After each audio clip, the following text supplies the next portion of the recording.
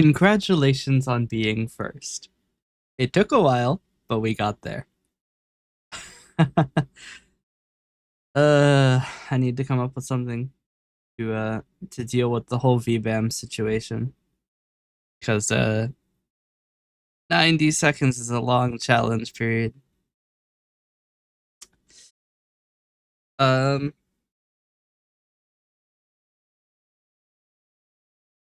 I still don't think I'm gonna buy it because I really don't want to have to do all of the licensing hoops I'm gonna have to jump through. I'm gonna have to buy 2 copies and then deal with it. And I just really don't want to.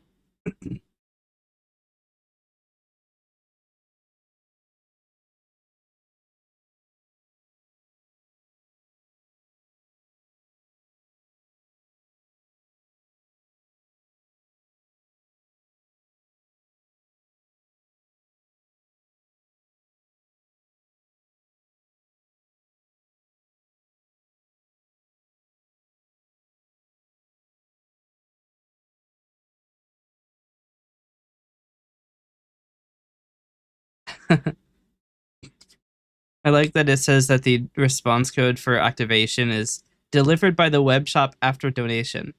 Is it truly a donation if it's a web shop? I think at that point it's just a purchase, isn't it?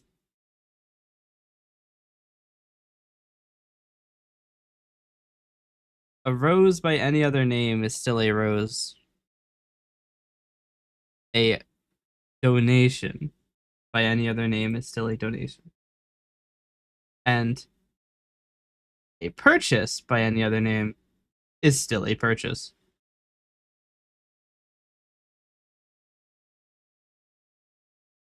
What's up, chat?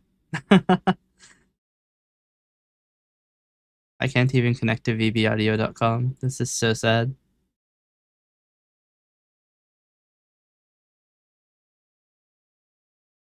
Is it because my DNS isn't resolving it, or is the website actually down?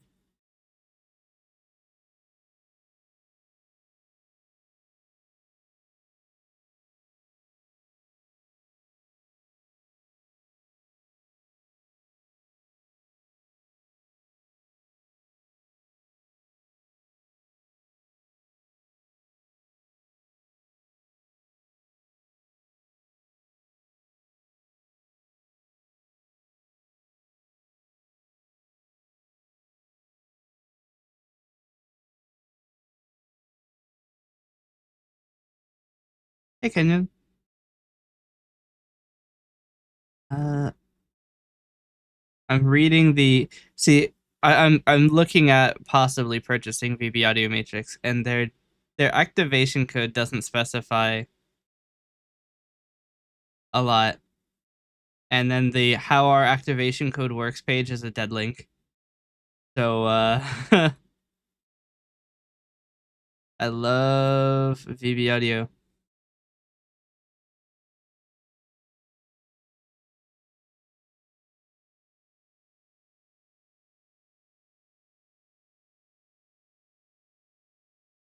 Case of a challenge code change. Read this forum topic. Ah, wouldn't that be nice? I can't connect to forum.vbaudio.com.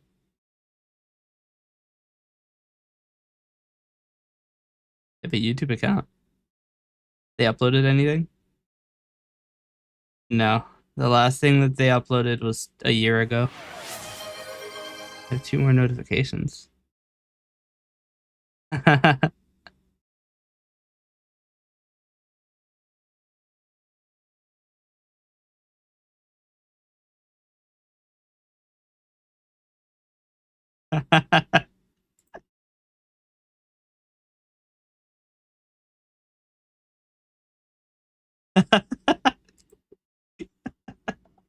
Somebody just commented on one of my shorts and like respectfully, not the voice I expected from your setup.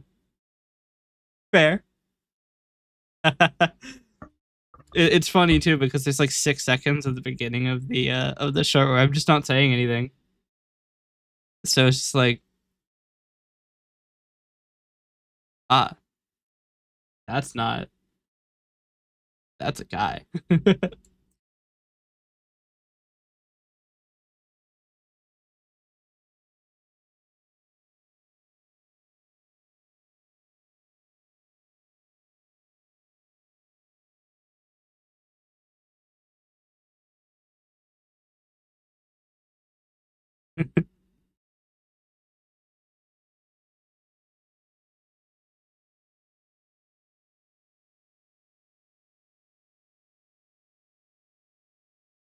I'm just gonna hide the comment. I don't have any idea for what I should reply with.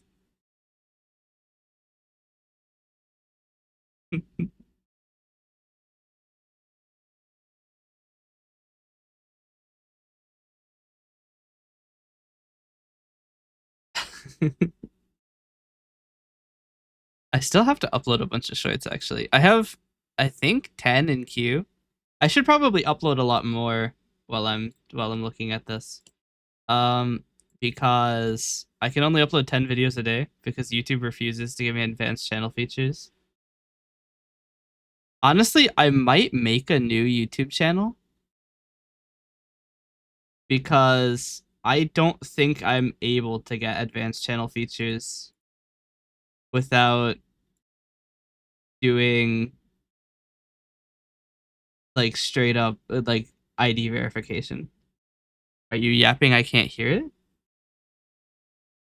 I should be audible. My microphone is the views are going crazy. I mean, I can unmute my stream here. Yeah, no, it's you.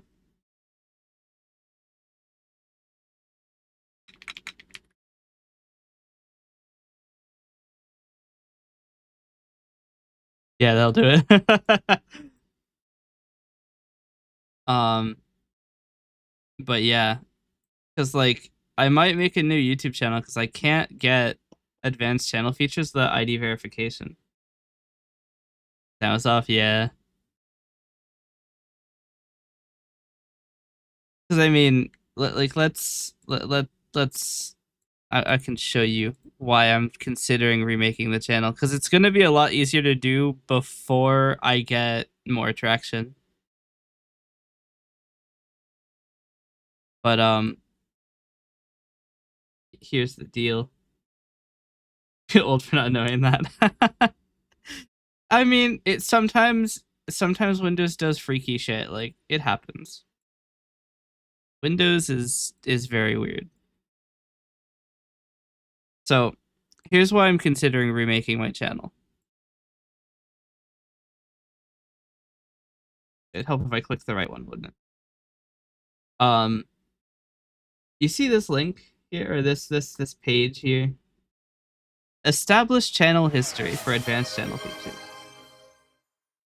Follow our community guidelines to build channel history. For most creators, this usually takes up to 2 months. It has been 26 months.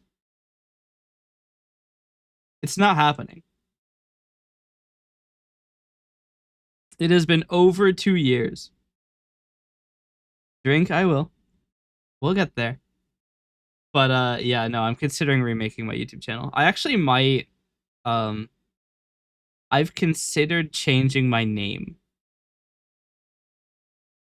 I've been Asaria for 2 years now, and I think the percentage of time I stream as Asaria is probably less than a single percent. I'm never Asaria.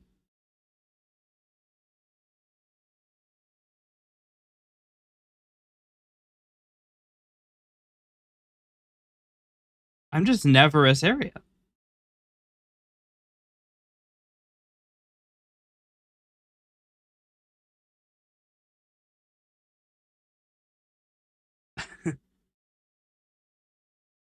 But yeah, this is never happening. It like they're not gonna give it to me without ID verification. I might be able to do a couple things to get around that. I have a couple ideas. Um, but I am not interested in giving Google my ID as a VTuber. And I'm probably not going to use my circumvention either, because that's giving somebody else's ID. Um, not like somebody who wouldn't know. At least, hopefully, I think they would know if I told them. But I don't want to give their ID either. Um, so we might make a new channel, or we might take the VODs channel and make it the real channel. Because the VODs channel, okay, here's the thing that annoys me, right? My music channel, which has 8 videos and 3 subscribers, 9 videos and 3 subscribers, has advanced channel features. An account I made and uploaded 9 videos on has advanced channel features. The account that I've streamed on for 2 full years doesn't. Like, the hell am I supposed to do?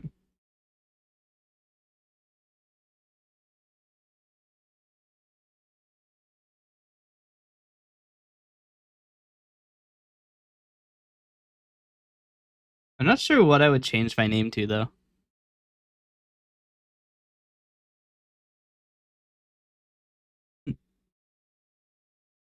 I have a couple ideas, but like a couple of them are taken. Um, and I don't know. I'd have to get a new name. And ideally, I would go to a name that isn't hard to pronounce. I have a couple ideas. I can't say them or else people are gonna register accounts for them. But um, I have a couple ideas.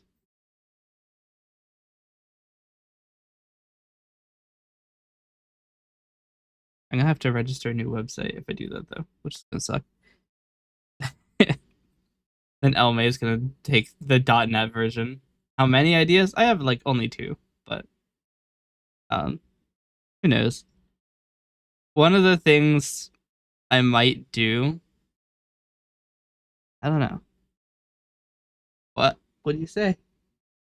You said 6, 7. Oh no.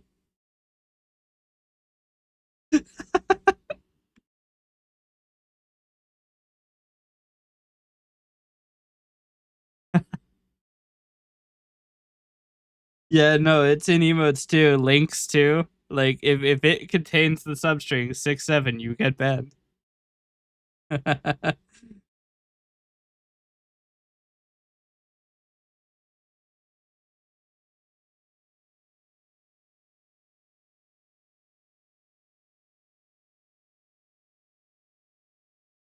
It is unfortunate. Um,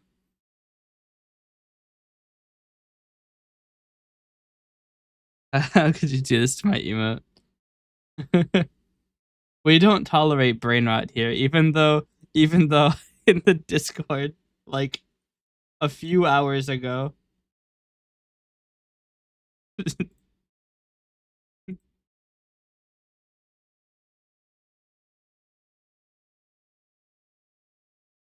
even though this happened in the Discord,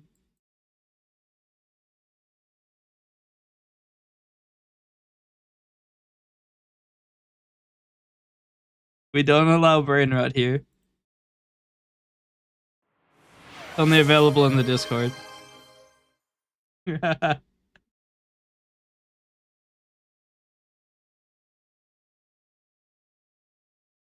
I should make a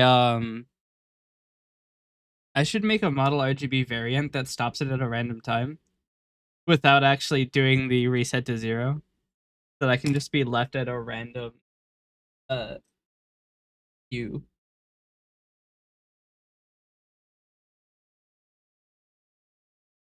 Actually, it'd be interesting to do something like a palette swap where it just selects a random hue. I mean, I could probably do it. I'd have to make um a new Lua function for it though. Because instead of being set input property, it'd be set filter property.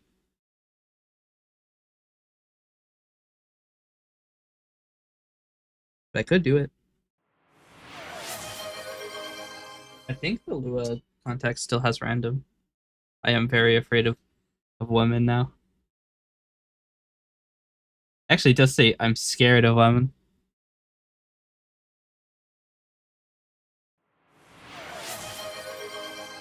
And now RGB. I don't know how Glitter managed to like take the image and put it on the shirt like so well. Because I don't think that the listing I sent them has a high quality image of the actual like wolves.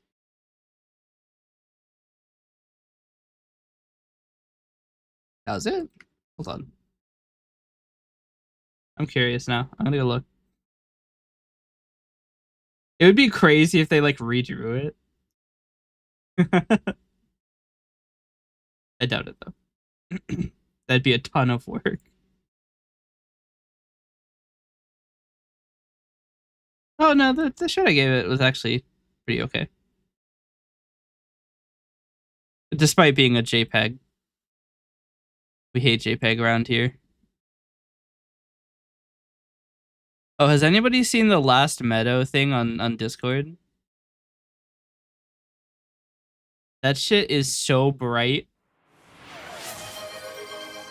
It is literally it is literally just like a flashbang waiting for the moment.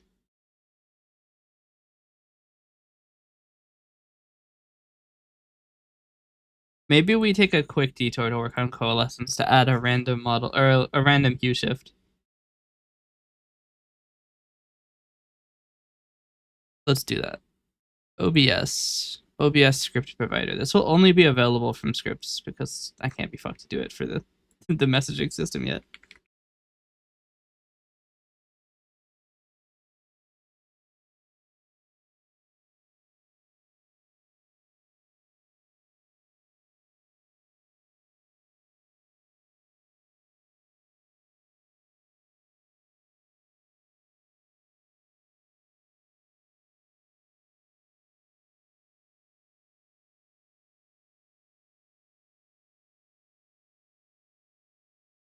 Okay. So to do this, we need to do os dot obs socket dot set filter settings. Oh dear. Um,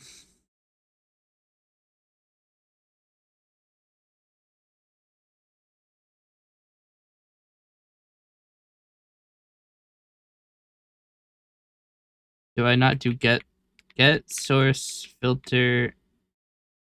Oh, isn't this only the overlay?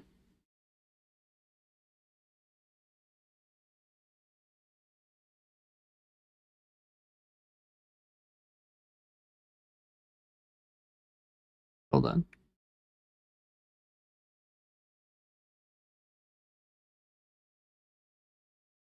I can't remember if this is only an overlay or not.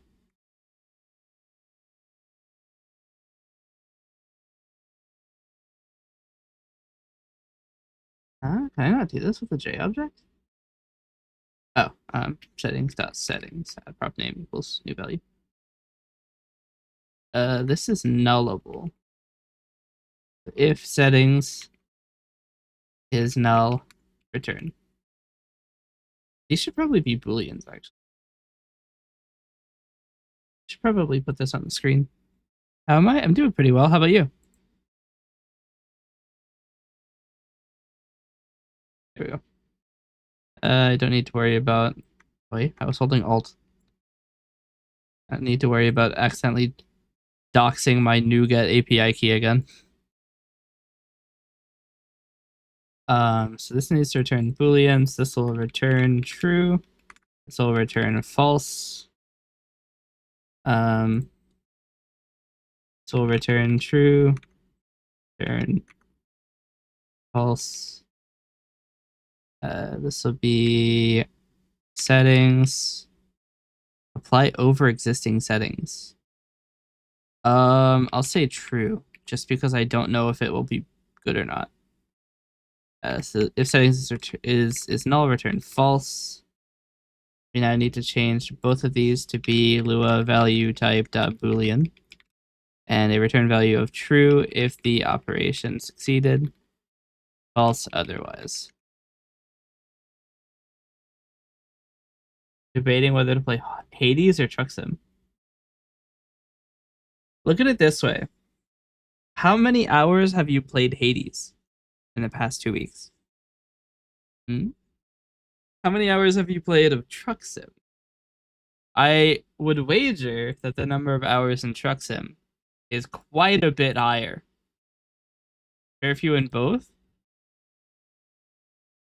I don't know, man. I think you got more hours in Truck Sim.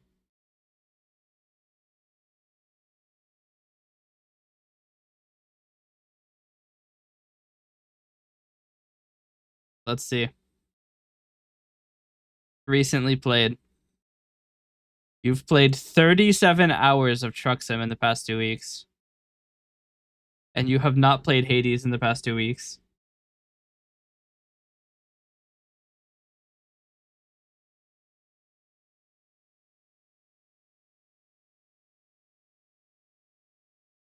Unless you have Hades. Oh, you have it on Microsoft Store, that'll do it. That'll do it.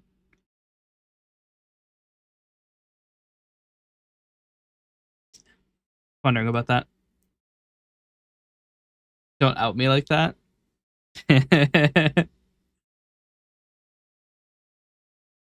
I mean, I could out you a little bit more.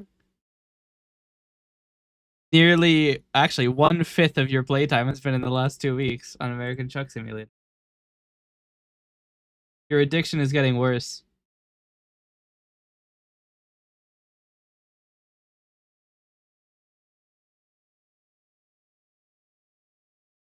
You know, they should take modern games and cut the price by 30 cents.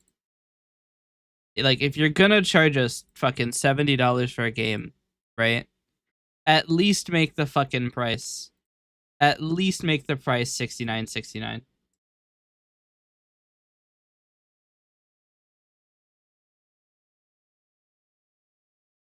Do it.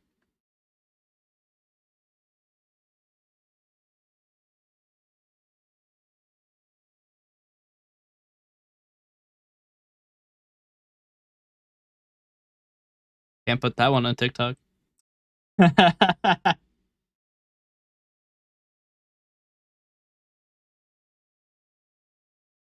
I probably could.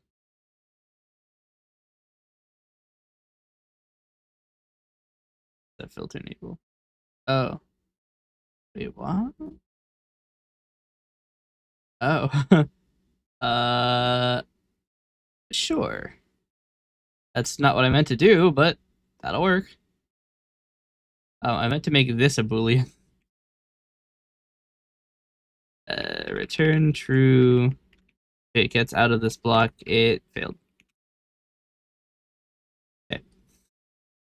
So now, set input filter property should theoretically set filter settings. We also need to make sure that the filter exists. If os.filter does filter exist, source filter. If os.does item exist, source, and does filter exist. If os is null, return false. Um,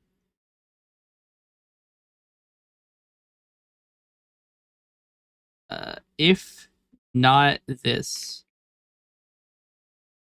then return false because the item doesn't exist. And if we attempt, so OBS WebSockets.net is one of the libraries of all time. If you attempt to request information about a filter that doesn't exist, it disconnects, which is insanely annoying. And if it doesn't disconnect, it hangs, which is also insanely annoying. I'm not that much a fan of this library, if I'm being honest. But there's no getting around it at the moment.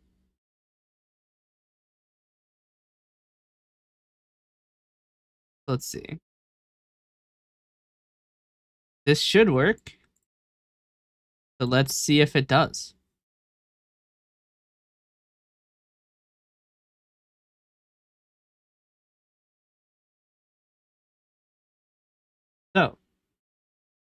We go to my.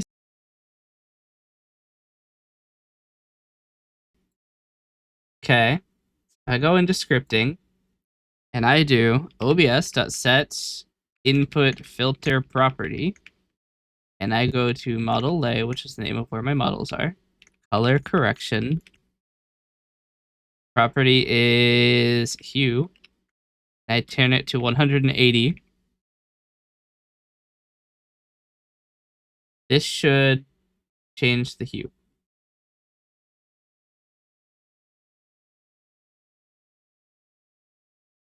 I'll do it.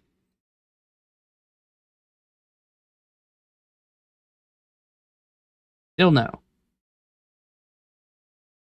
What the hell? Source filter property name value. All strings. OBS exists. It must. This might be throwing an exception if does item exist isn't checking for scenes. Get input list. I mean, it might also be that it's ambiguous. Hmm.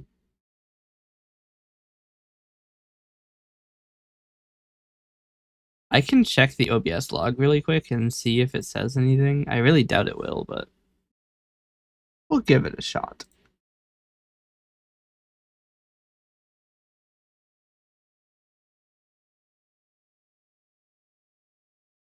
Literally nothing. So it's just returning false, either because the socket isn't connected, which would log, so it can't be that. So it's returning false by here or here, which means no input exists with this name, which means input names does not include seamless.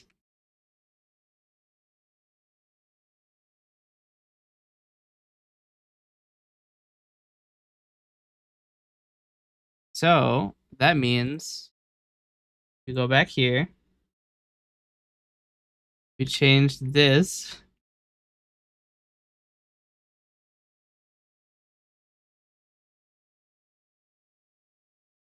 Okay.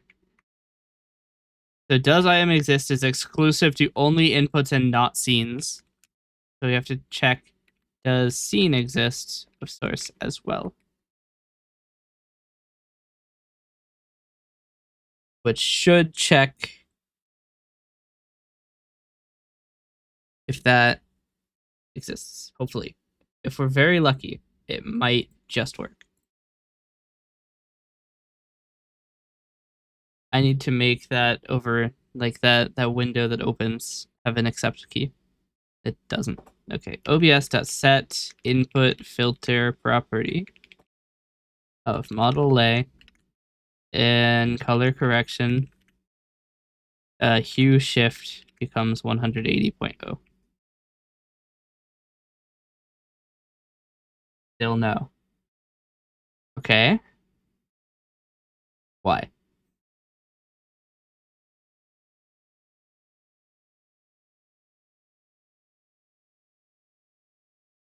Maybe 180 is not a good value to test with. Try 110. No. Try 1. No. Try 0.7. No.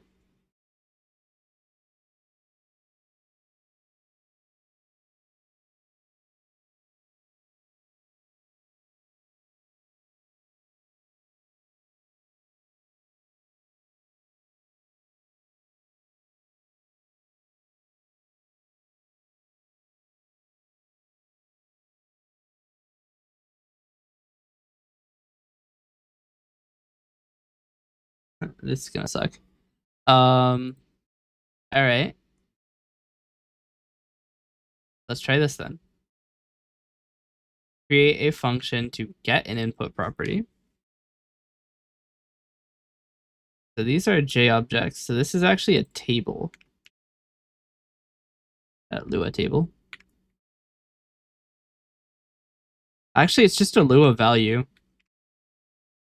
It's not a specific type. Lua value type dot um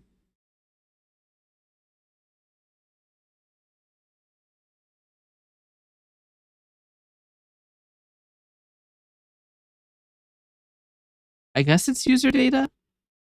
The problem is this is going to change the type it binds to.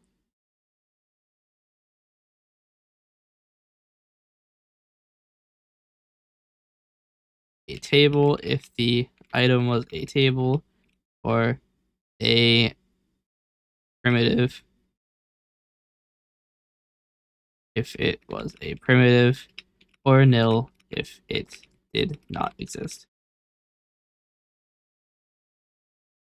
We don't need a value property. So, problem now that we need to do OS. First, we need to check that it exists. And we also need to check that OS exists.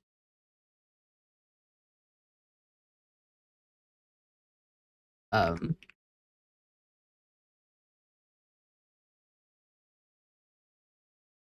what we do is os.get input or ob socket get input properties or settings.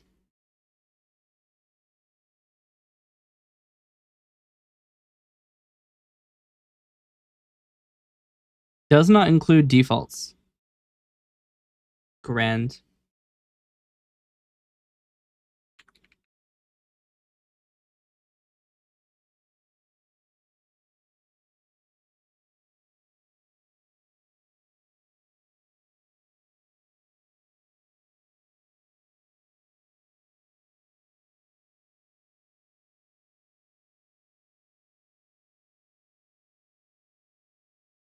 The thing that kind of sucks is that they don't have a way to overlay it. So, guess what we do is object maybe object equals new values at property name. New values at settings at property name. If not, defaults dot settings. Huh?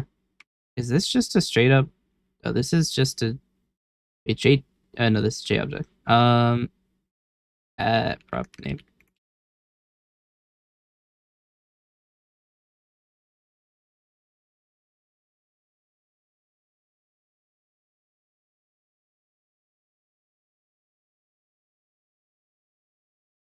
You don't need to check that a filter exists because there isn't one. All right. If object is null, return Lua value dot nil. If object is iDictionary ID,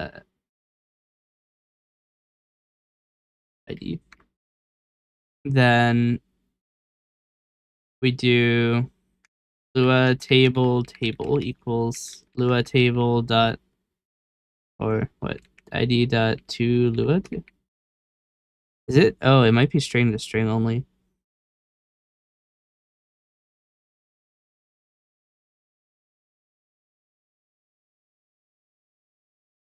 Let's do this. JSON convert dot serialize object of ID.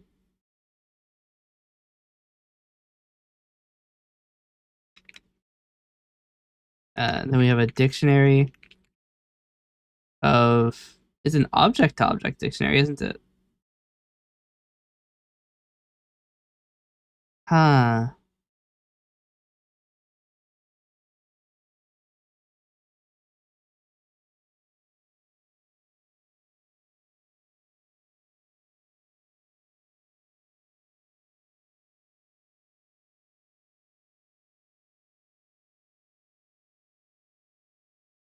Well, I guess it'll be string to object because OBS isn't going to use like numerical keys, I don't think.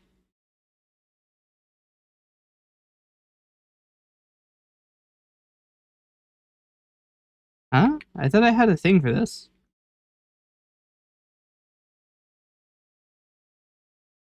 Didn't I have a thing for this?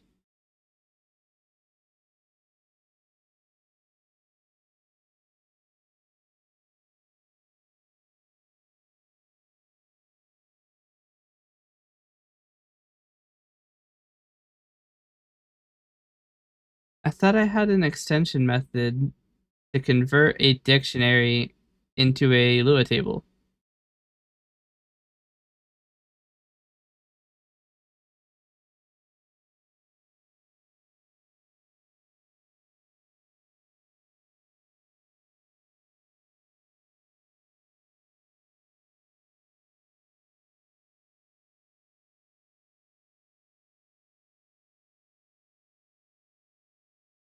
No? Did I do it from an interface dictionary?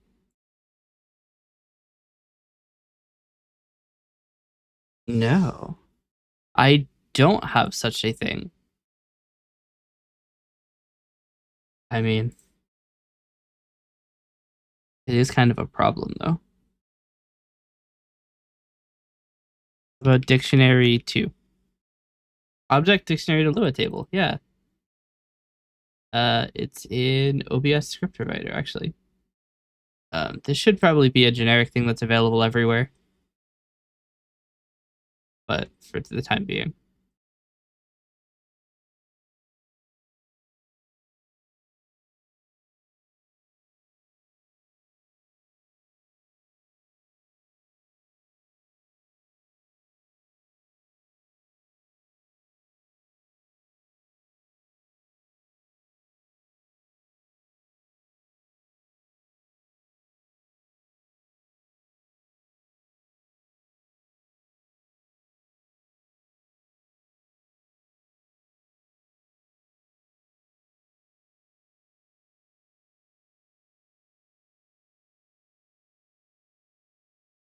Hmm. I'm not sure if this will work.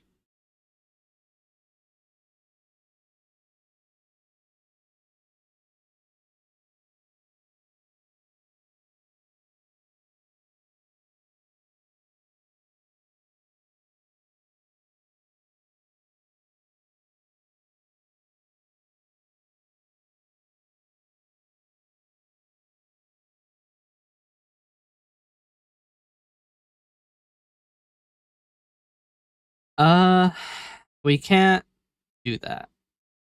User data has no operations. So it's gonna undefine anything that we give it.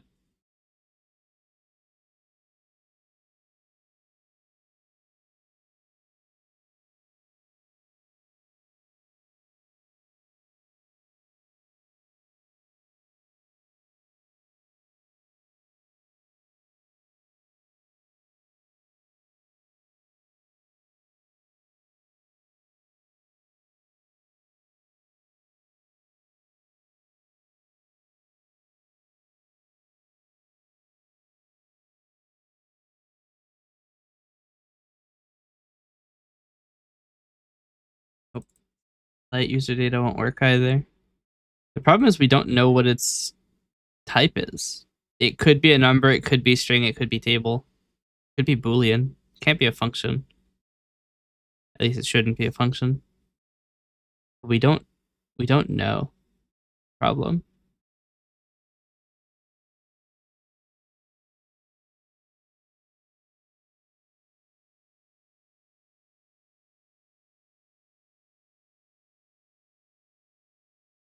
The only way I could think to do it is guarantee it's a table, and then if it's not a table, we just make a table for it.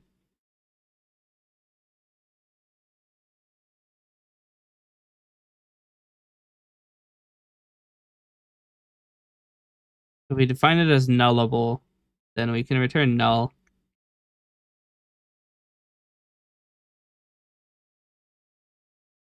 And the idea is that we do Lua table equals new, table at value equals the Lua value from object, return table. And now the response is guaranteed to be a table. Um, which is it's a little annoying, but we kind of have to. Not a way around it.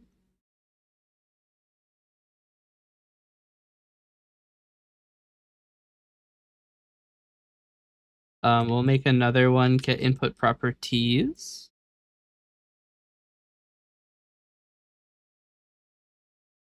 We need to change this.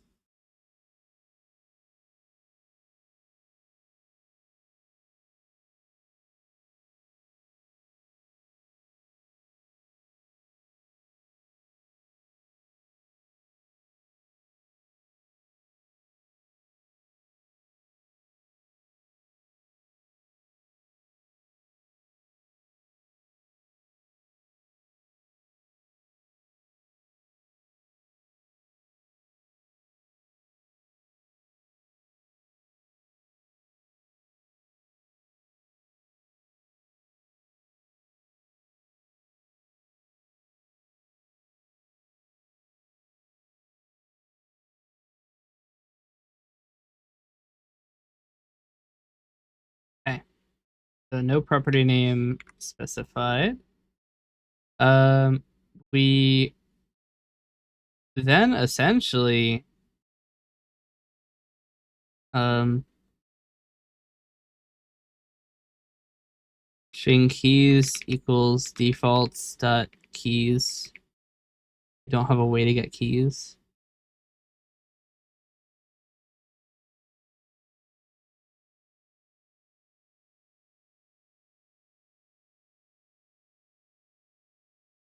Um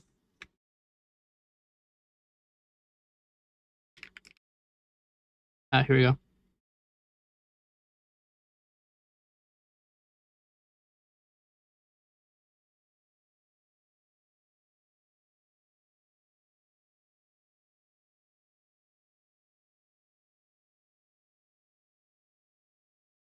Hold on.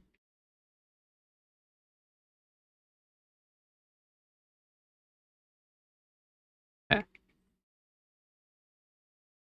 So what I'm gonna do is var out props equals new dictionary of string to just fuck it object.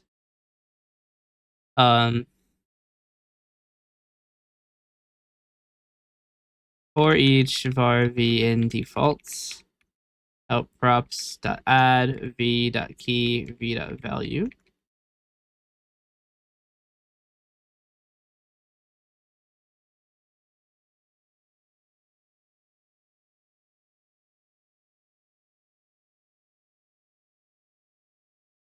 We need to know its type. That's not good.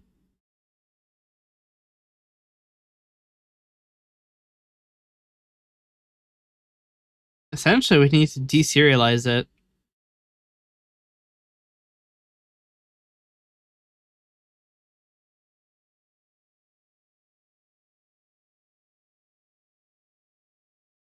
Well, defaults isn't a token.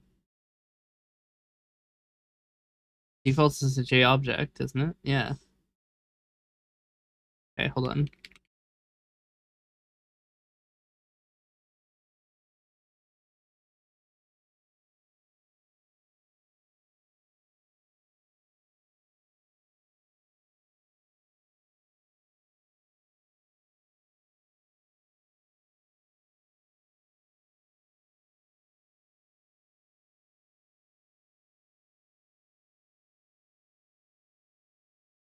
Okay.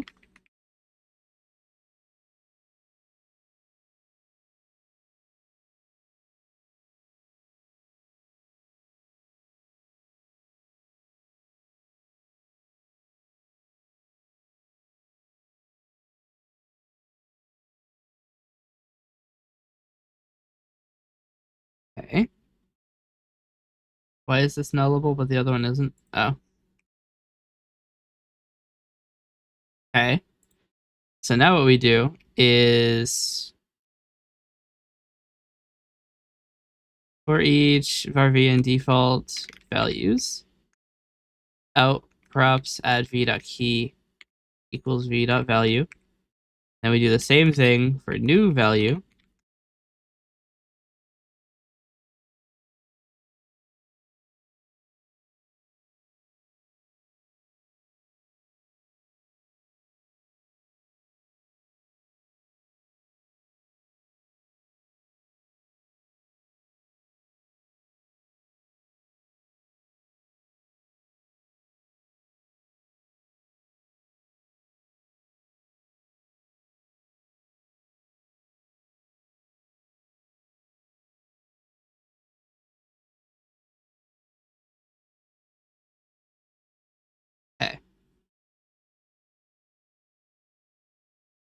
So now we do Lua table equals object dictionary to Lua table of out props return table.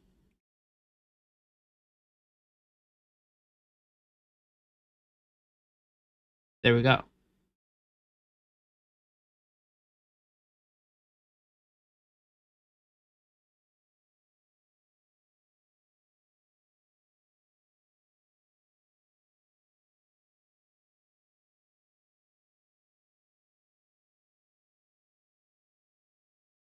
What does it? We have JObject to Lua table? It does the same thing we just did. But the thing is, this is actually not good because it doesn't handle default values correctly. It only gives you overrides.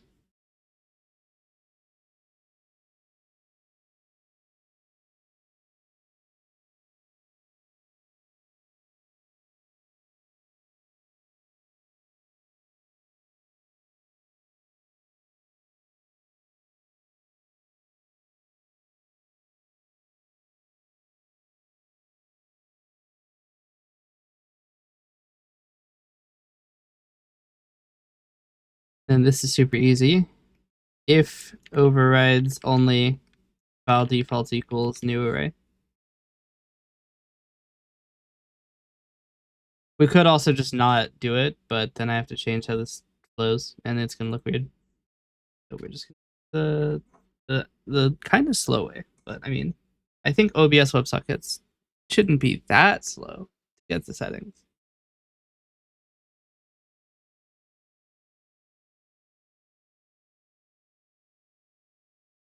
Okay, this should theoretically work.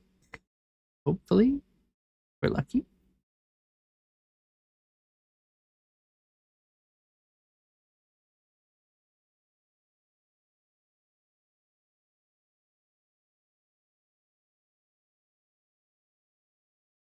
Okay, try again. 5 of them failed to activate. Okay, now we can do. Okay, we haven't fixed it, but what we can do now is let me get this on screen too.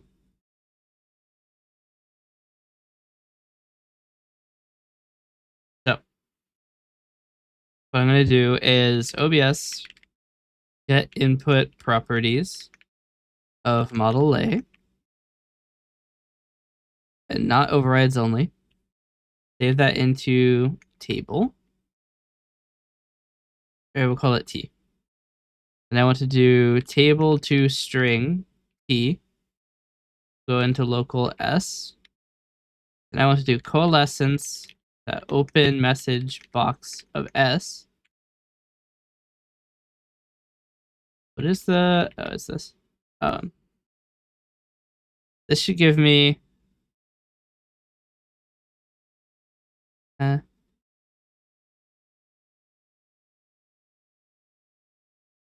this throws an exception.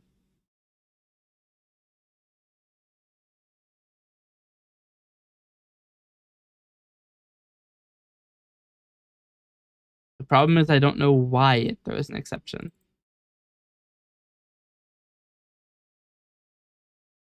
In get input default settings. Oh, input kind, not input name. Oopsies. Yeah.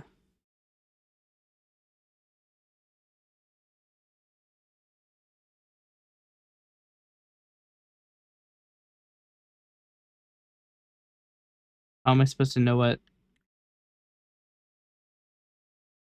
How am I supposed to know what type it is?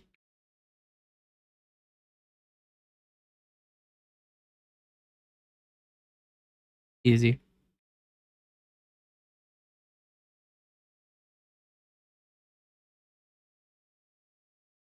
Oh dear.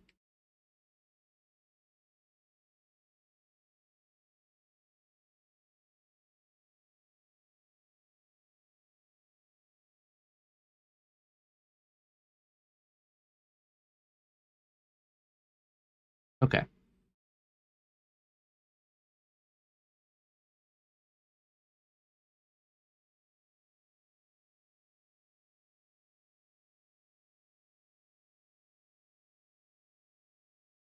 Here we go.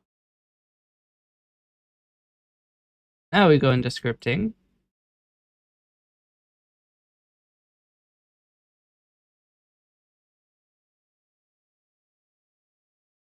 Like test 5. Still no.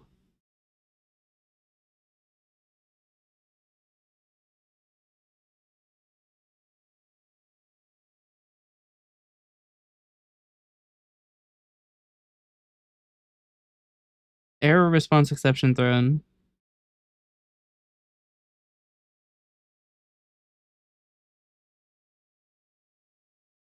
Why?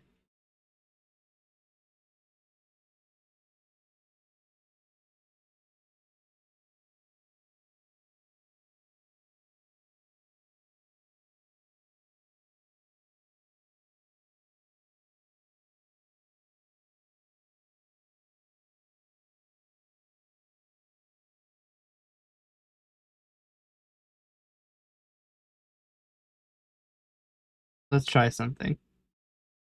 Let's try getting the input properties of branded with chat background, which is an input and not. Oh, thanks for resubbing. Welcome. I'm trying to find out why my thing doesn't work. Calling get input settings is not working. It just says error response exception, but doesn't tell me why.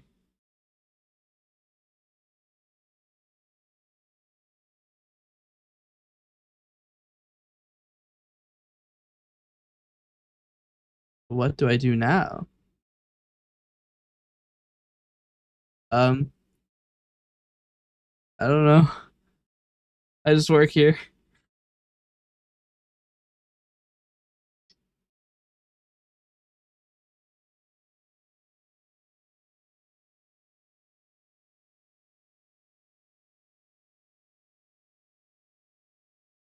Just because I've been streaming for 2 years doesn't mean I'm good at it.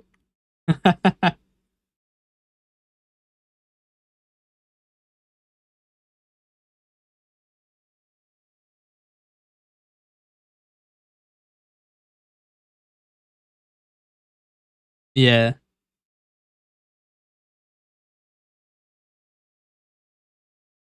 It doesn't work. So let me hide this really quick. So here's the problem. This line is throwing an exception, which is weird because we've just established that this item must exist. And get input settings is throwing an exception. This is why OBS WebSockets.net is kinda ass. I don't know why this is failing. And I don't have a good way to find out. Because I can go up here into OBS subsystem and add more logging for whenever we get an error response. But it doesn't tell me why it's failing.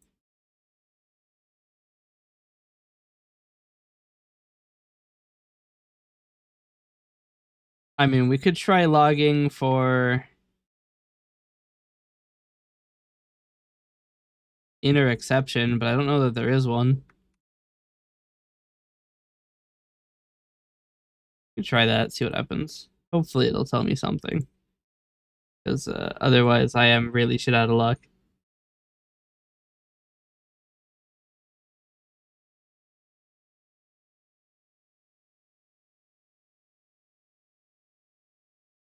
Alright, now we go into the log and see. There is no inner exception. It just says that there was an error response and doesn't tell us why.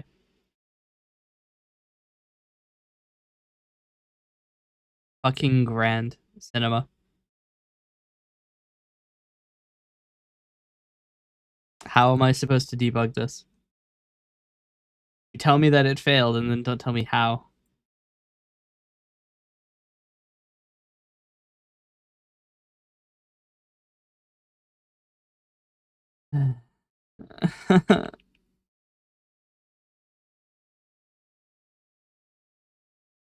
Yeah, we already have one.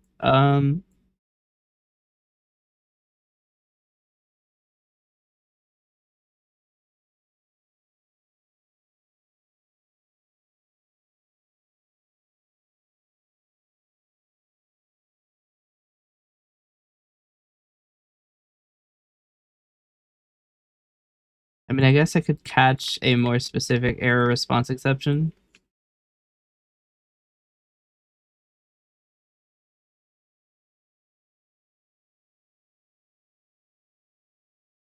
There has to be more information.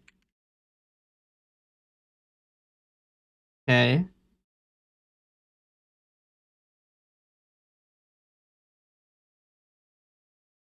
H result.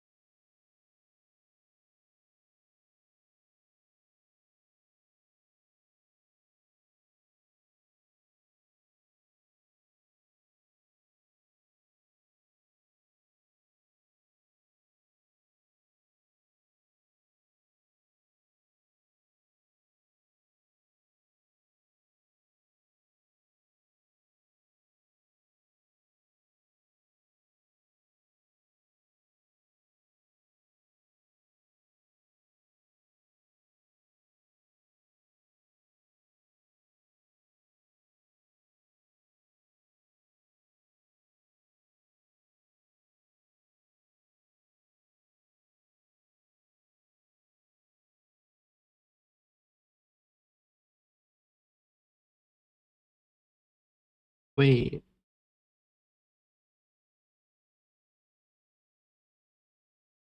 no way. Did I really do that?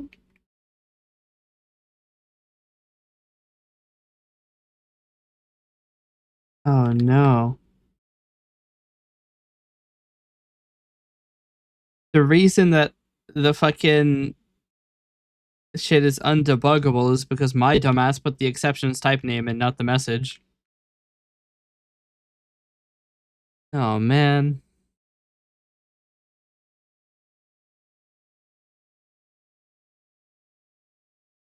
Well, we found the problem. I'm a fucking idiot. It's the problem. See, people think that programmers are like really smart. Not so. We're about as dumb as they come.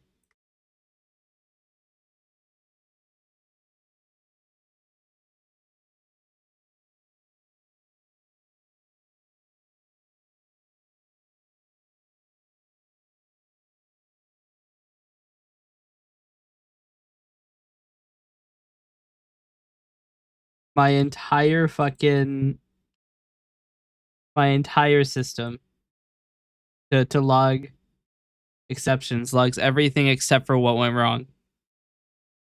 Everything except for what went wrong. The one thing you could want to know is the one thing my code will not tell you. So yeah.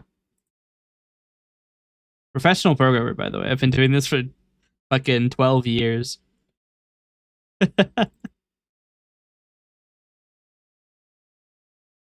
No source was found by the name of branded with chat background. Oh dear. Is it because like a W is capital? Oh, fuck me. It's because the W is capital. It's case sensitive. Uh, okay. All right.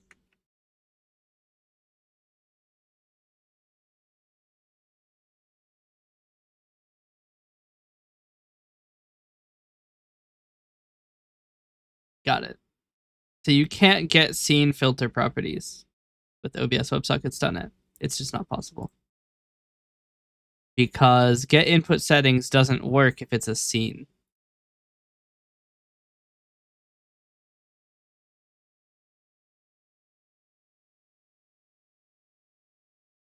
Or maybe not for filters, but for input properties. Well, is there get scene properties?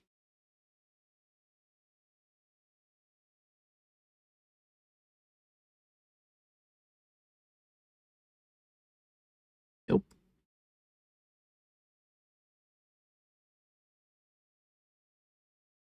I can get the list of items in a scene.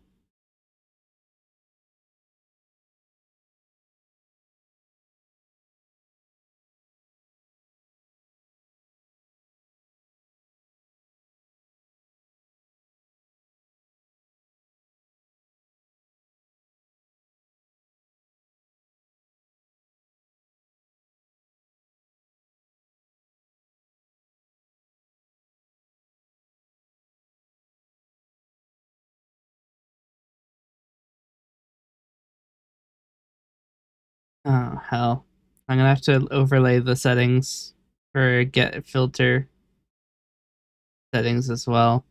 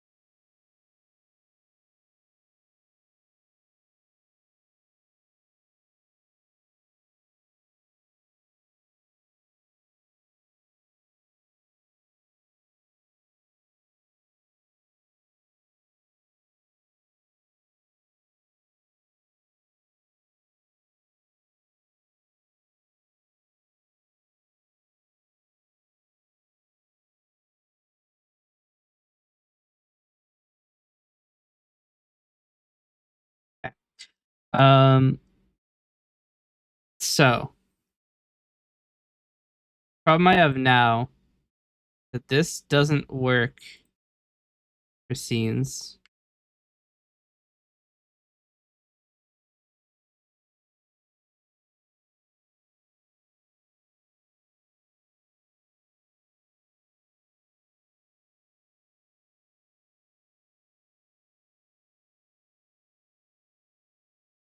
I can get input settings, but that doesn't work for scenes.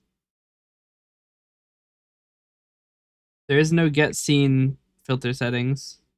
There's no get scene properties. Which probably makes sense. I don't think that they have properties. Well, hold on a minute. Let's try something here. So I can't get scene properties because scenes probably don't actually have properties, right? But maybe get input filter properties will work on a scene because scenes do have filter properties.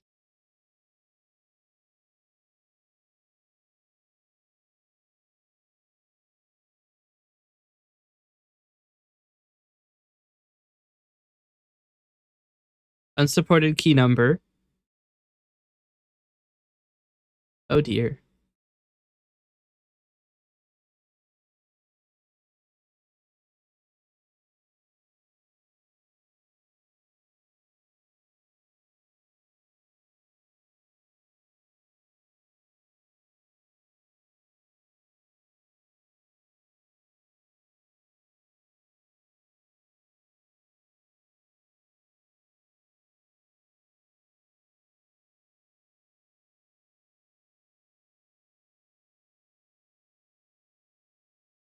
Hmm.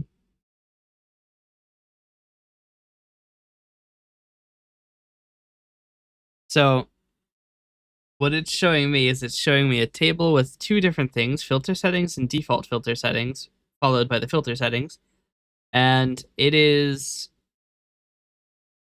um a little freaky.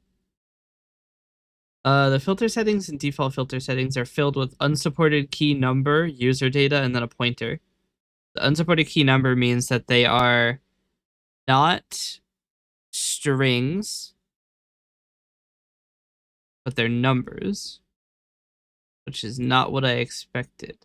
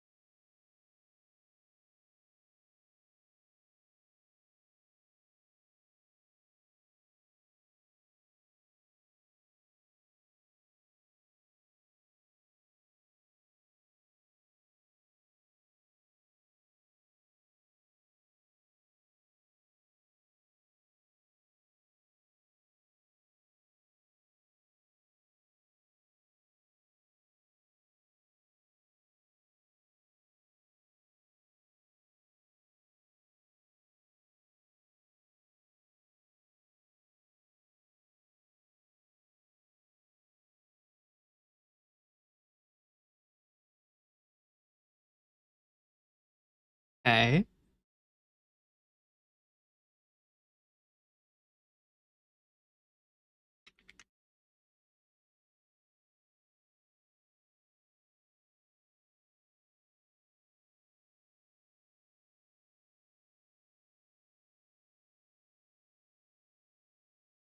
This is a Lua value. I don't want the type name.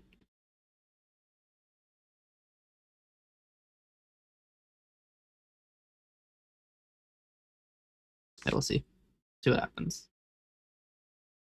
The documentation for Lua value.toString says it returns the fully qualified type name, which I believe is the default toString implementation. So it's possible that it will do it correctly, and they didn't update the documentation.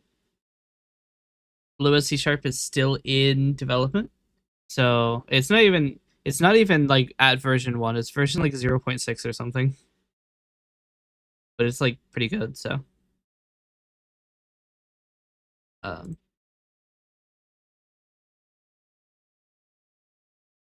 okay, now they're all user data.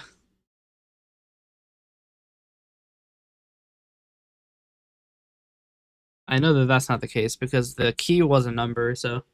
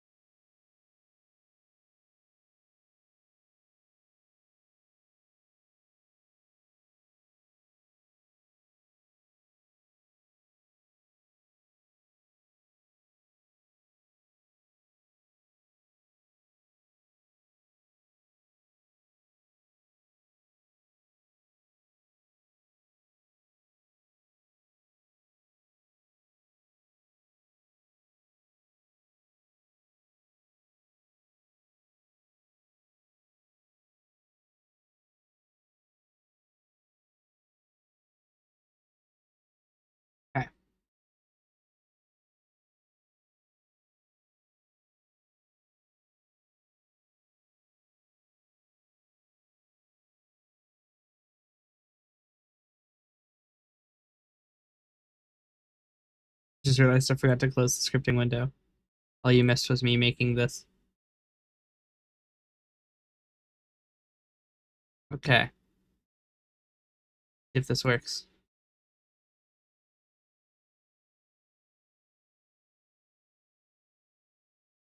Function's now not exiting.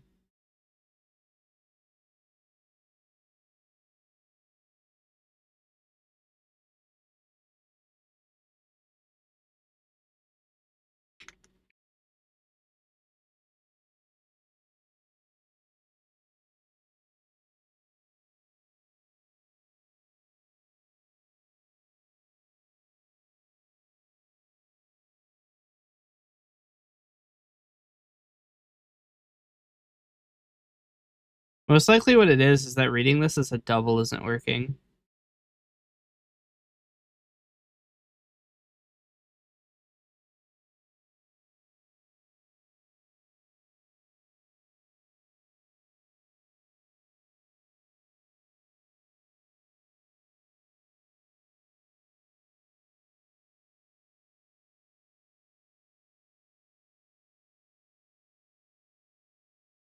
Hmm.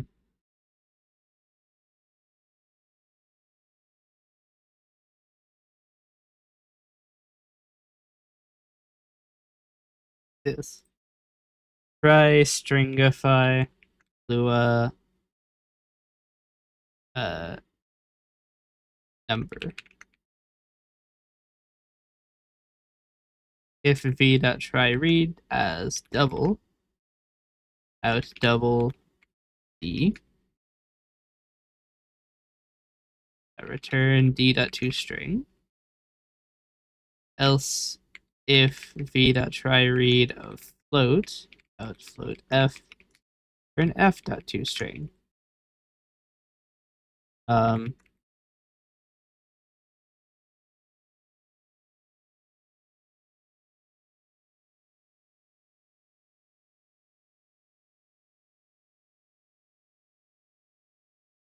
don't remember what types there can be, so I'm just going to handle all of them.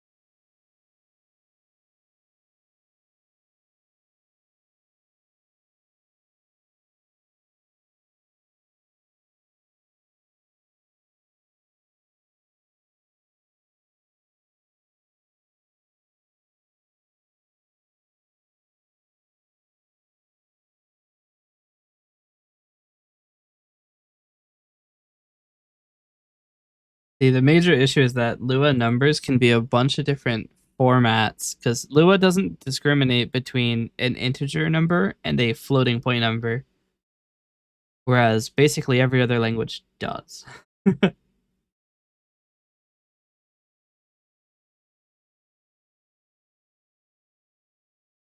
Unsupported type light user data.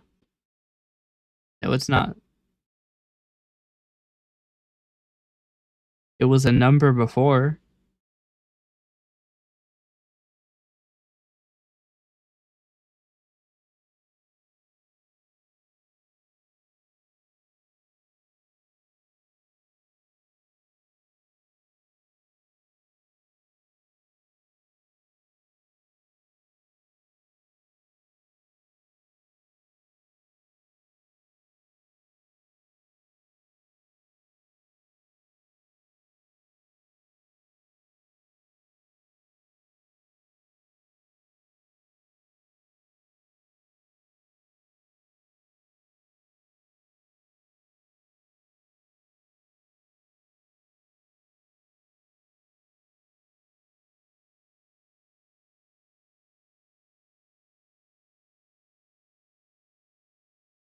So user data has a user values.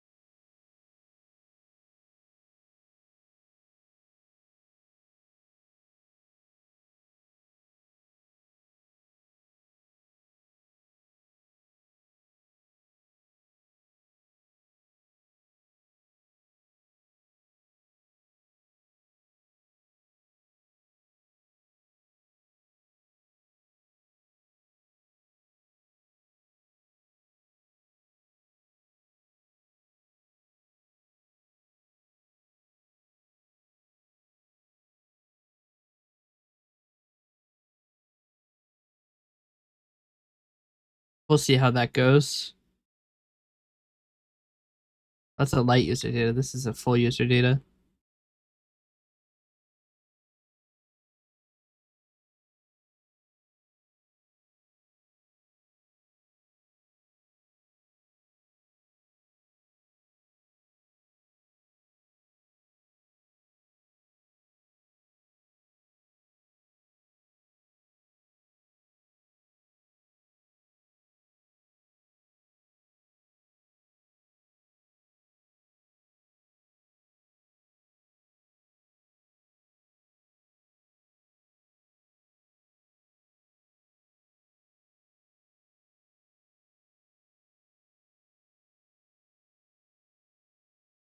Hmm.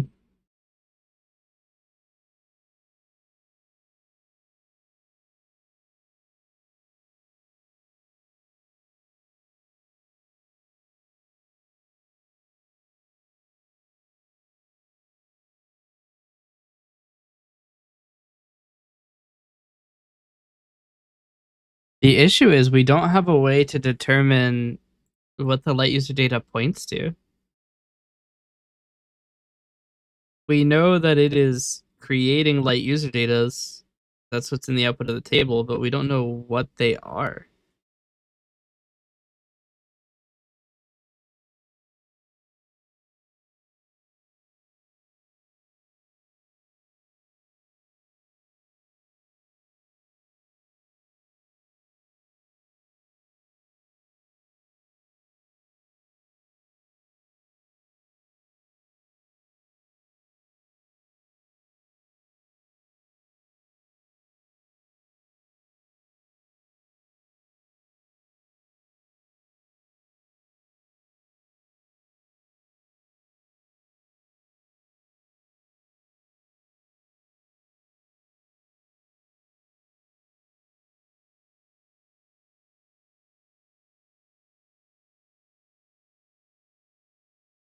Okay, so light user data is an object directly.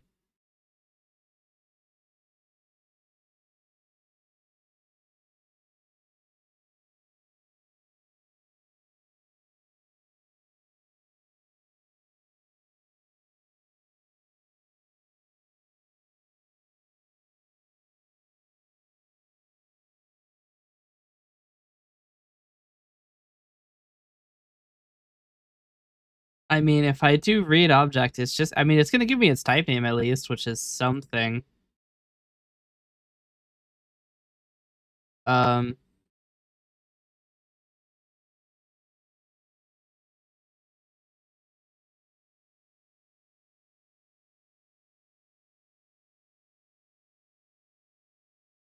uh,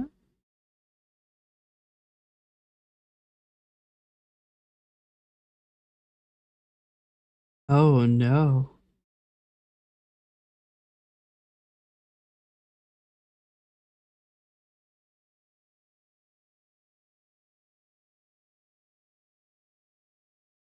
Uh,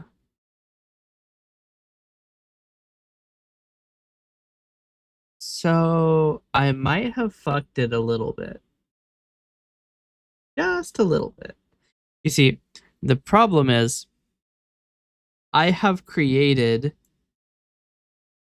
a okay, well first off, the key and value are the same here. Which is weird. And two, um okay, hold on. Did I accidentally serialize the key twice? Signify value is the key name. Yep, that'll do it. I knew something was weird. The output of that function is very long. So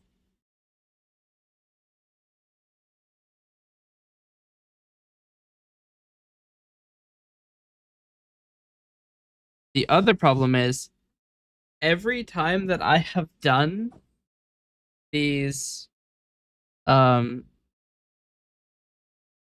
these errant sets, it has actually gone through, and now the filter for color correction on the model lay has like 700 settings.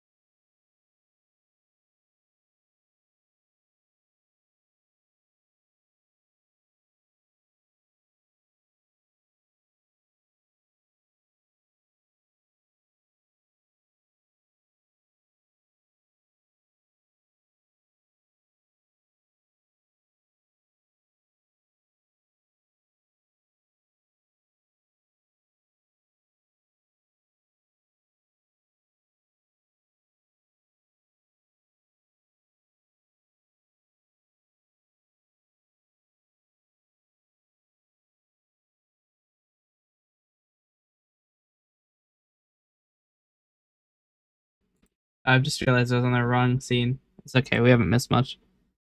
Me reading this and trying to figure out why it's not working. I figured it out. It's because it's we don't load assemblies that aren't next to the executable as a security thing.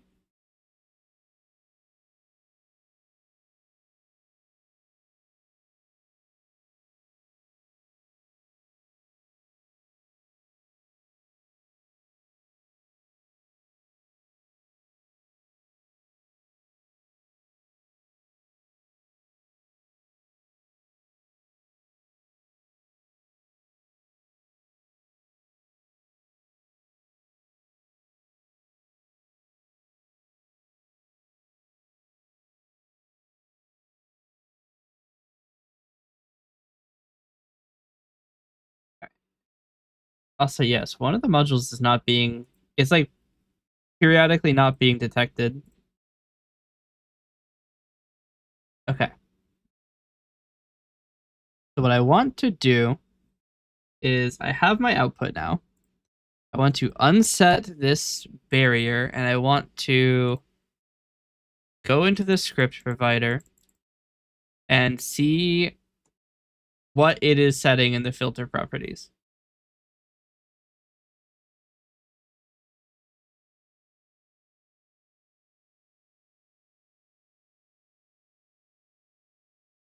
Okay. So we don't want it to reach this line. The settings, we get settings object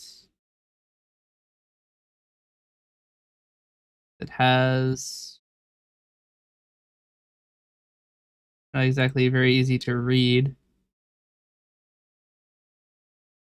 Okay, so there's one setting, and it is hue shift. So now settings is not null. We set the property to its new value. Now if we re-enumerate settings, there are two now.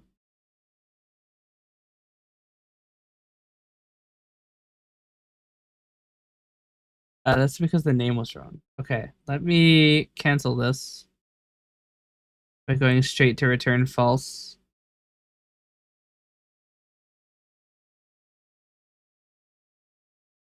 It does not submit that change. All right, the true term is hue underscore shift. Let me move this like over here. Move it up into the corner. I guess that's not a good corner, is it? Really, the only good corner is obscure content. Put it next to chat.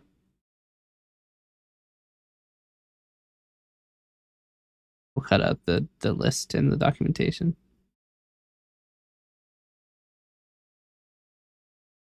Okay. So it's hue underscore shift is the name of the setting. So currently 0. We do our replacement here. We view the enumerable. There's now one setting. Hue shift is 90.7 degrees. So I'm going to set the source filter settings. I'm going to let this run through. It does not work. Okay.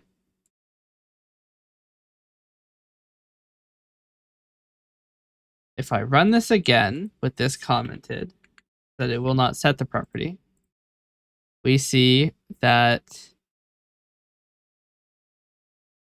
OBS WebSockets.net added filter enabled as true, filter index is 0, filter kind is color filter version 2, and filter settings is hue shift at 90.7, which suggests I might have put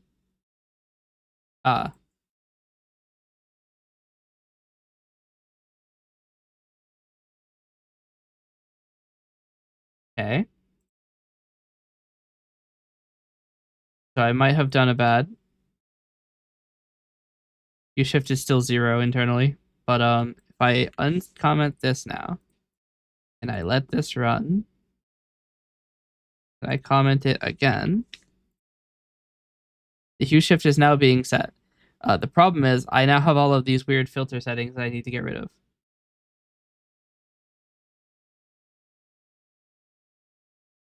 Also, it didn't work. Is another slightly worrying thing. Hue shift is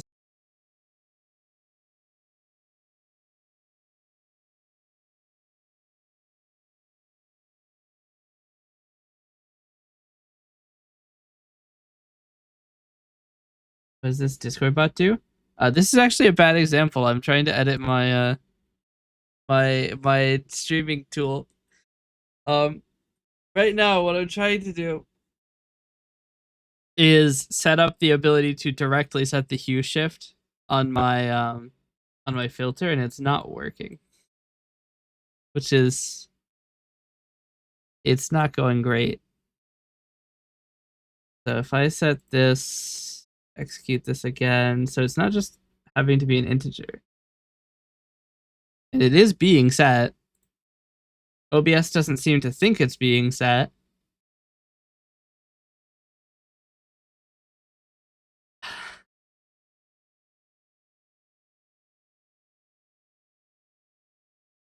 What do I do?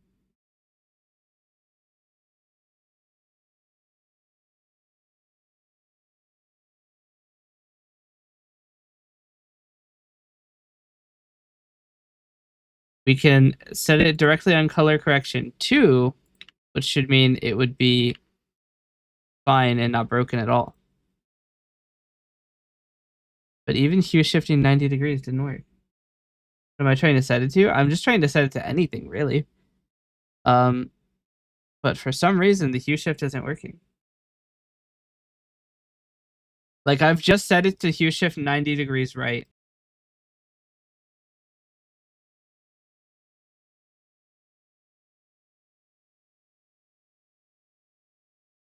Reason, even after changing the filter settings, it's not updating. And I don't know why.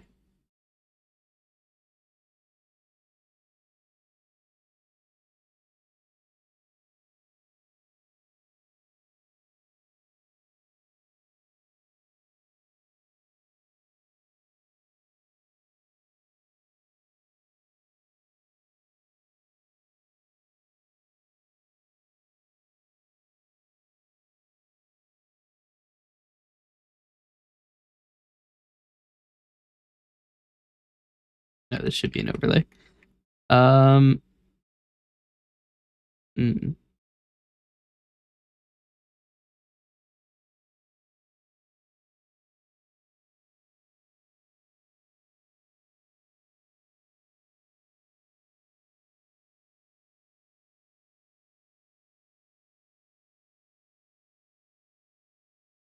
I don't know why it's not working. The contrast thing on the camera? Kinda. I don't know. Let's try this. New plan.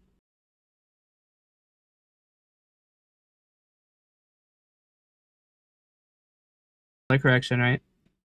I'm blue now. Oh dear. Cat?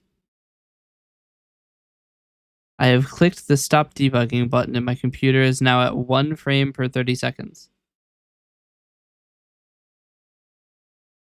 Okay.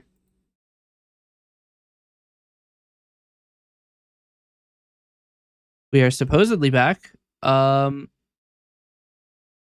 entire ass graphics driver just failed.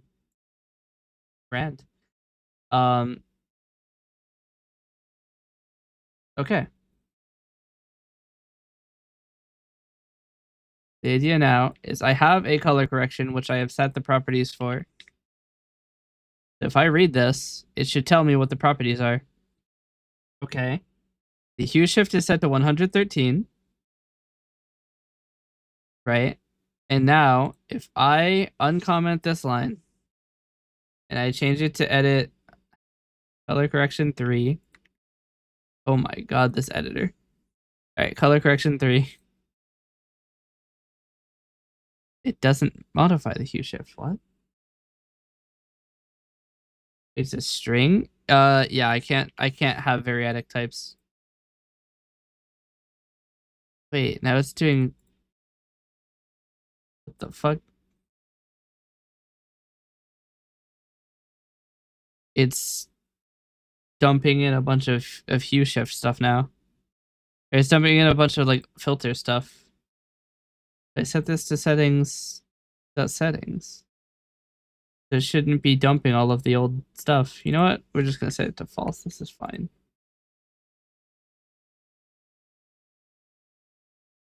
Why is it still?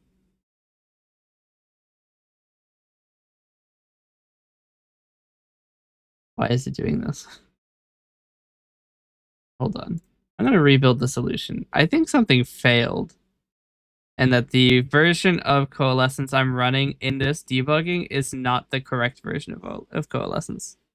I don't know how that would happen considering they write to the same directory, but something isn't going right. I fixed that problem and it's unfixed.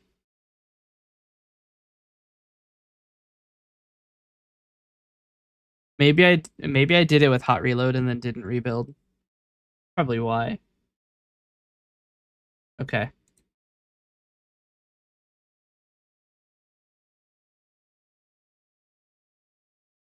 Um yeah, no. Color correction 3 is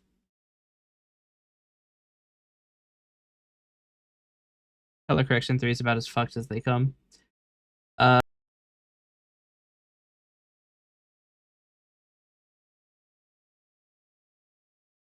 I don't have a way to clean up the settings if it like dumps garbage on them.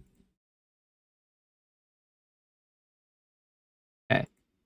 So this is creating a hue shift of -90 as we would expect. If we go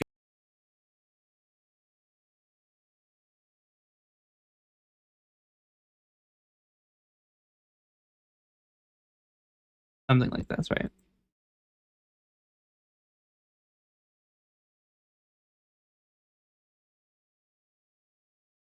Eh? It reset it to 0.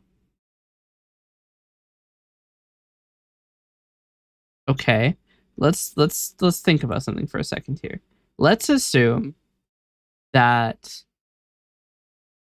it is actually resetting it to 0 because the type of the data is wrong. That would be really annoying because I don't think I can fix that. Because I can't have variadic. I don't think you can overload functions in Lua. And even if you could, I wouldn't have a way to determine what type it is from the Lua context. Or can I? Hold on. No, okay, I can't because I have to specify a type. Fuck. Uh, New plan. Check this shit out. If new or if double that try parse new value out double d, then settings at prop name equals d. Else we'll do this. And then we can take this, the same thing for long. We'll call L. The same thing for U long.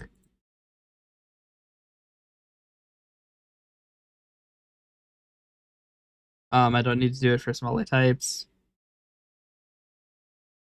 because it will be sent as JSON, so it doesn't matter if they're longer types.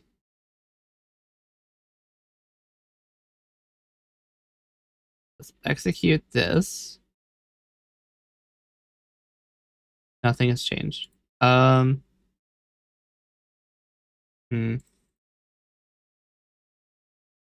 This first double.try parse should hit the settings. We open it. U-shift is -90 as a string. Well, hold on.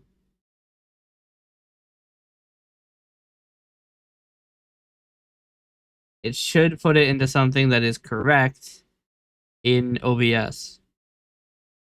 If I now check what the enumerable is now, okay, so it's 2101 as a value, right? So we update it to D. So now it's -90 as a value. Oh, these are not if else. Shit. That's why. These aren't else ifs. So that last one actually always happens. So let's assume it's because the property type is wrong, which would be annoying.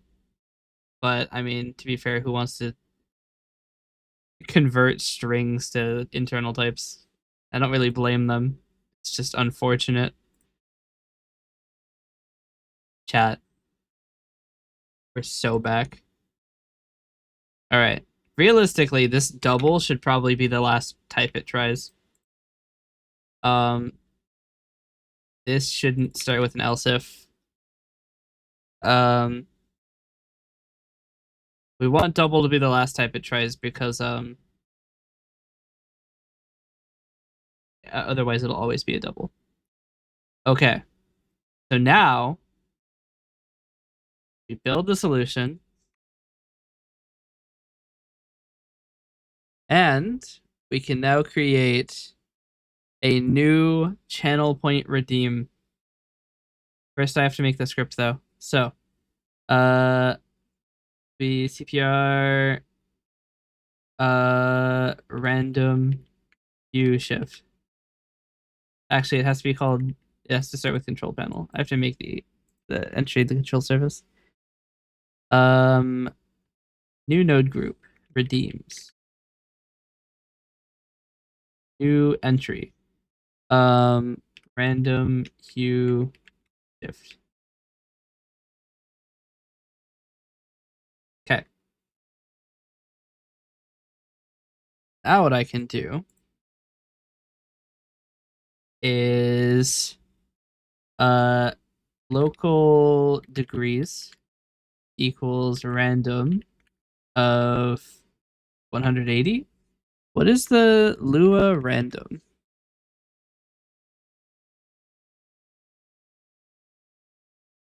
Is it just what's the range?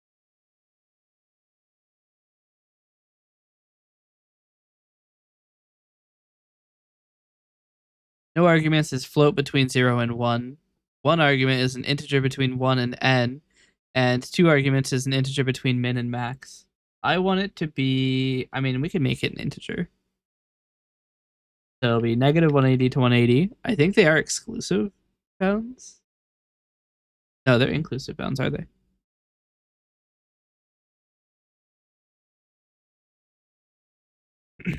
Then we do obs.set input property model lay color correction hue shift or hue underscore shift degrees. Actually, it has to be two string. Peace.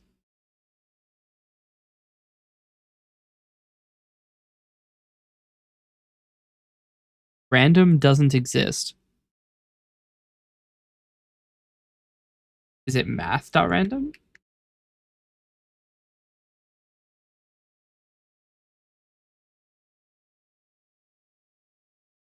Parameter count mismatch.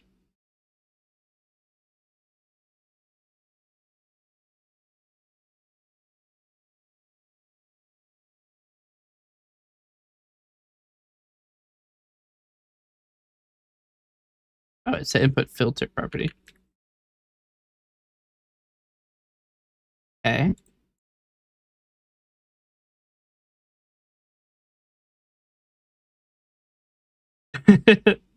I can auto click to make myself do a little bit of. For some reason, it seems to be going through the same sequence, doesn't it? We haven't ever gotten like a magenta color. Hold on a moment.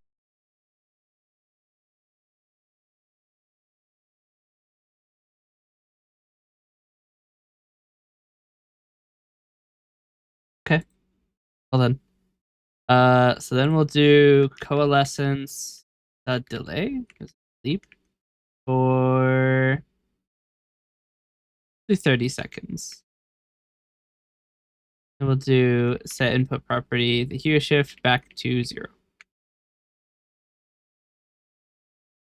Which does have to be a string.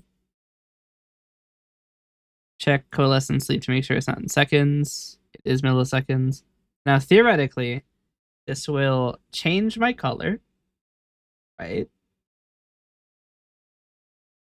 And then after 30 seconds, it should change my color back to standard. Hopefully.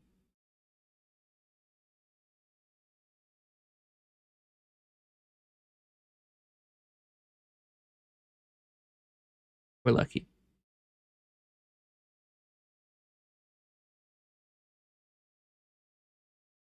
Is that?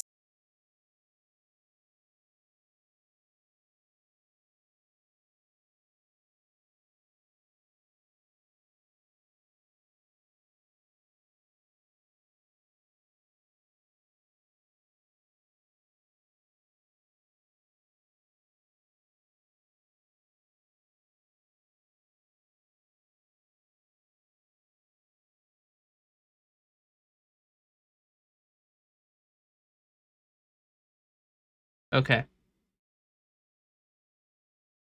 Now what we're going to do is bind this to a new channel point redeem.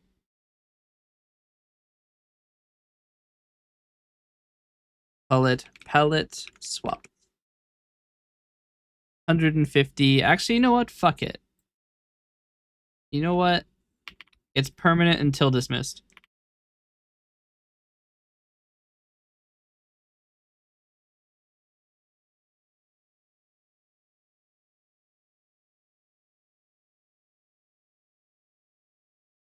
Okay.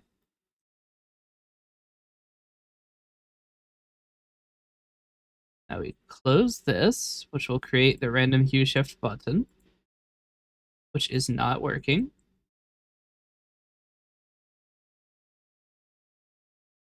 Why is it not working?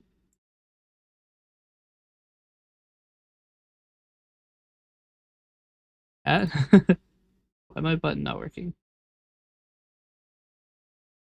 Oh, I had to reopen it. I forgot. Okay. So I'm going to make a button to reset hue shift. It'll just be a button for me. This won't be bound to a command. Now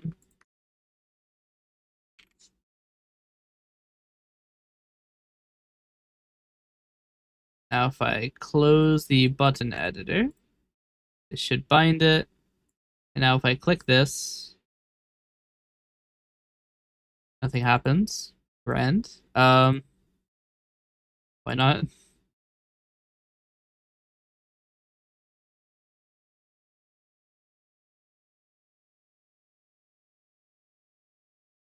Okay.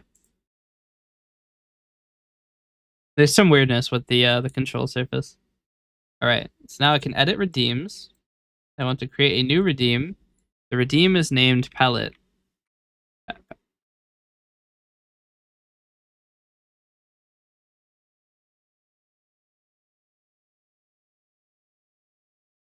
I need to fix that. Whenever you type in the redeem, it always puts the cursor back to the beginning of it because it edits the name in the list box, which changes the name in the redeem box, which causes it to go back to the beginning of the string, which is really bad. What does this button do? I have a slash button. I don't know what that does.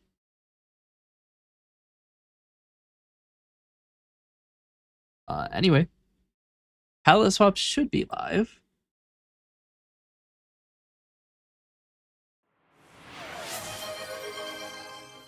I'm blue now. Then I should be able to unset it by doing this. Cool.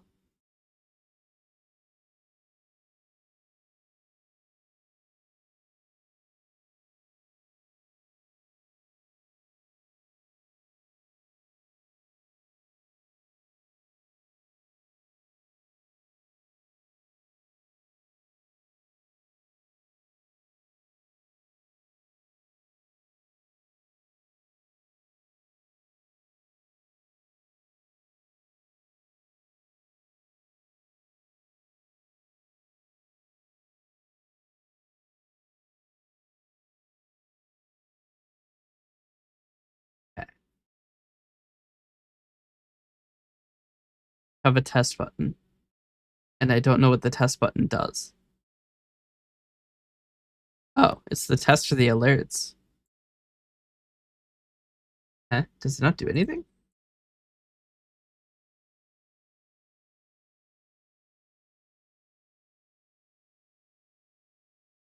Wait, does this script not do anything?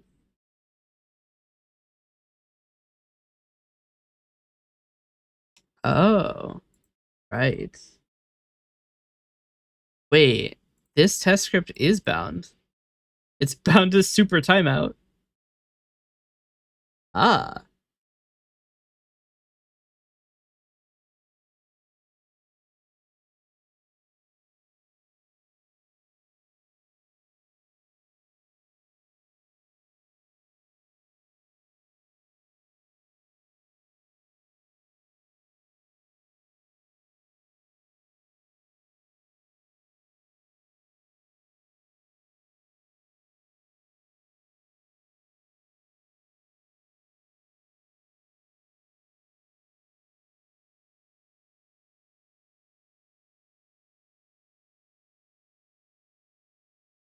Okay, so we can delete this node now.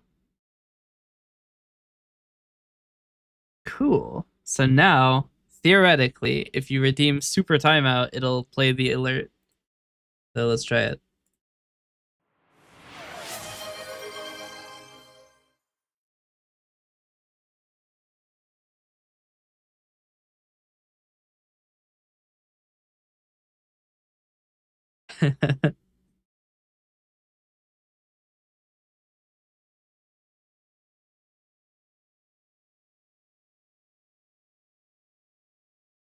I don't remember how this looks when it turns off. It lasts for 30 seconds. Ah, the image needs to be, it needs to have its keyframes updated again, but I mean, that's pretty good.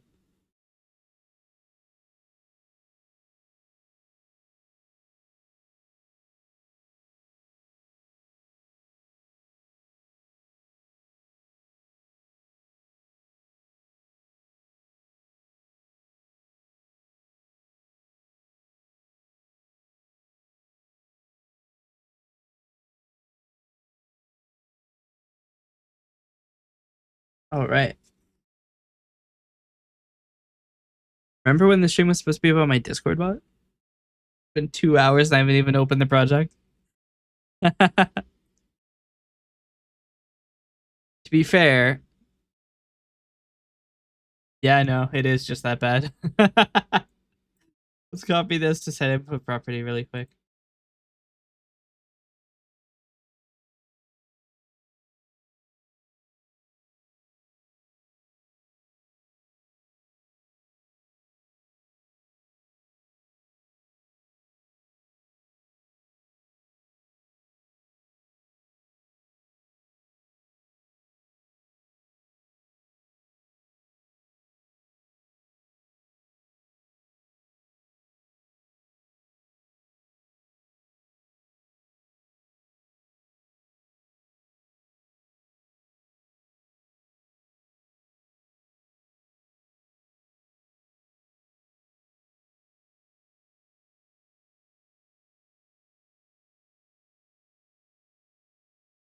We actually don't care about the default settings, do we?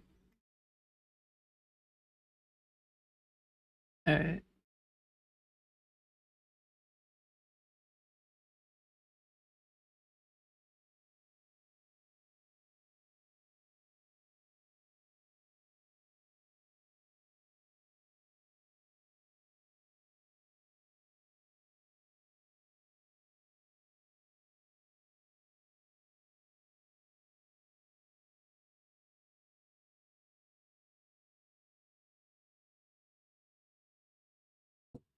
Okay.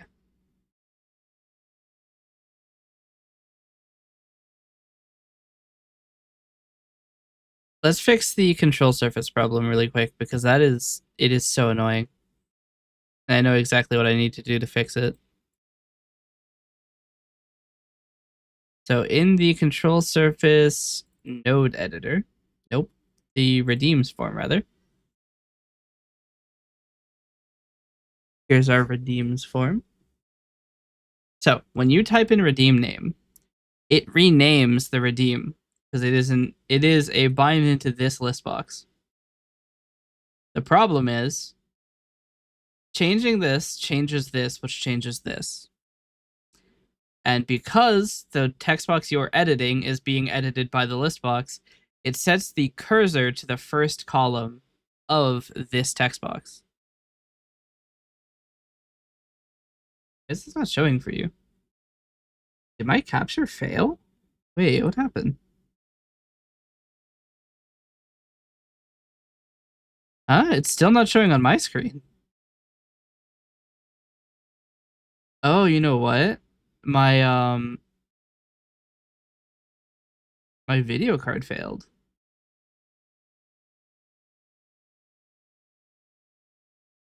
Oh wow. The stream preview is dead for me. You know what? I'm just gonna restart OBS. It won't interrupt the stream because I have a relay. But let's restart OBS so that I can actually see what I'm looking at. Okay, you didn't miss much. But here's the redeem. Here's the list box. You edit. You type here, which changes here, which changes here, and makes your typing hard. So what we need to do is on text changed, we need to um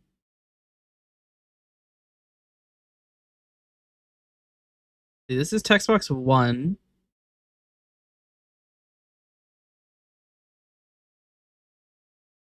All right. So we need to make a flag.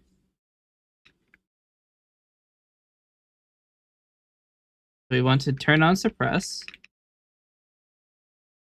And then we want to turn it off here.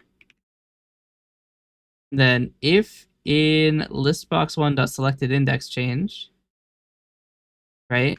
If suppress, return.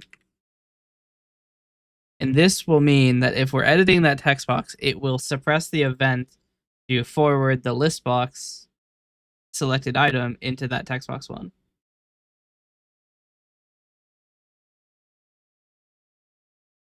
Should make it allow you to edit in case, hopefully. Let's see that in action. New redeem. It works. Just that good. Another thing I want to do. What does this button do? Nothing. What was it supposed to do? I think it was supposed to be here for commands, but we don't have a way to do that at the moment. Actually, that's something I do want to do. Let's do that. Um,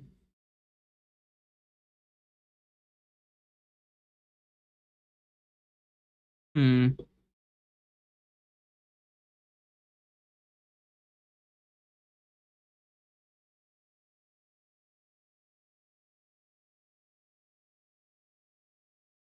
Yeah. So where are the redeems handled? Redeems are handled in subsystem, aren't they? Yes.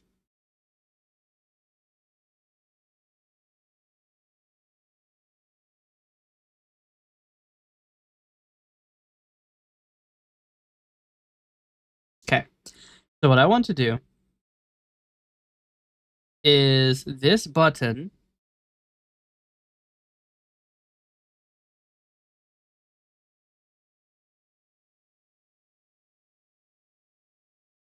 Not enough data. Hmm. Shit.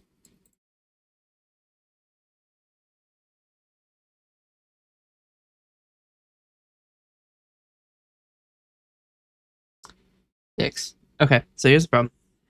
The redeems are a simple string of, or they're a dictionary of string to string. Also, one of the things has failed to load again. You know what? I'm gonna investigate that now because let's see why it's not working.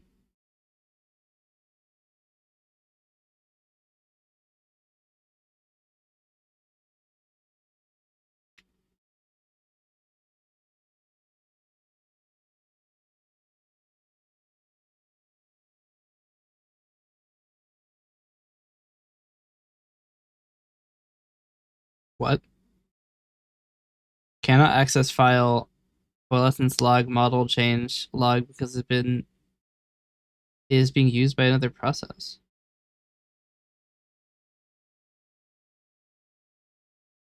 What? Are there two log or two model change? Oh,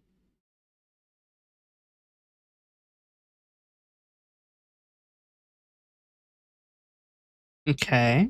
So weirdly enough, there are two instances of model change attempting to open, and then neither one of them succeed. So model change is actually not working. No, it is. That's not the missing.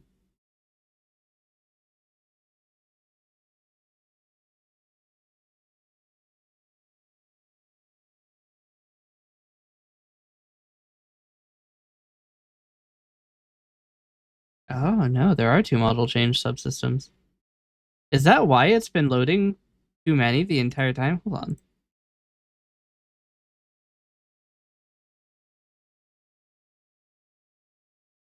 Just gonna keep reopening this until I get the correct number of systems. Or I guess the incorrect number of systems.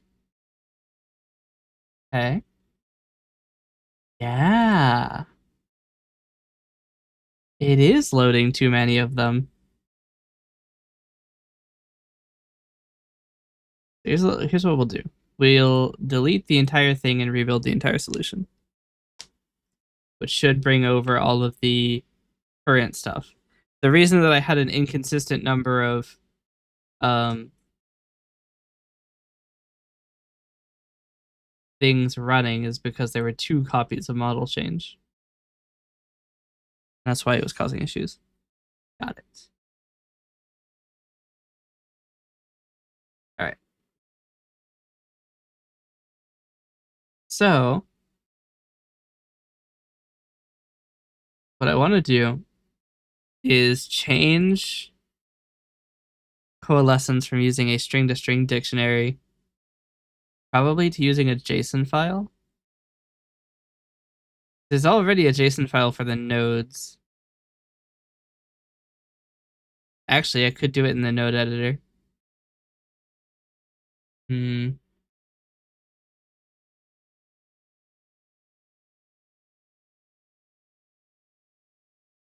Because the redeems are just the node name to the output name. It might be better. I don't even think we use that anymore, do we? It should be in the data, not in the data.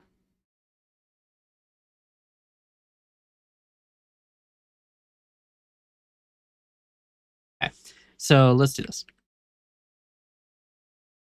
In the control surface node editor, here's the node editor. I want to add two new fields. I want to add a redeem name,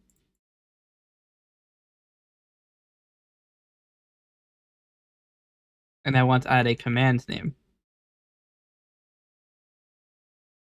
I did not mean to create an event for clicking on a label.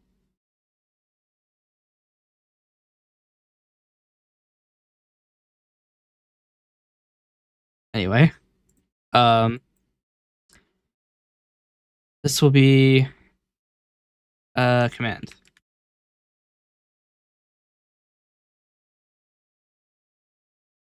So the plan is that these will be a part of the node object. I cannot open the code for that. All right. I want a redeem. I want a command.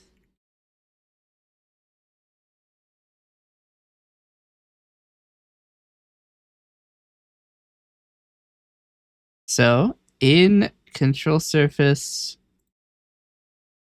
there is a control surface node, which is the actual thing. So I want this node editor in its constructor to text box 1 is node.redeem and text box 2 is node.command. Change these to be named text redeem and text command, respectively.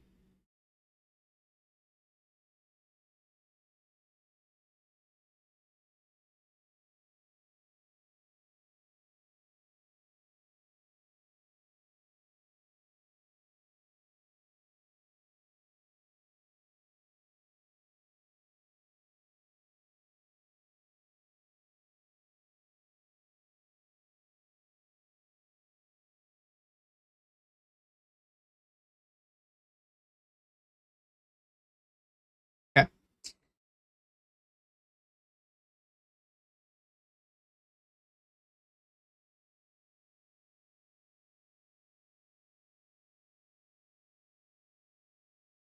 So in the node editor, we load this in control surface form. And we right click on a node, which actually might be handled in the node itself only.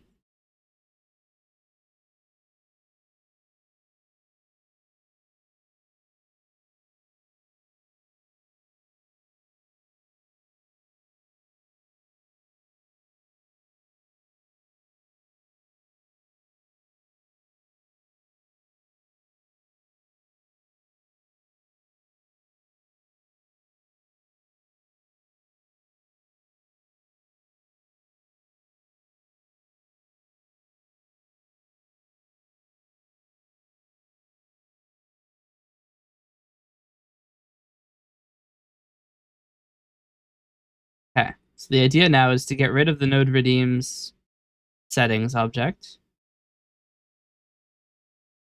entirely.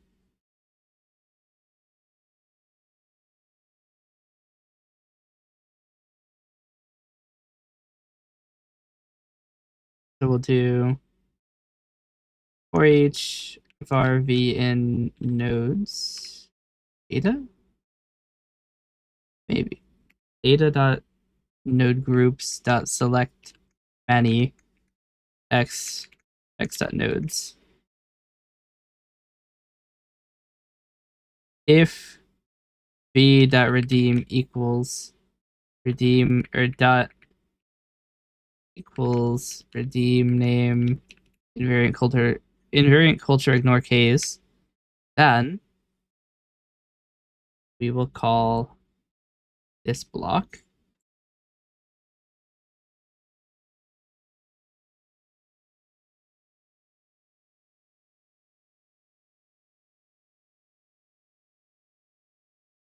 we don't need to do this filter.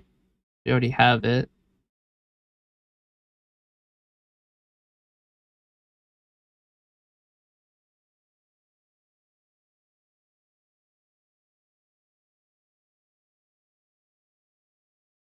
It's just v.name. Change this to node. This to value.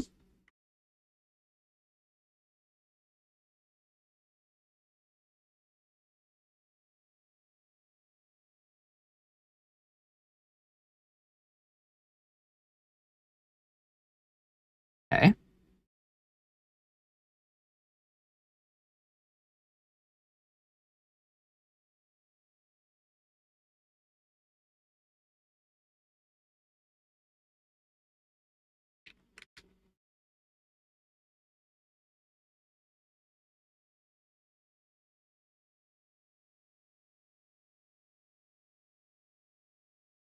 Okay. So now we don't need to redo this line.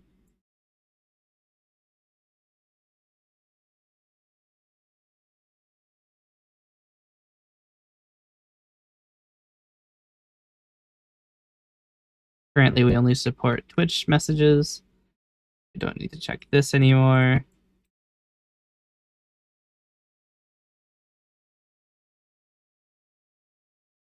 A channel chat message. Be command. Or no, this will be text rather. And instead of checking redeem, we'll do command. Controlled surface node editor. Designer.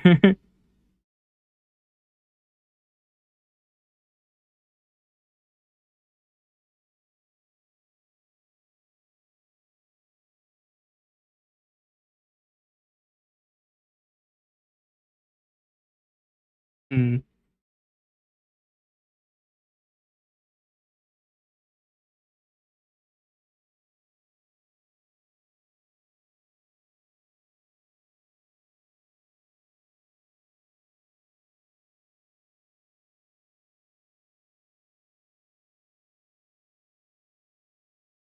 I want a checkbox. I want a combo box.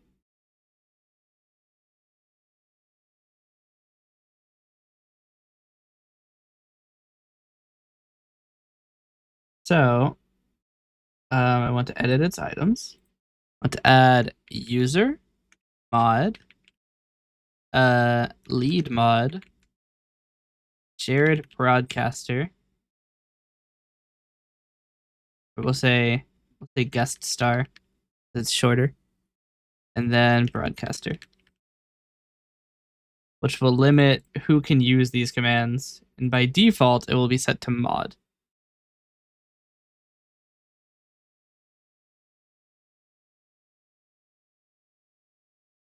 Um, we want to edit this. Oh, the other thing is we need to make on edits for these.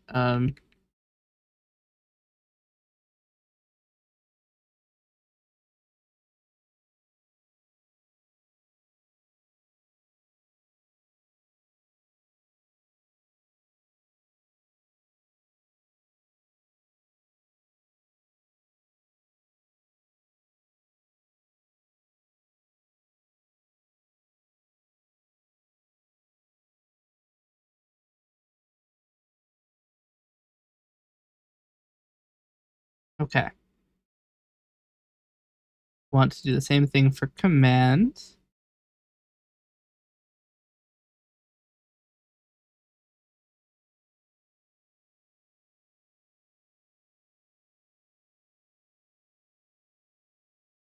Okay. And now for changing this, we need to go to the control surface JSON data. JSON control surface node rather.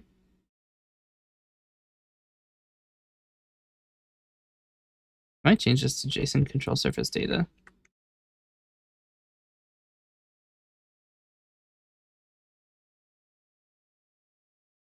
That they sort next to each other.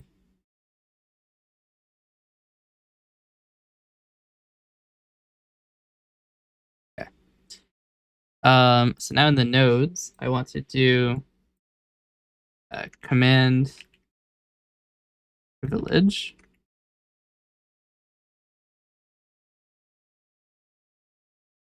Then we'll do editing.command privilege equals combo box one dot selected item. Cast to string because they are all strings.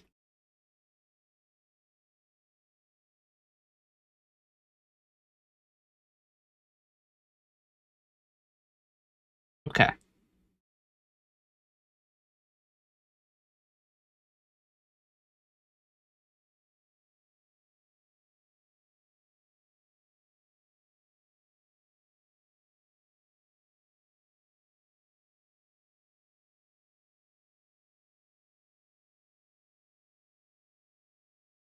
Actually, I guess I could do a um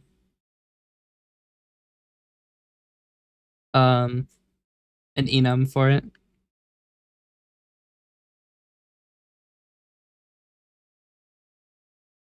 So user equals 0, mod equals 1, lead mod equals 2, um, guest star equals 3,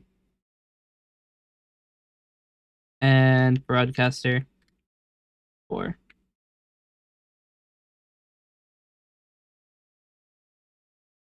Then what we'll do is on initialization, combo privilege dot items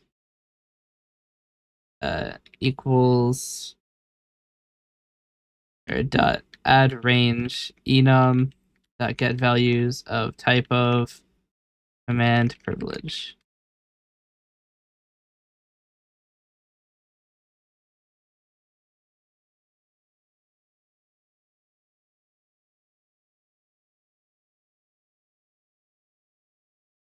We'll do text or combo privilege equals node dot command privilege enum dot get value dot parse rather type of command privilege.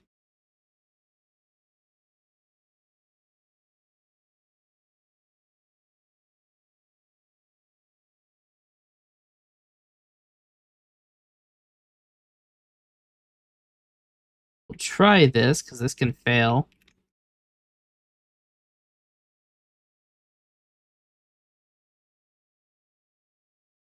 We'll default it to mod. Okay.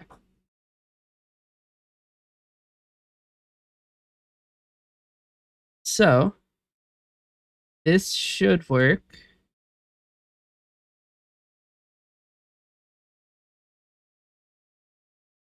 And now we come back to control surface node. We need to copy command privilege back.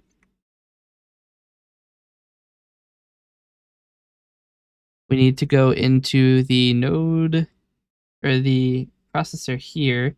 We need to check that the command privilege of a user is high enough. So command privilege level equals command privilege dot user. If dm.get value of is mod greater is true, then privilege level equals mod.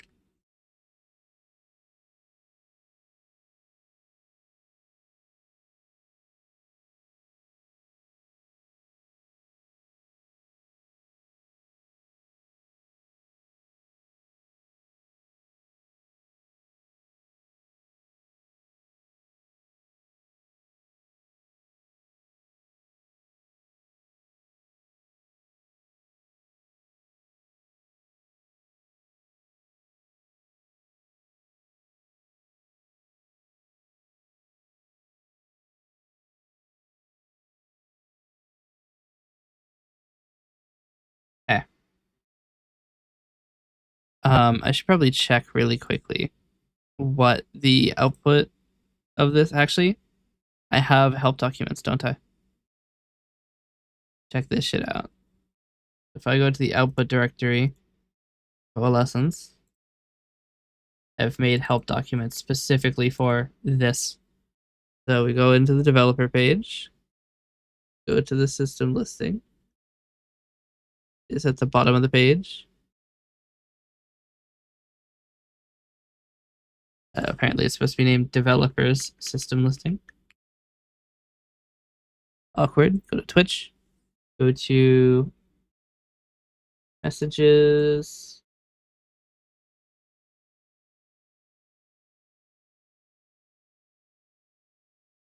Let's see.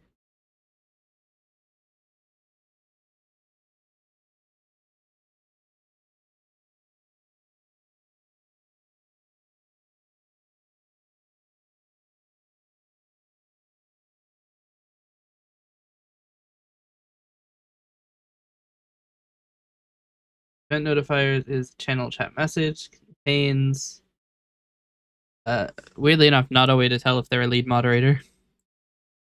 This is moderator is a Boolean directly, actually.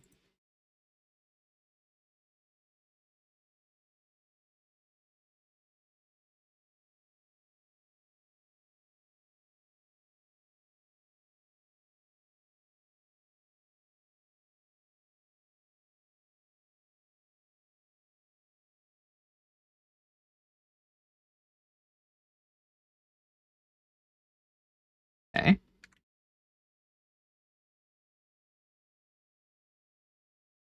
Oh, actually, we can add another command privilege level for VIPs.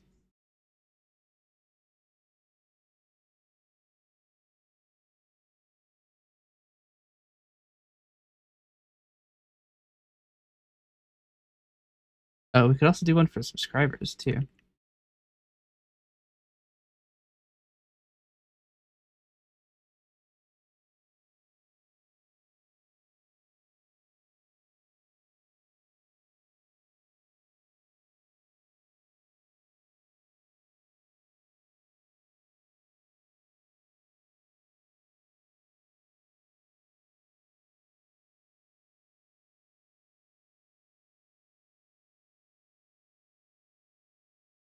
Okay.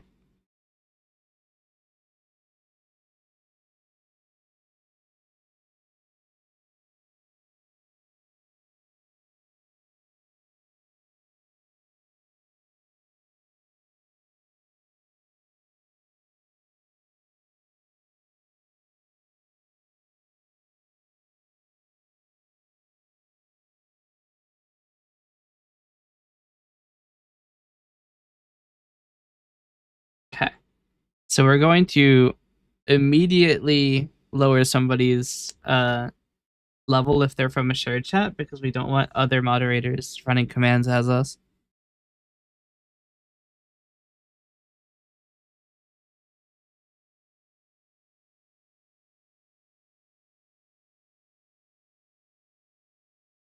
Actually, no, that's already handled.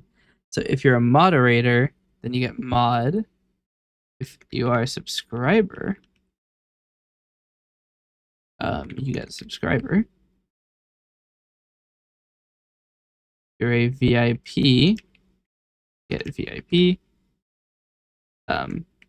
You're a broadcaster,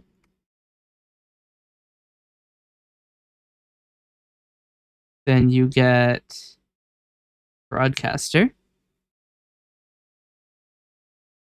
Slight problem is we don't actually have a way to tell if the broadcaster is you.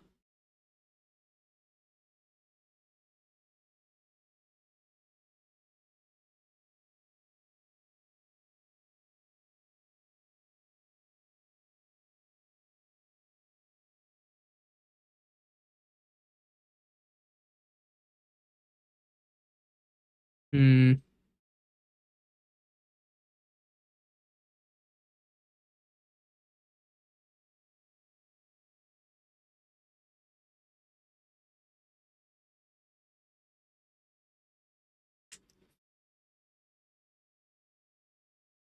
The lead mod and guest star are both not actually detectable.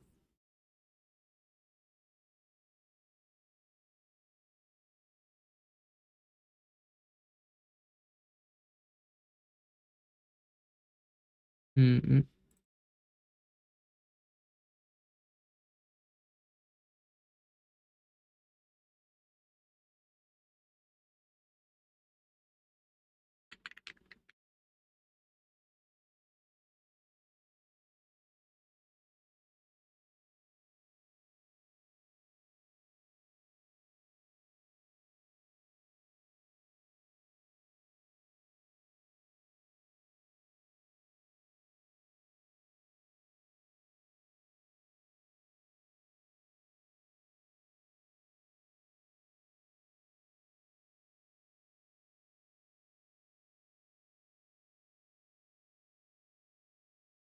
Hmm.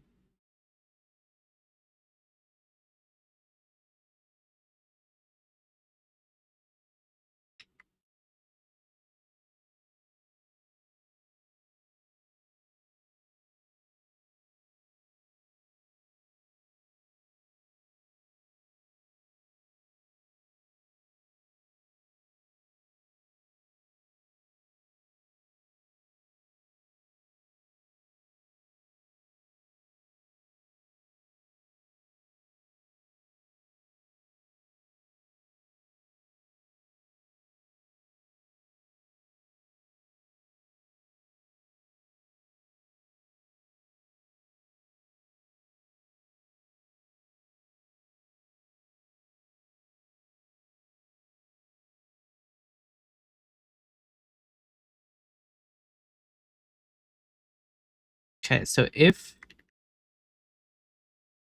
is broadcaster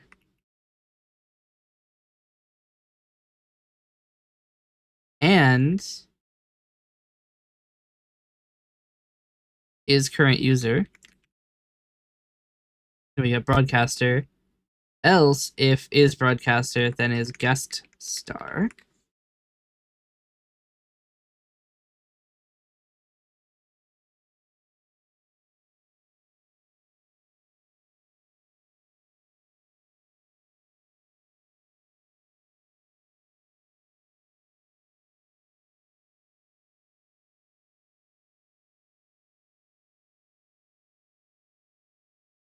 Hmm.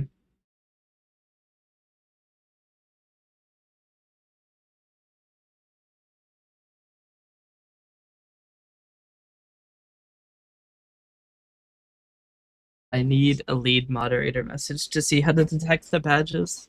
If I can get the badge's ID name, then I can detect whether or not a user is a lead moderator. I have summoned my lead moderator.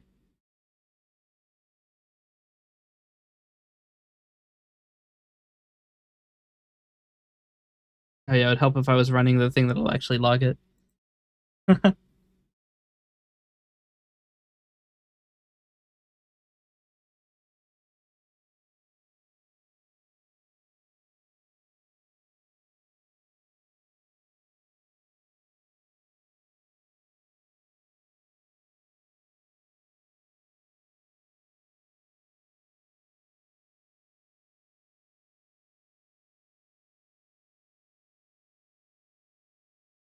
I guess I could just lead mod my other account too. Can I have more than one lead mod?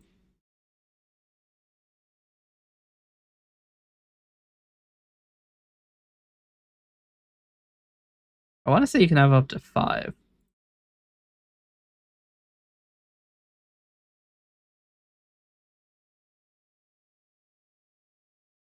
I have so many moderators. I can have up to 10 now. I can have a business manager. Okay.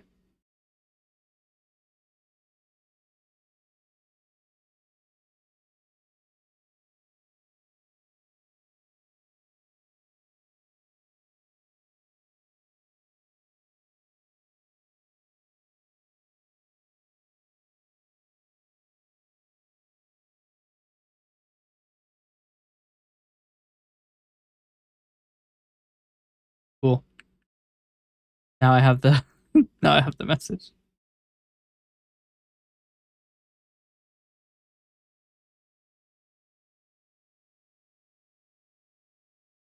I don't think it worked.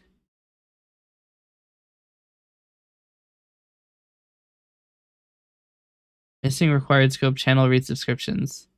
I think I'm not connected to Twitch. Me re-authenticate. To be fair, it has been like 2 weeks. Okay.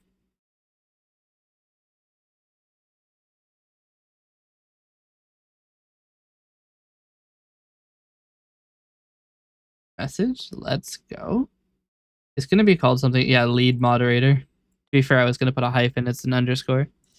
So now we can detect is lead moderator with event.isModerator and event.badges.any xx.id that ID equals lead moderator.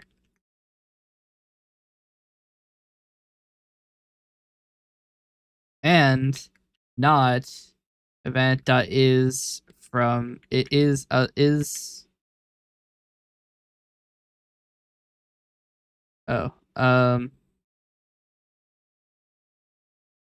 source broadcaster user ID is not null. Actually, it's literally going to be this exact condition again.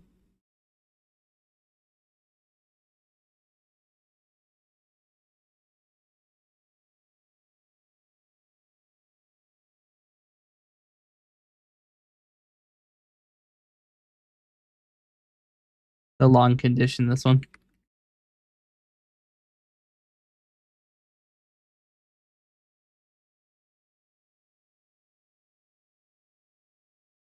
Actually, I guess we don't need to detect for it. This should be true, but we'll keep it. So we're not going to detect that it's not a lead moderator in the other chat because you may want that.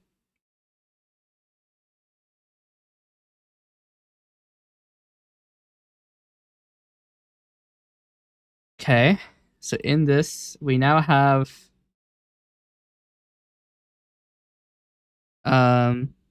all of this set.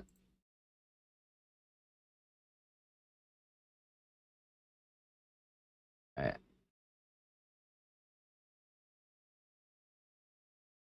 there any other levels of command privilege?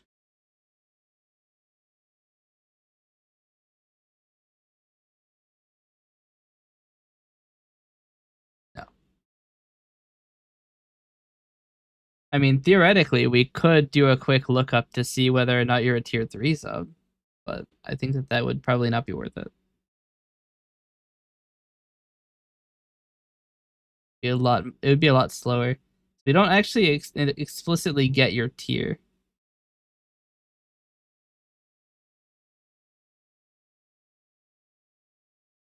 So we'd have to look it up. And then also it would be slow. I mean, I can call something like TAPI Helix connector TAPI dot Helix dot subscriptions dot get user subscriptions, I think. Get broadcaster subscriptions? Yeah. To get the subs. But I don't think it's worth it.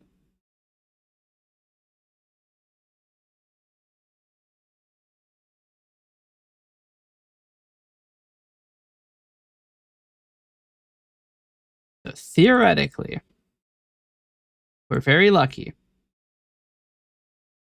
It should just work.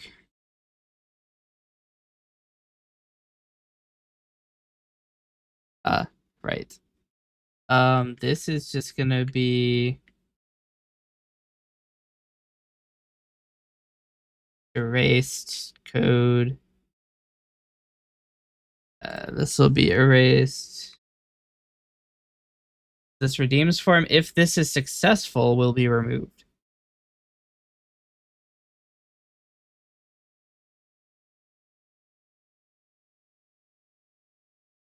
Okay. This redeem will be palette swap. Command will be PS. Oh. The command privilege options are not correct.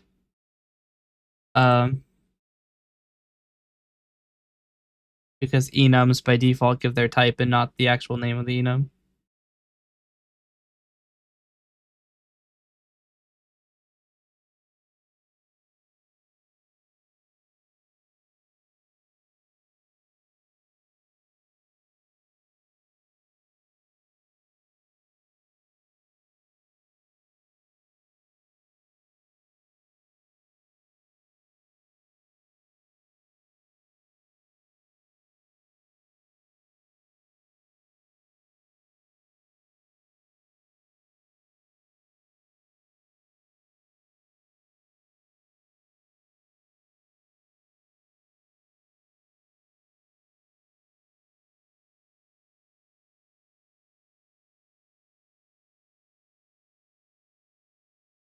Actually, this is going to be the direct name.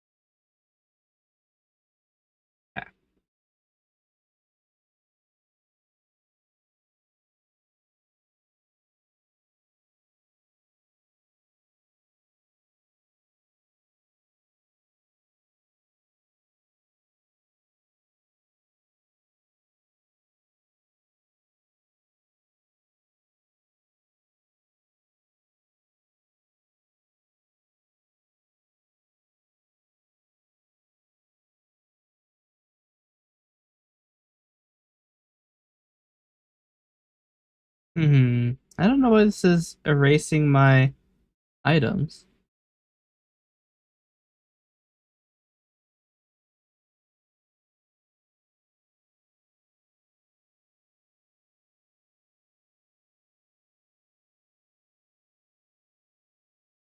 There we go.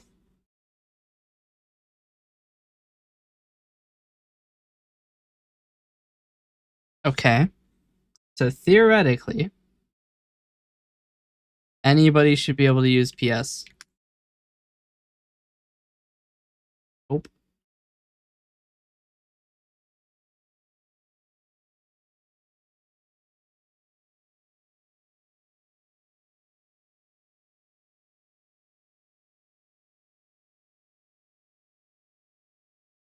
oh, there's not an exclamation at the top of the command. It's just PS. You know, it's still not working. What?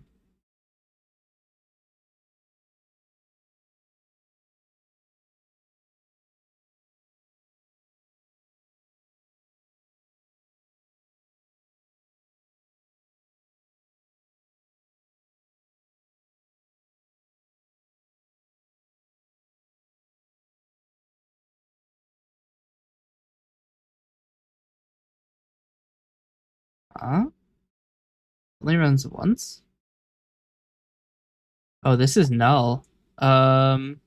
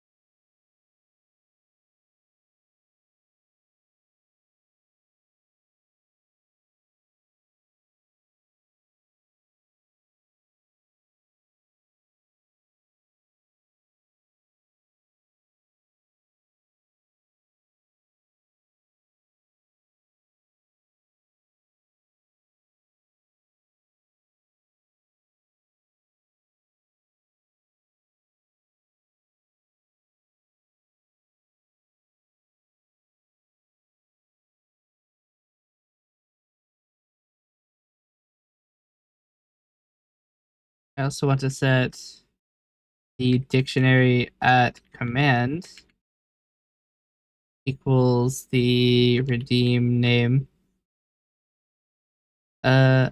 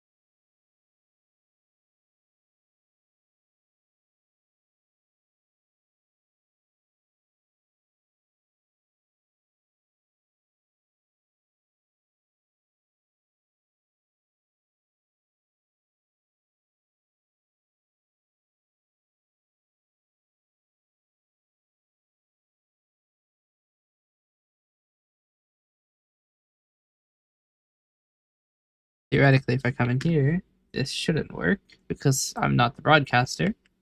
But if I come in here and I do it, it should work.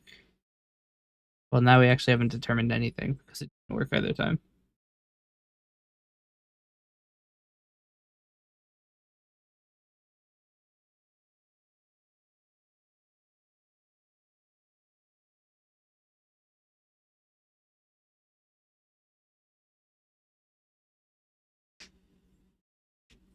I keep forgetting this since I'm moving all of the things out of the build directory. I don't actually get to check to see if they're up to date or not. Here we go.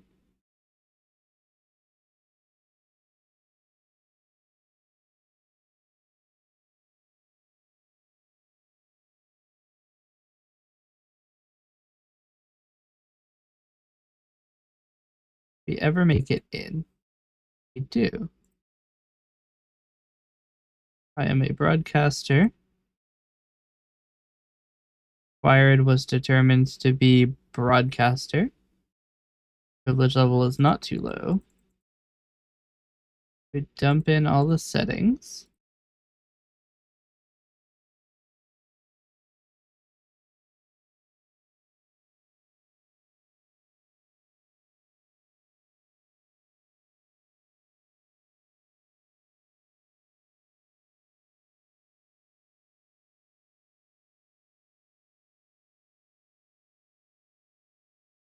Would help if I was running the right command, wouldn't it?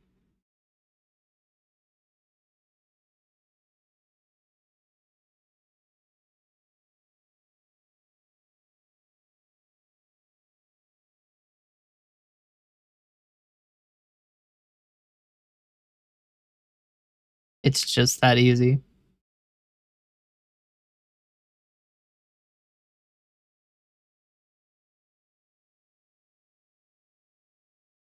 Okay.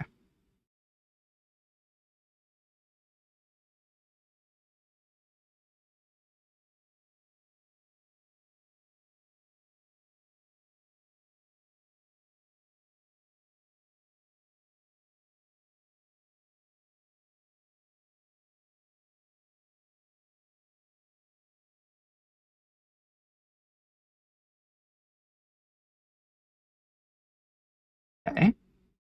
We could make a command available to all users to redeem super timeout.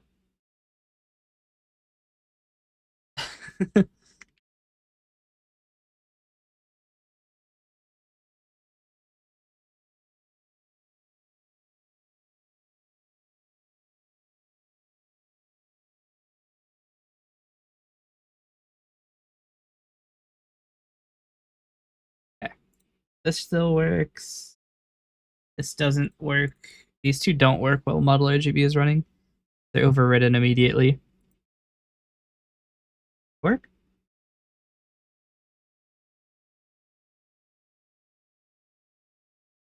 No.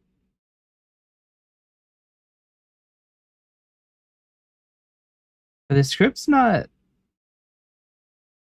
No, they're not one at a time. Why is super timeout not running?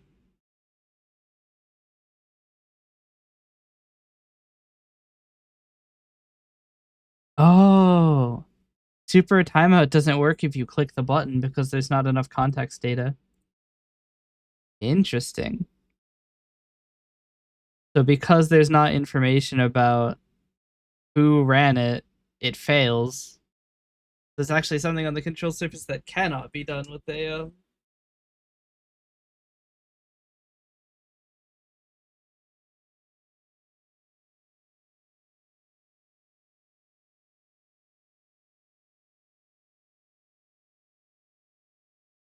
Remember when this was supposed to be about my Discord bot? To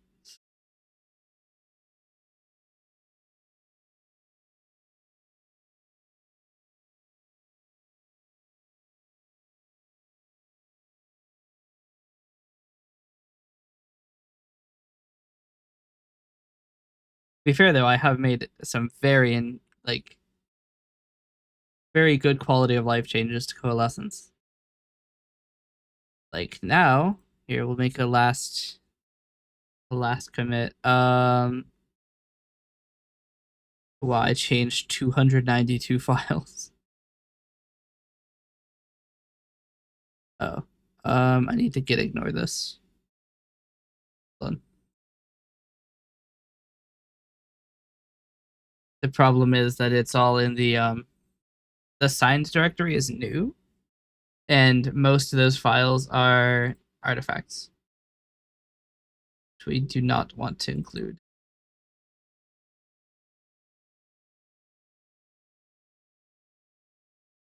Okay, so I've just reduced my repository size by probably 200. Well, this v 0.8. I don't know what we were at before, but this is now v 0.8. I have this thing where I just forget to commit sometimes, and then there's just a shit ton of things.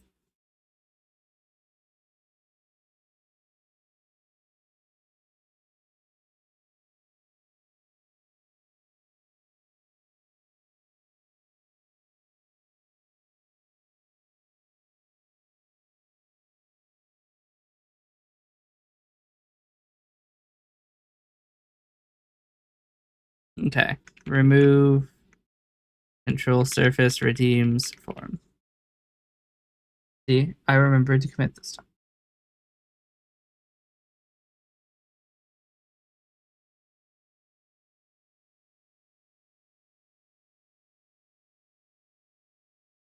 Why is this just called W? Is this ever referenced? Once. W.log. Fair.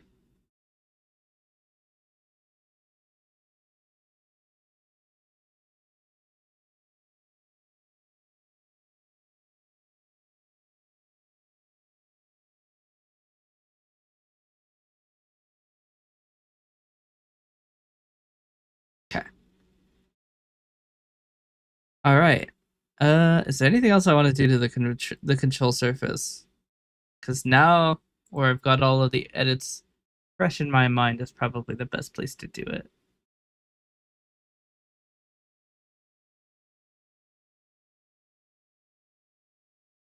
I have to update the documentation. I should probably do that. The documentation. Well, actually, there isn't documentation for control surfaces there. Why is there a PowerShell window here? What is your deal? Oh my god. Moving this PowerShell window is very slow. Why is it throwing invalid operation exception every second in keyboard? I mean, keyboard isn't done. Honestly, I should probably unload it so it stops building. Hold on. Keyboard is not finished. The plan is because there's a lot of things that use hotkeys. Keyboard is the best way to represent that. Problem is I took it from the chat controller thing that I'm working on, and we're not quite done with separating it, so it just throws an exception every second. It's okay. We'll get rid of it for now.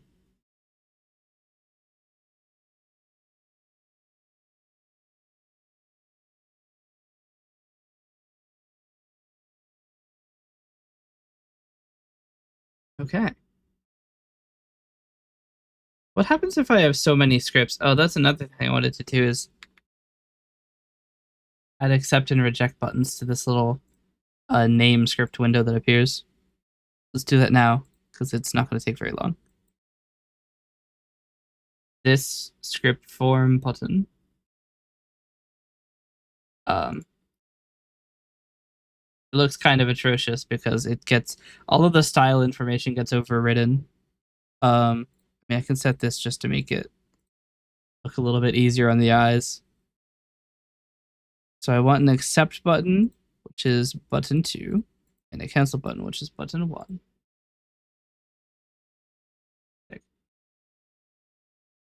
Now if I press escape, this button will act, and if I press enter, this button will act. I also want to change button 1 dot foreground color equals color.lime. Button 2.4 color equals color.coral. I want to change this to button exit. Button save. To be click exit. And click save. The only difference is that this one annuls the text box first, which signifies, because the text box is public, so the next, or like the thing that's opened this form will be able to tell. So let's just make sure that that's worked. So escape. Escape is not accepted. No, it doesn't work.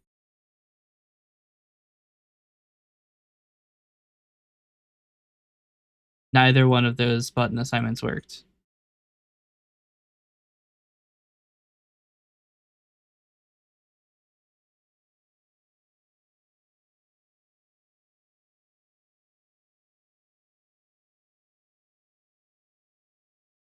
Oh, I have to rebuild solution, that's why.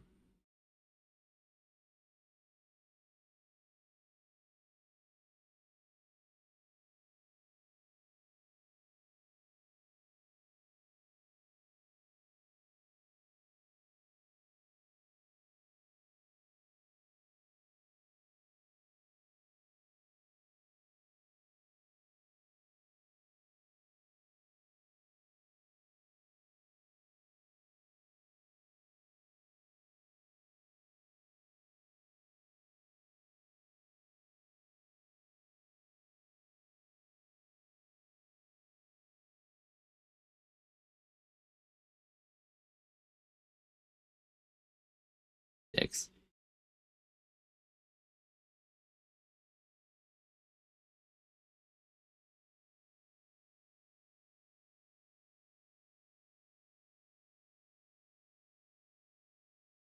Okay. Also, coral is a really shit color. Pink. A good light green.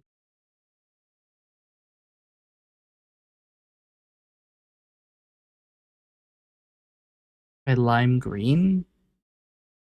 That's not going to change the colors. Um,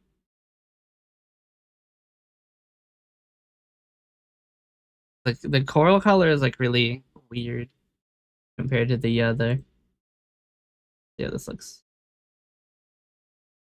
They're still backwards. Oh, well, this time it's my fault. I mean, I guess it was my fault both times, but.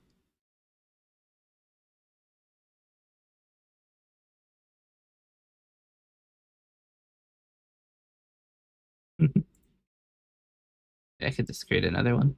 There we go.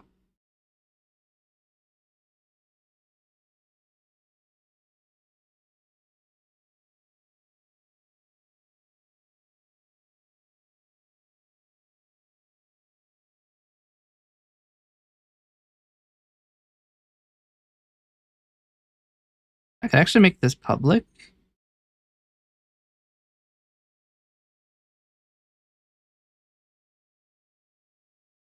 And then, because the main thing that's opening these buttons, the new script form, this is actually a better name for this would be script name form.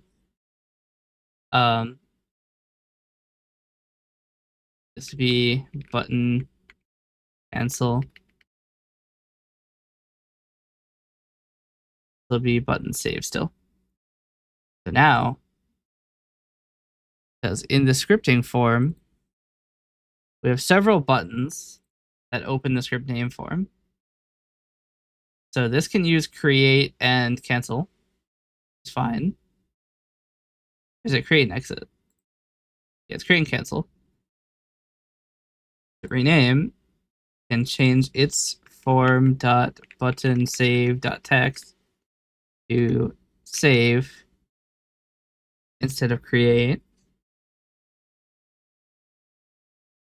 Clone can change button save dot text equals form dot button save dot text equals clone instead of create. I have to go back over here. Here. Yeah, no, I did do form dot. Okay. The idea there is that now the buttons say what they do.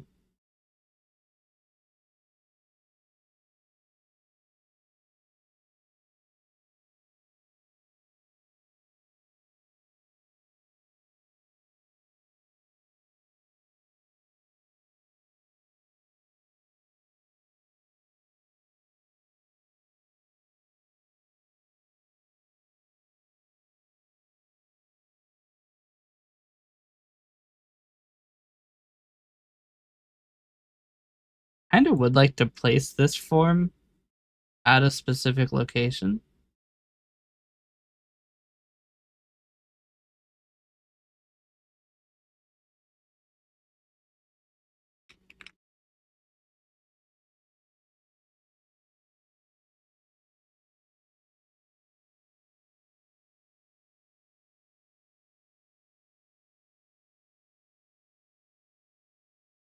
Oh dear, none of them have names.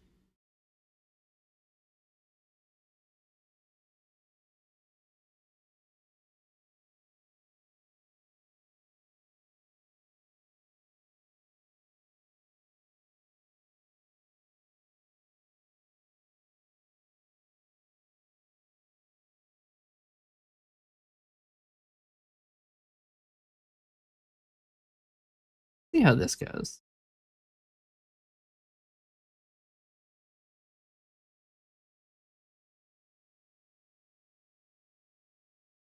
I don't think that did anything.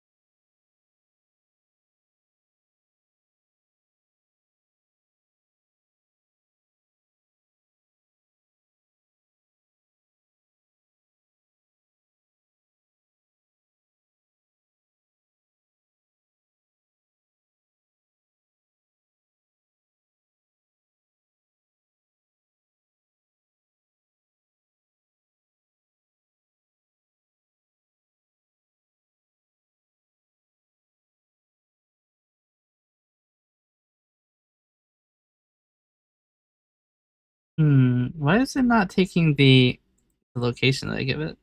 What if I do show and not show dialogue? And then do um form dot on closing.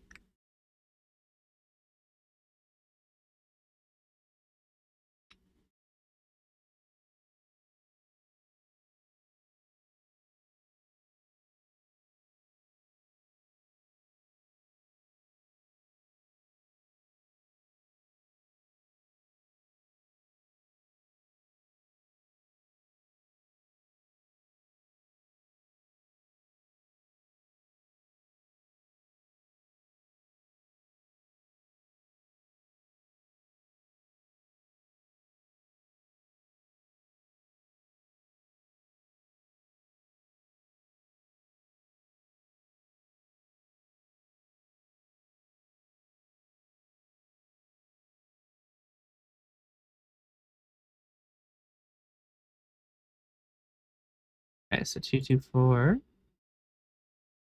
So form.show is overwriting its location. Move back up here. Put a new line after this. Overwrite its location again.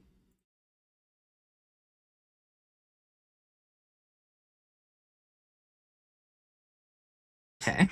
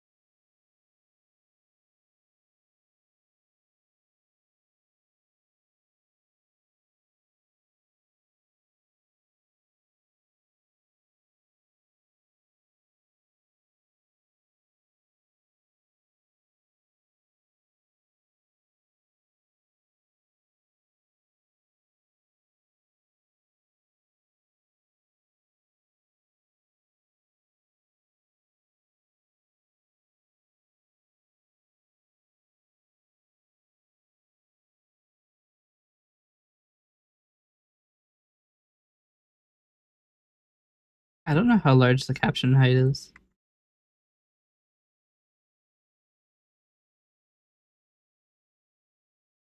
System information.caption height.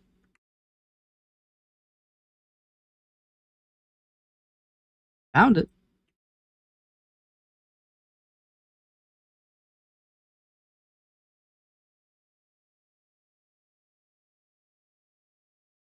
Okay. So we have to use this format of setup.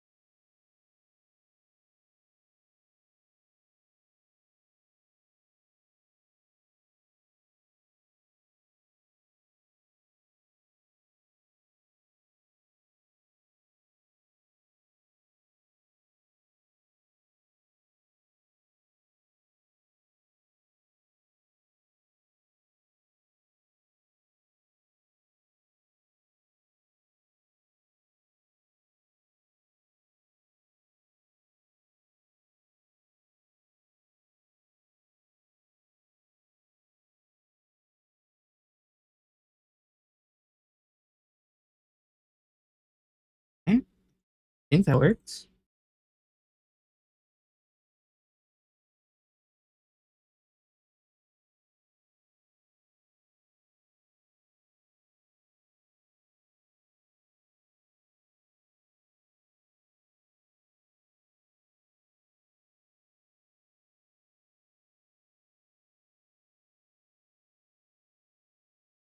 Mm.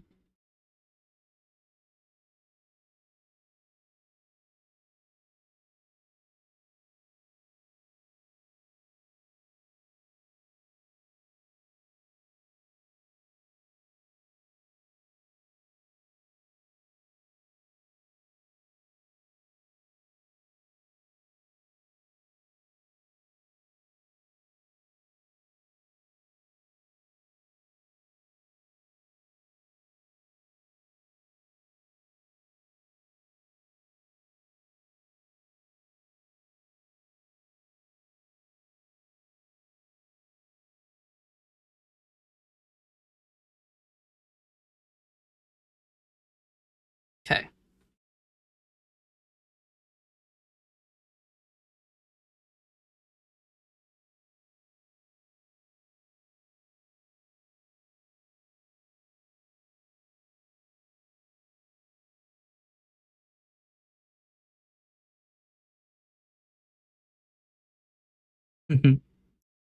I've also just realized that in the delete script routine, I did misspell delete. Didn't happen. Delta script.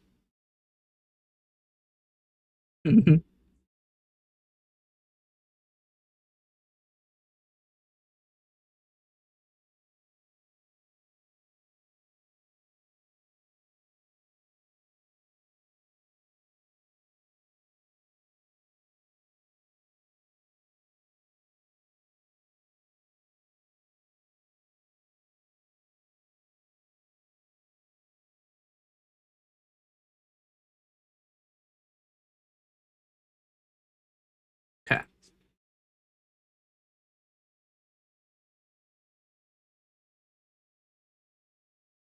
We should also probably change these button names. This one is named button save, and everything else is named button 1, button 2, button 3, button 4, and button 5.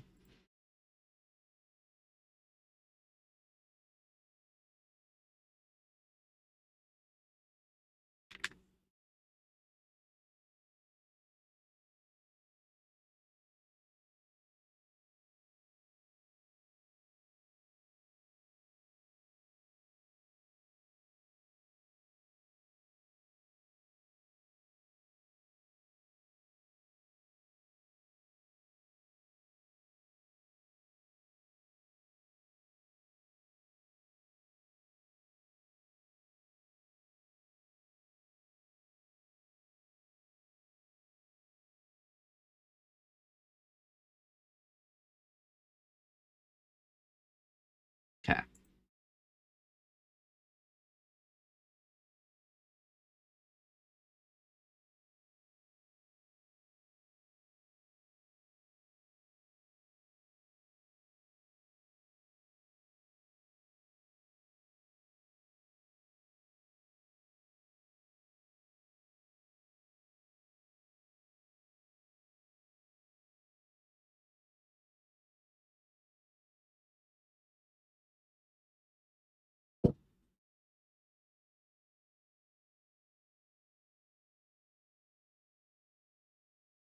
Taking a long time to start. There we go.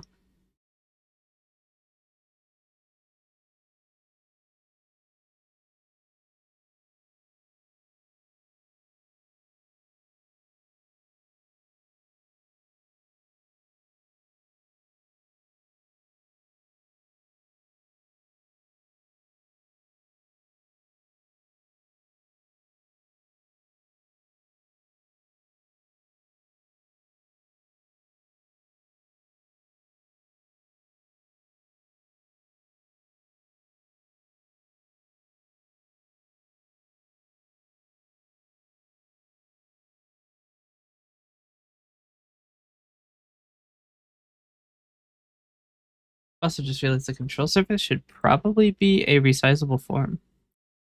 I think it previously was, and I removed it.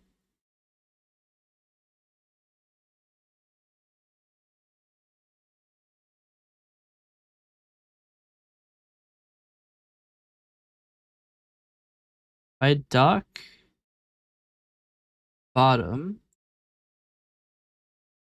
and then immediately I can make a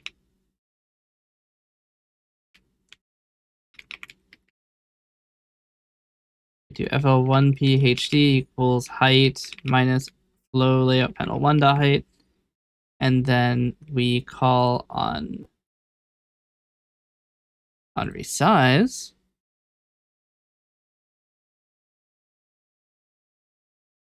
We do flow layout panel 1 dot height equals height minus FL1PHD. Best viewers. Clearly, you're not one of them.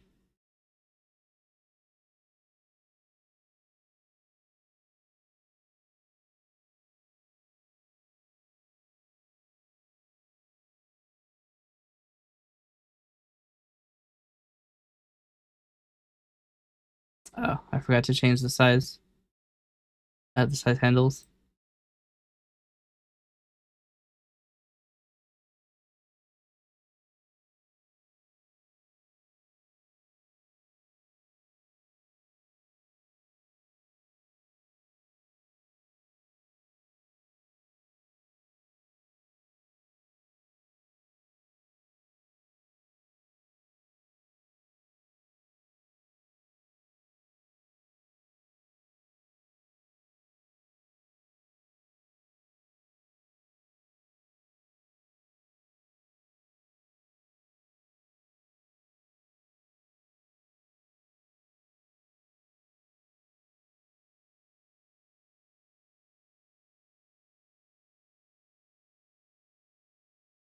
Mm,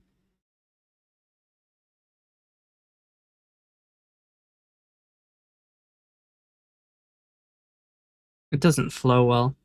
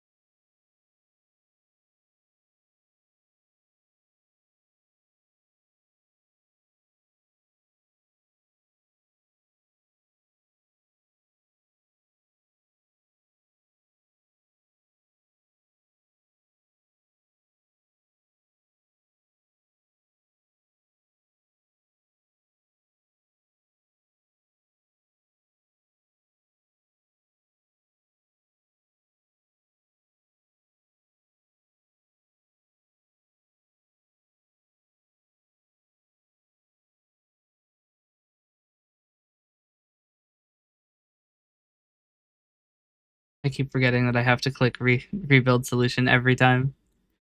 It doesn't do it for me. Okay.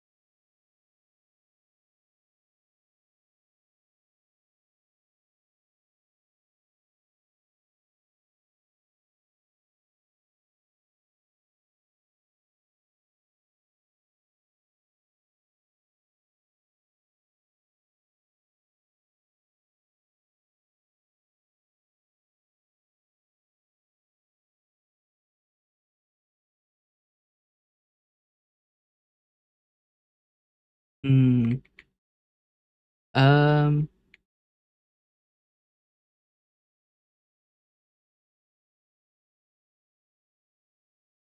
actually, we'll do.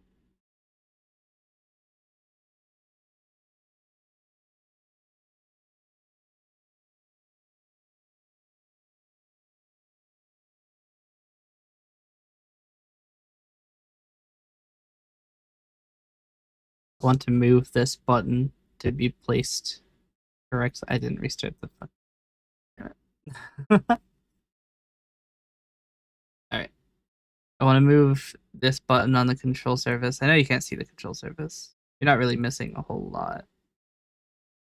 Um,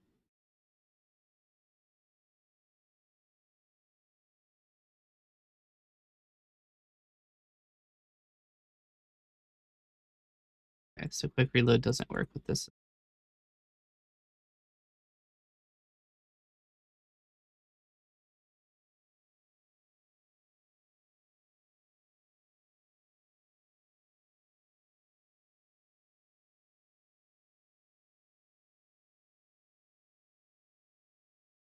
Like a lot?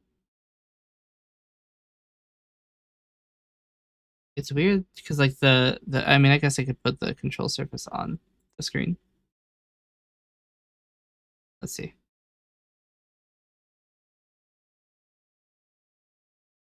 Here's the control surface. Um oh a little smushed. The goal is when I resize the control surface for the node group button in the top right to move sensibly. Ideally, it would have the same right margin as the buttons to add a node. But those are positioned in a way that is different than this one. They're based on the flow layout panel's width. Actually, I guess the flow layout panel has the same width as the form, doesn't it? Oh, why did it stop responding?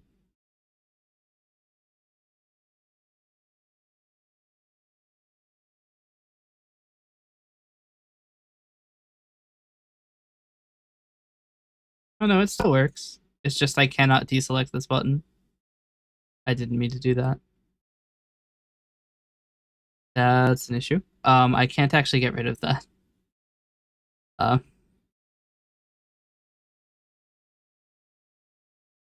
Let me just edit some data here.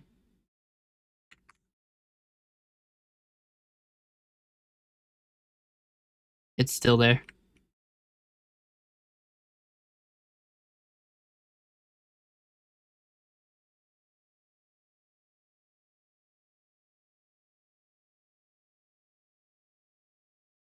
There we go. I had not considered that. If you click add node group and then immediately hit close, it will create a node group named unnamed node group.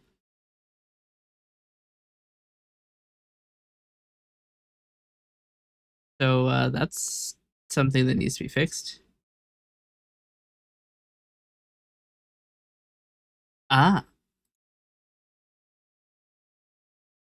so it's just a node editor with a bunch of these set to false. Do I want to support colors? I don't see why I couldn't set a foreground color.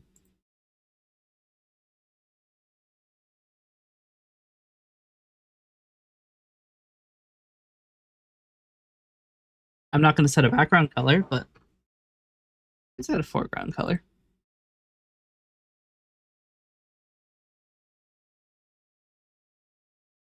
Not really a way to edit one though.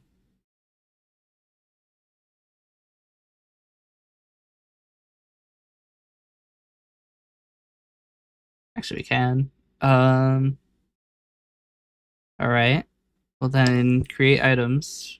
We need to reload items. In node groups, we create our node group. Then for color equals node group dot for color dot from argb. I don't actually remember what we do. This is a string anyway, but how do we do it? What's the parsing routine?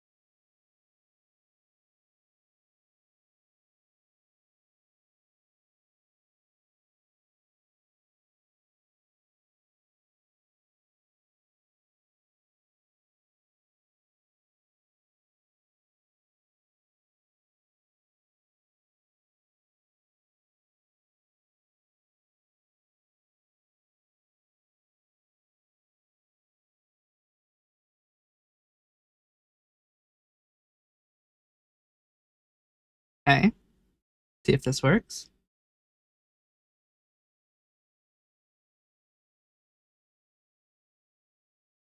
I didn't. Two things. One, there's not actually a way to select the color. I've made it able to handle it, but the node group editor does not show the foreground color or the preview.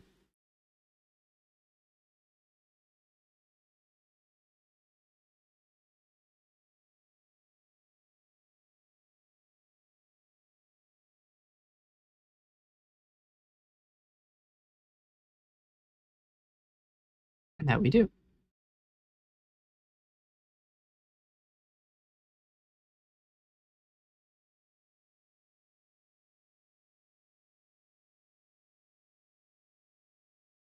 They're also disabled.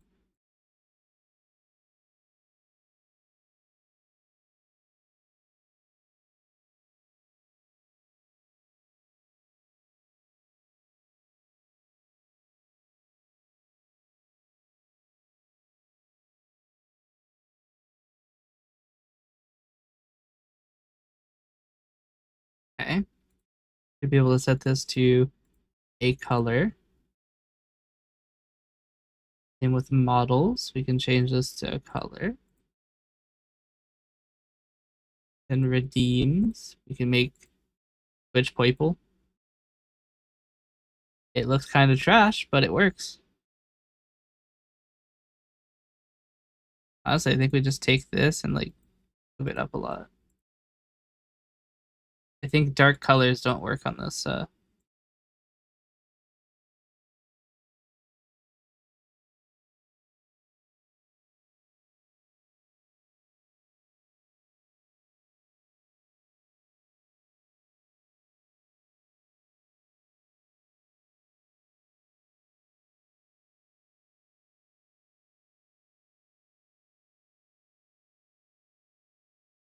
right.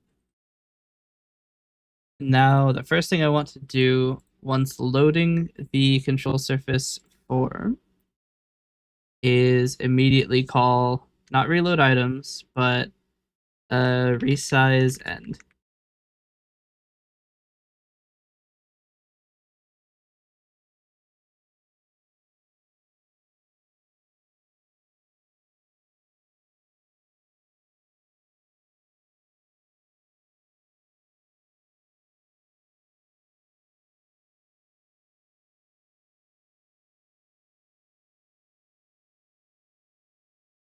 That'll force all of the buttons to align correctly. Um, there we go. I don't think that looks too bad.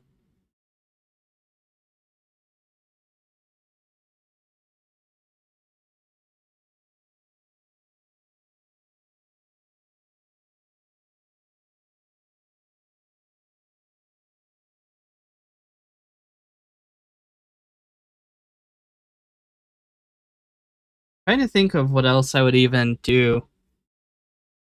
I mean, like I could create an option to um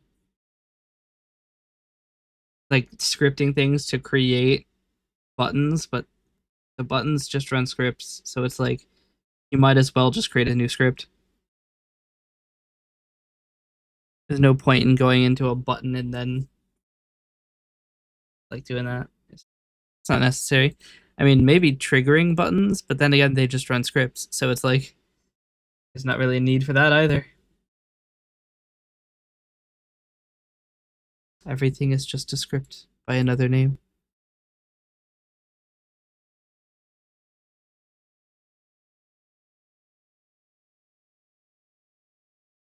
Damn, I've been doing this for 3 hours and 40 minutes. I still haven't made too much progress. I mean, to be fair, the control surface and scripting things are a lot nicer than they used to be.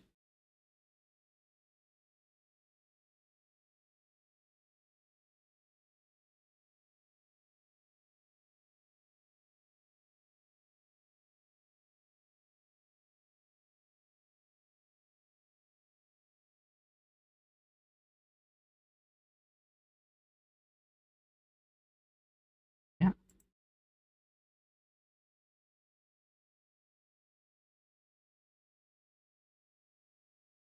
I've missed with my auto clicker. Unfortunate.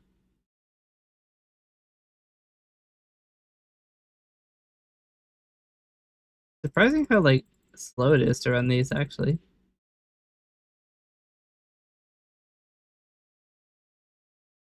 I mean it is on debug. Oh, I probably should have reset it first.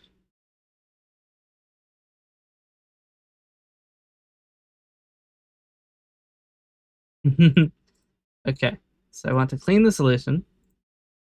I go and manually clear the signing folder, the signed folder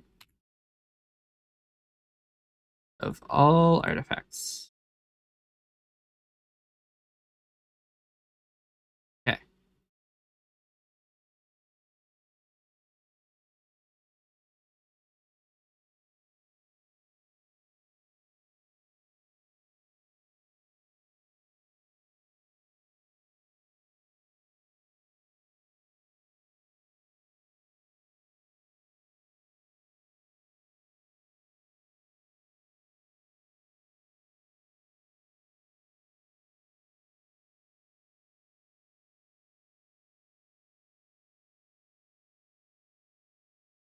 Probably push these changes, huh? Casually sitting with 13 outstanding changes. Just... All right. So Coalescence is now built. Should just work. Ideally.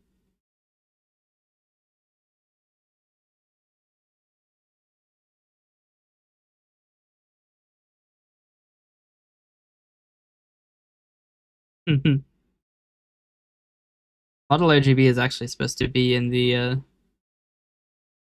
redeems. There's no way to move a node, which is the kind of big downside of the UI I have.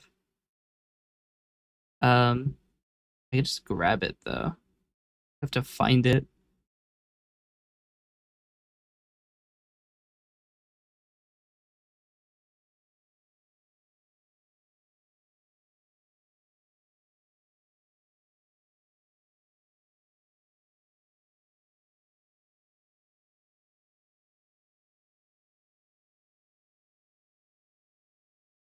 There it is. You can just edit the JSON data.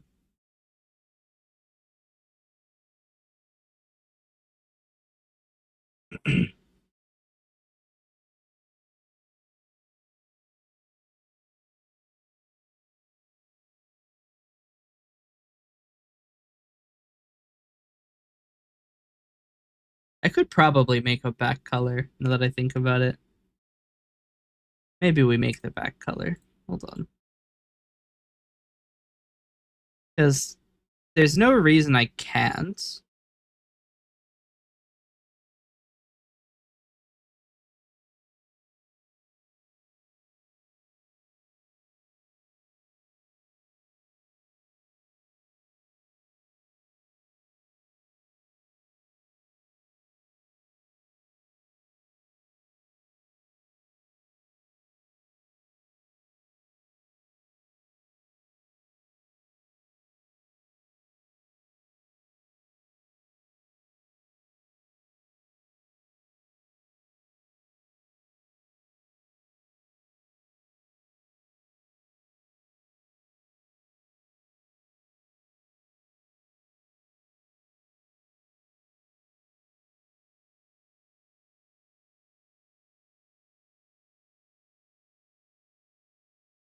What does this default to?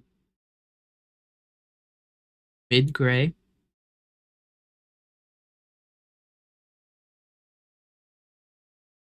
We would want this to go to a different value.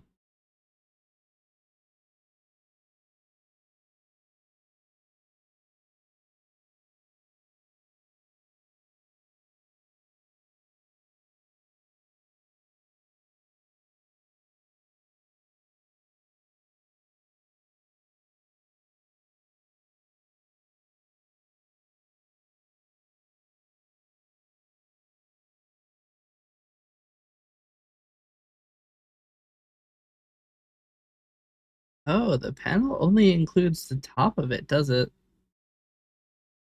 Interesting. I didn't actually know that. Hmm.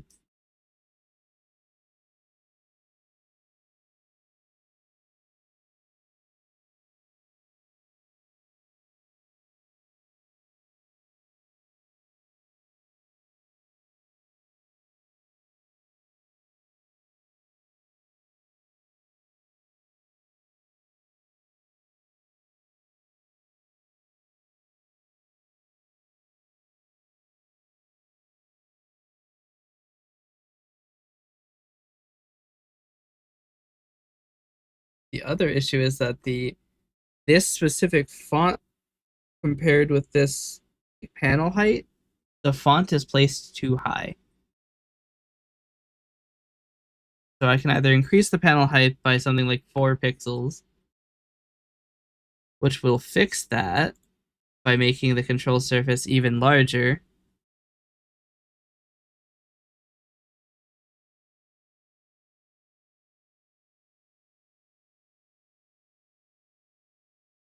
I could also just offset the label.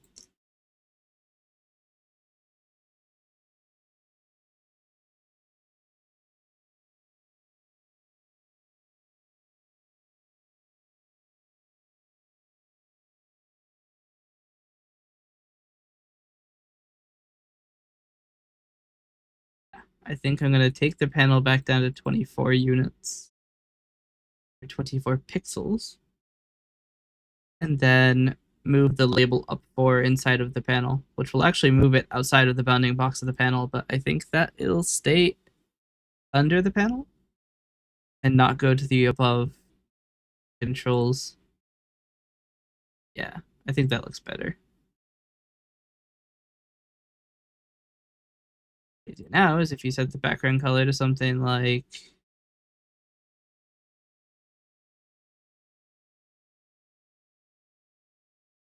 that, you set this one to something like that. This one was here, down here.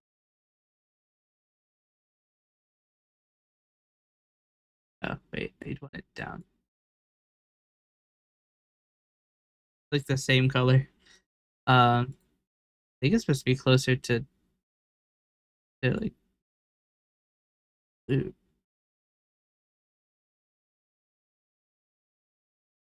That's too high now. The other thing I need to do is set the um need to set the node group editor to include its colors.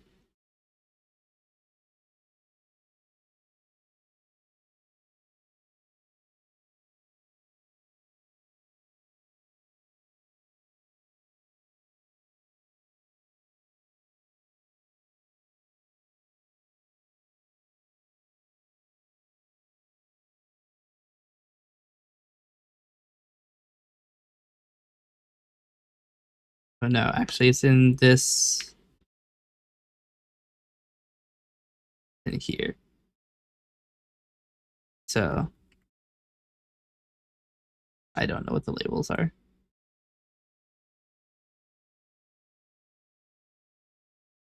Label 3, label preview, label 4. Label 4 is label back. Label this, label 3 is label 4 actually.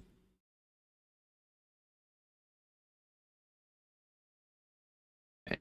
Label 4.4 color equals node.4 color value.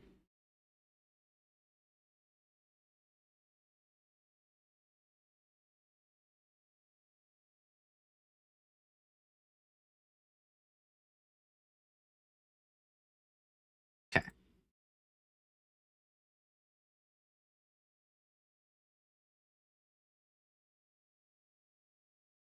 I don't know how, but things are getting moved further and further to the left to where I can't see the button I need to press in Coalescence.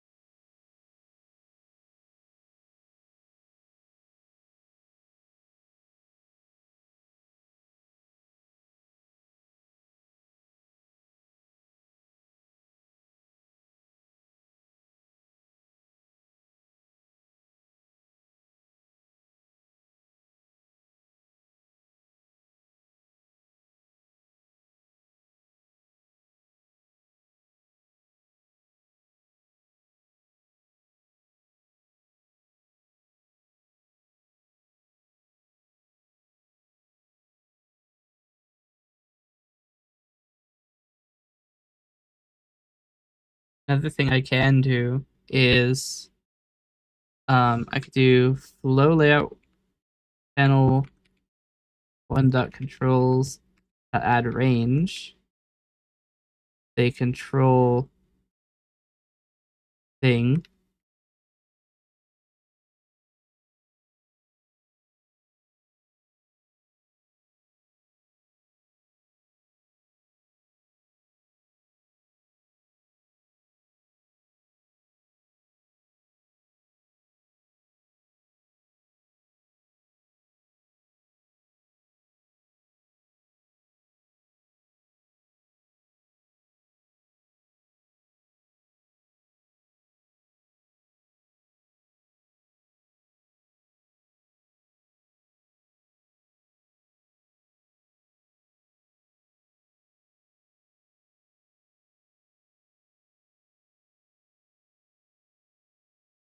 Okay. So what I'm trying to fix here is that whenever you edit one of these and do reload controls, there's a bunch of flashing of colors and stuff as it adds a bunch of controls and they get placed at the root of the flow layout panel and then laid out the next frame. What I'm going to do is I'm going to run instead adding them to an internal list and then adding that list to the flow layout panel, which I think will still do it in order. Yeah, so you can see there's a lot less flashing of um, unlaid out content.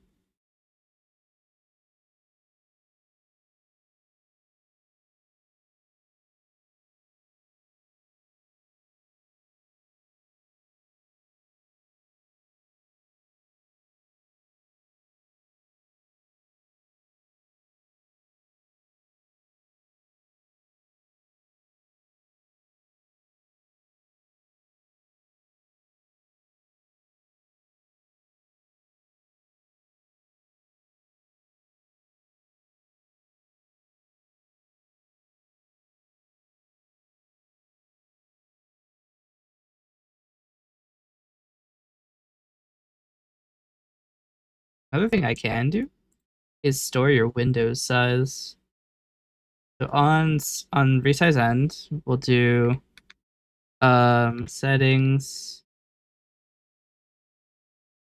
control surface subsystem, subsystem registry dot get.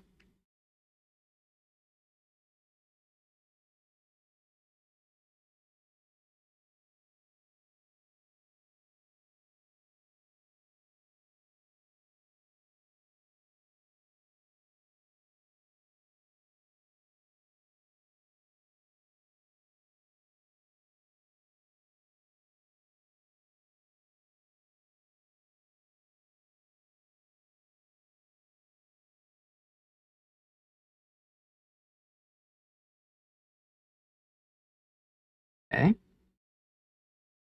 Then what we can do is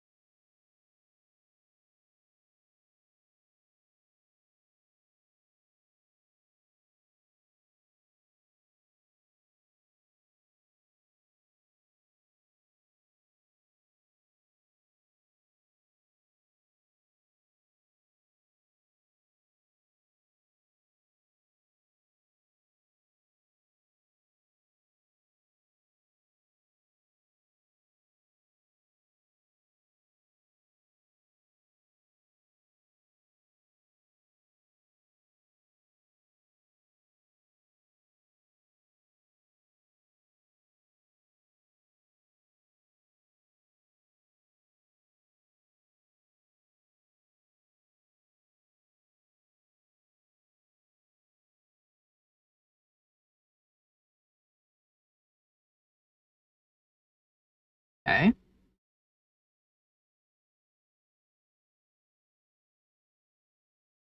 So now the control surface form will attempt to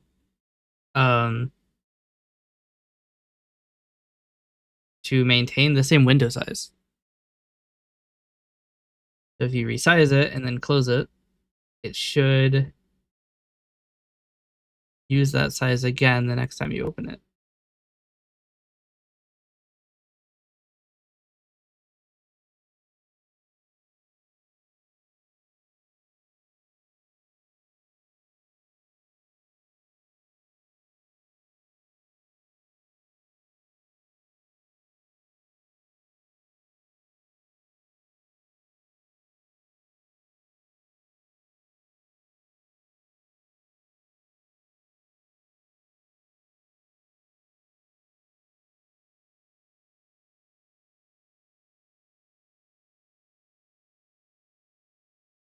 Uh,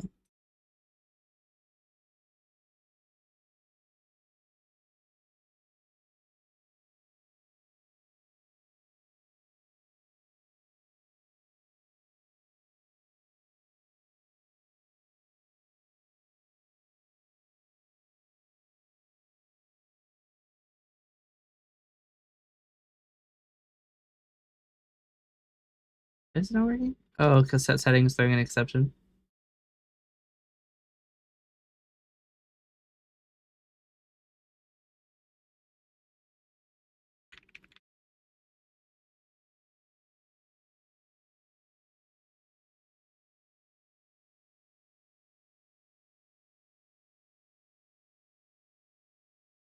By default, set setting is disabled.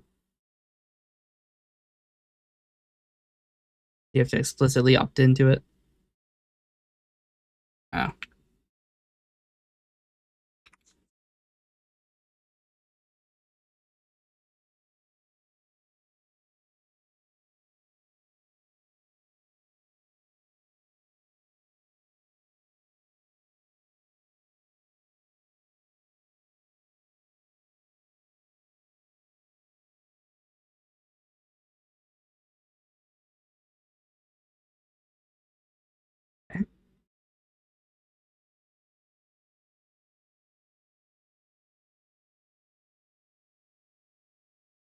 Look at that.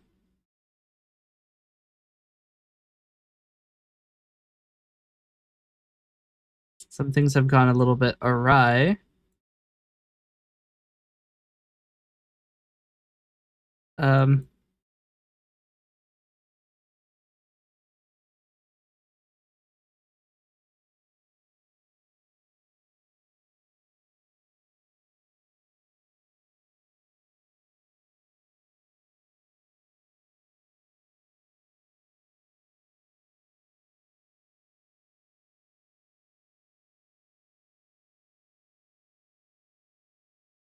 suppose this should probably be the first thing we do then.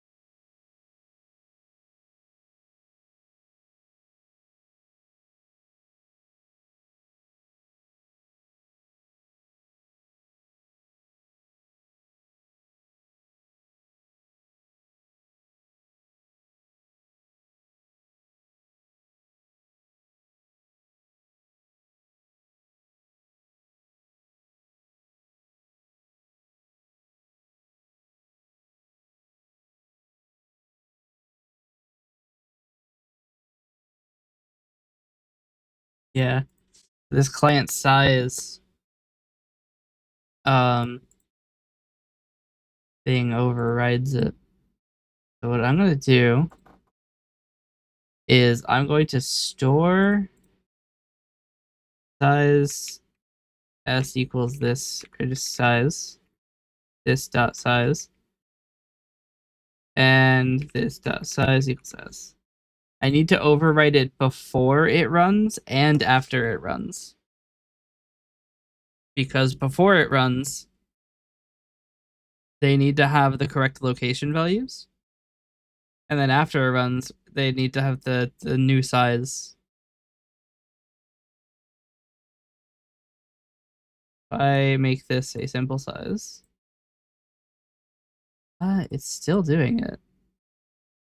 So I need to suppress the designer changing the size on like its own.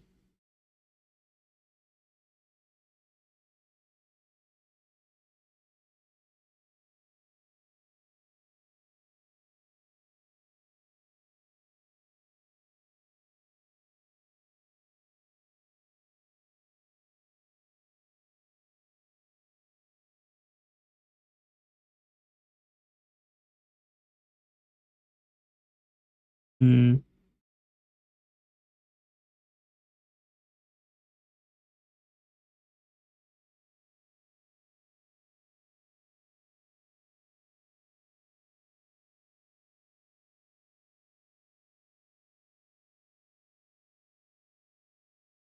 So when it changes the client size, causes all of the components go and be the wrong type.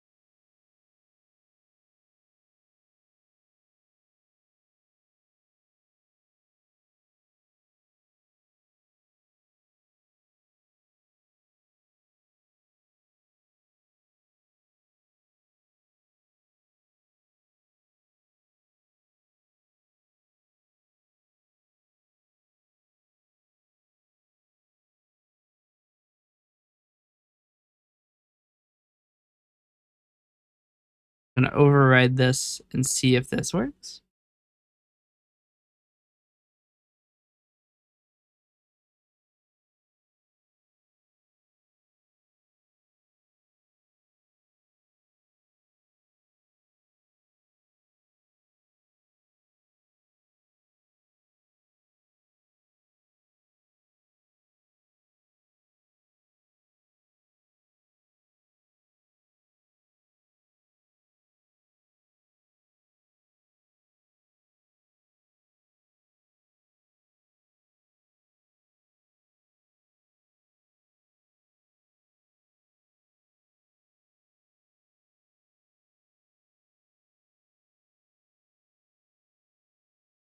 I'm gonna spend the entire day working on this. I'm not even gonna touch the Discord bot. To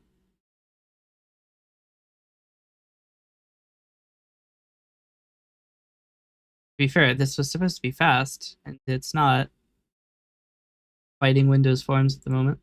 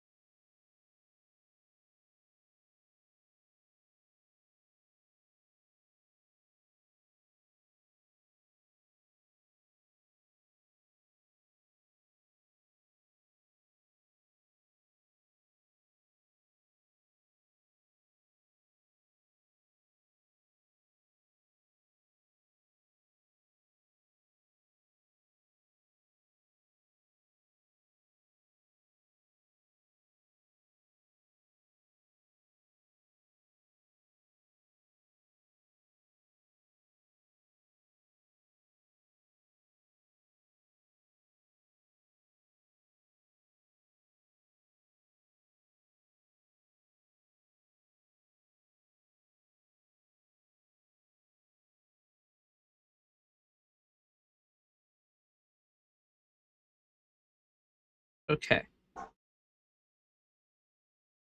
This should be the final one.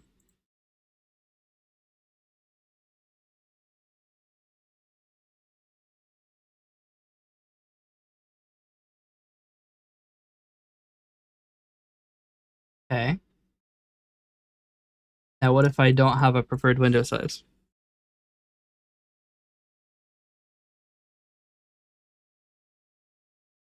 Defaults to being far too short.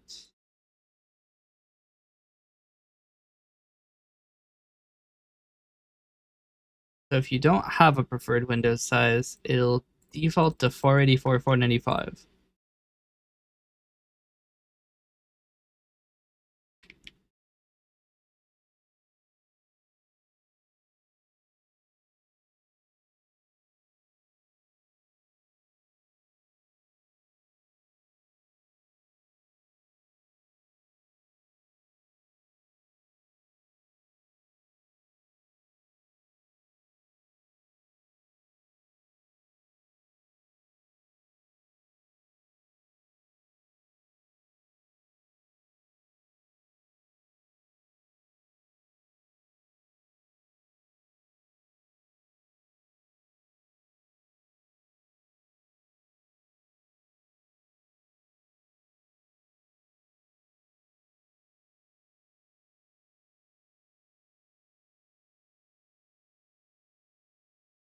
There we go.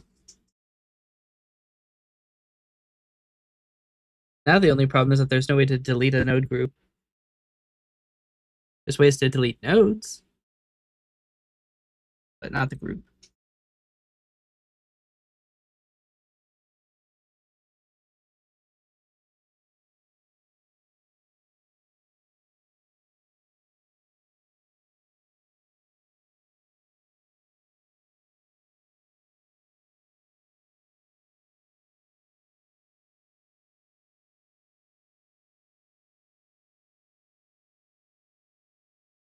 All right. Let's get down to the bot stuff now. It's been a long time, but hey, that's just how it goes sometimes. You think it's going to be fast, and then it's not at all. And it takes 30 times longer than you thought it would.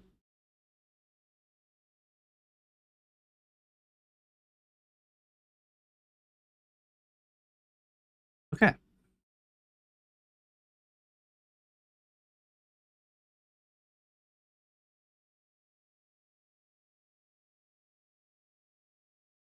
Ew. At the bottom of the window list. This doesn't need to be pinned.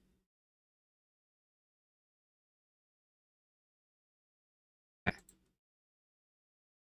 So I'm working on getting some of the more uh basic stuff put into a single core um project. So, like for example, there is the configuration, the errors, the level system, um, modules, notifiers, services, platforms, the presentation system, users, and some utility functions, which are 10 assemblies. Could very well be one. The idea was to remove a lot of interdependence, um, and make it so that the app doesn't need to run anything it doesn't need. But there's not a single bot out there that I have made that doesn't use the services, doesn't use notifiers, doesn't use modules, doesn't. I mean, some of them don't use levels, but the levels is literally 3 files, and one of them is a module just so we can put the settings in. So it's like it doesn't need to be split out like this. So generally, what I'm doing is if it doesn't have a dependency on something that has, if it doesn't have a NuGet package dependency, it's going in core. That's my limit. If it has a NuGet dependency, it can't be in core, which means the database can't be in core because it is a NuGet dependency.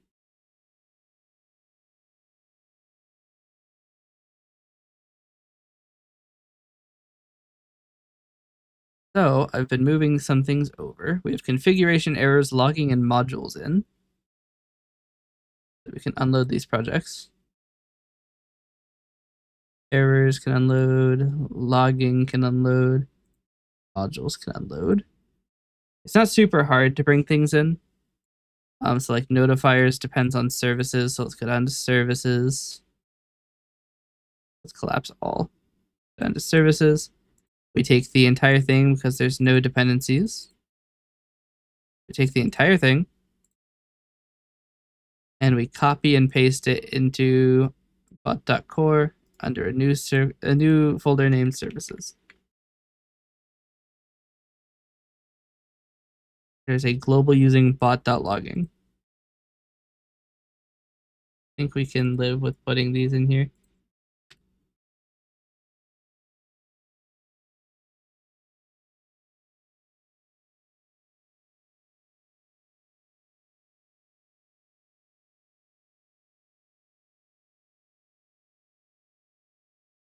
Yeah. Then another thing I've been doing is like going through and commenting everything. So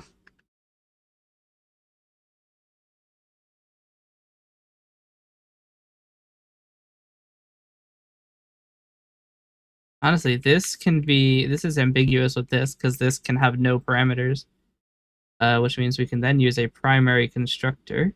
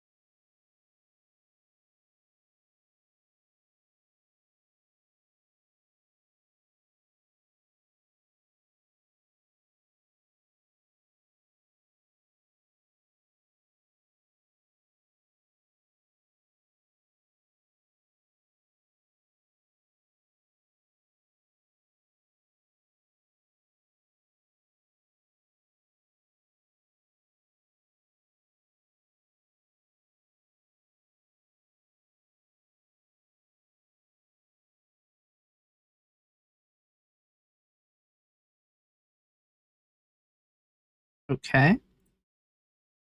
Next, we need to take observers or notifiers, which are a type of service. Honestly, we might even put them under notifier or like bot dots or services dot notifiers. Problem is that there's a lot of notifiers.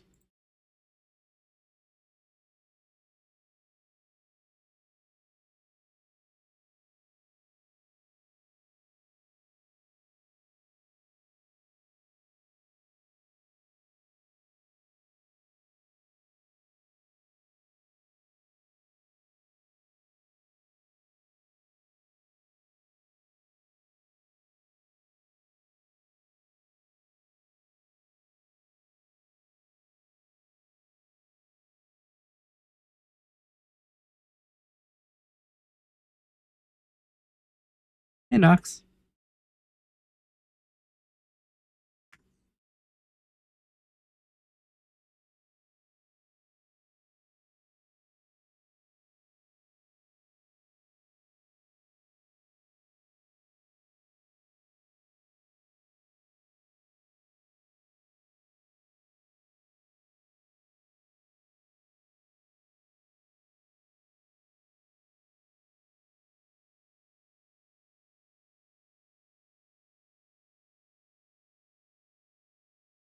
Because the botting, um, not really going that great, if I'm being honest. So here's the thing. I spent 4 hours working on Coalescence instead. But hey, my control surface is now crazy. If you want to try something, if you wanna have a little bit of fun here, do exclamation PS.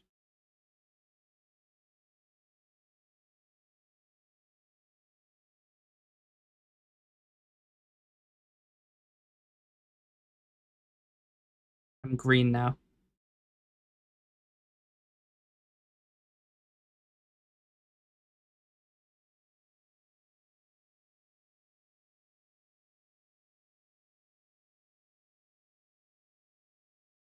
Look at what you've done. What happens if you do it again? Well, I don't know.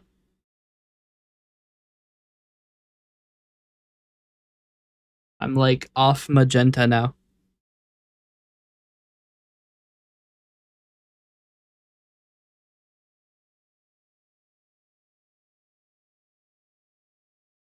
See, the funny one is you have to wait to do it again because Twitch won't let you do it very quickly, but I can press the auto clicker.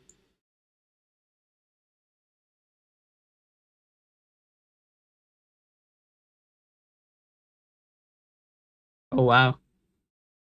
I clicked random again and it undid it. Actually, I wonder how far away we are. Not very much, probably 2 degrees. It just chooses a random degree. Now I'm yellow.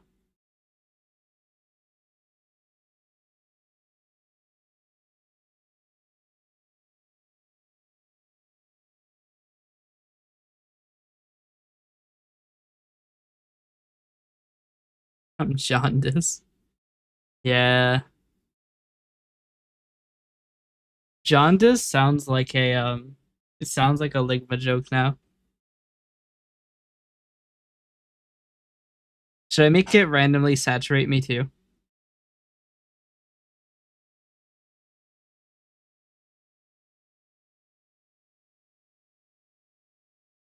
What are my options for saturation anyway? From -1 to 5.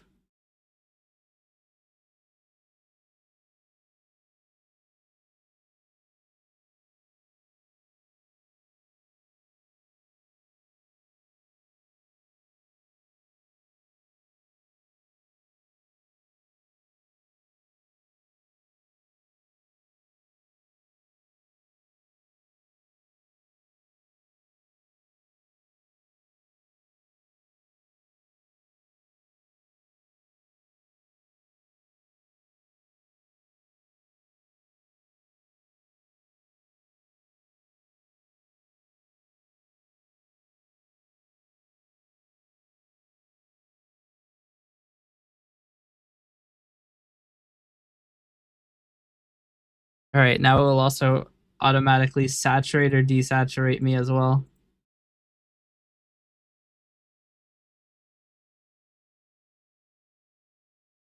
Just not getting one. Oh, yeah, no, it's possible.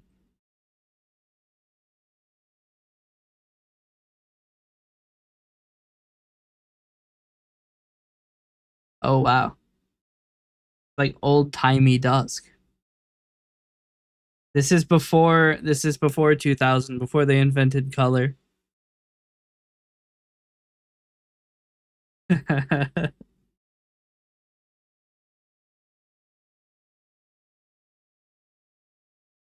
You need the radio voice. Actually, I was gonna do some I was gonna do a little bit of trolling here. Hear me out. I have FL Studio.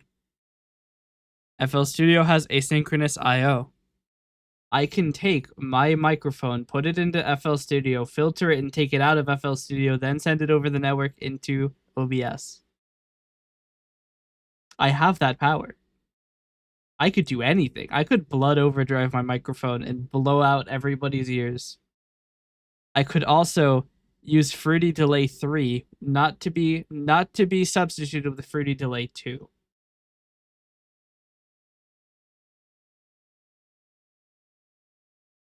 Just use voice mod? No, I refuse.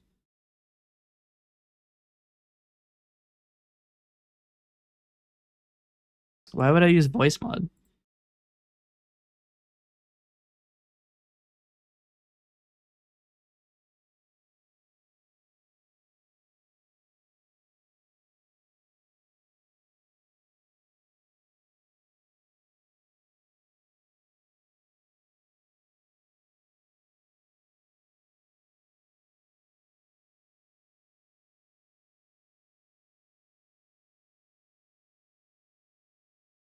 Why wouldn't I use voice mod?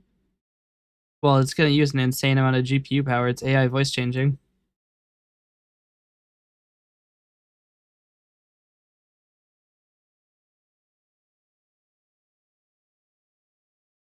Two, it's probably not free.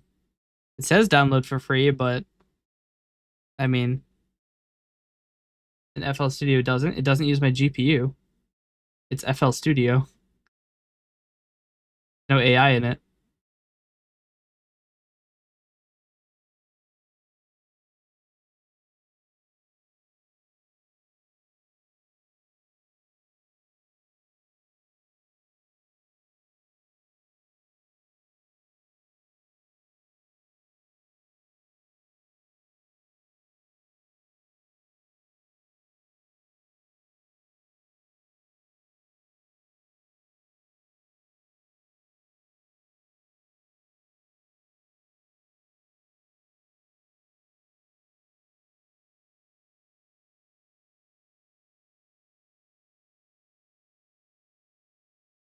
I'm just looking through the options now.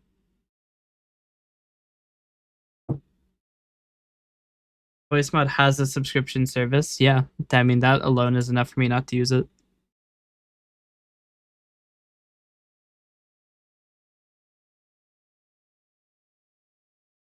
I'm not interested in paying for another subscription. I don't have enough money to do it.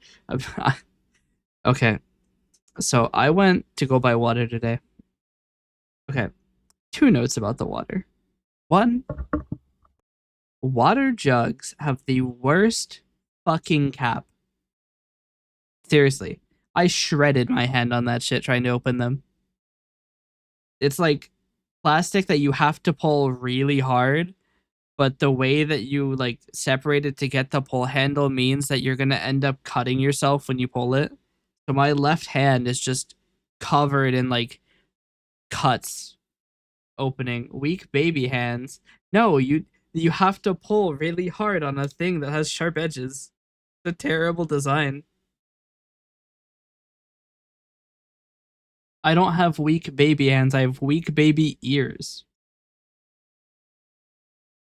Anyway, so shit design on the jugs, right?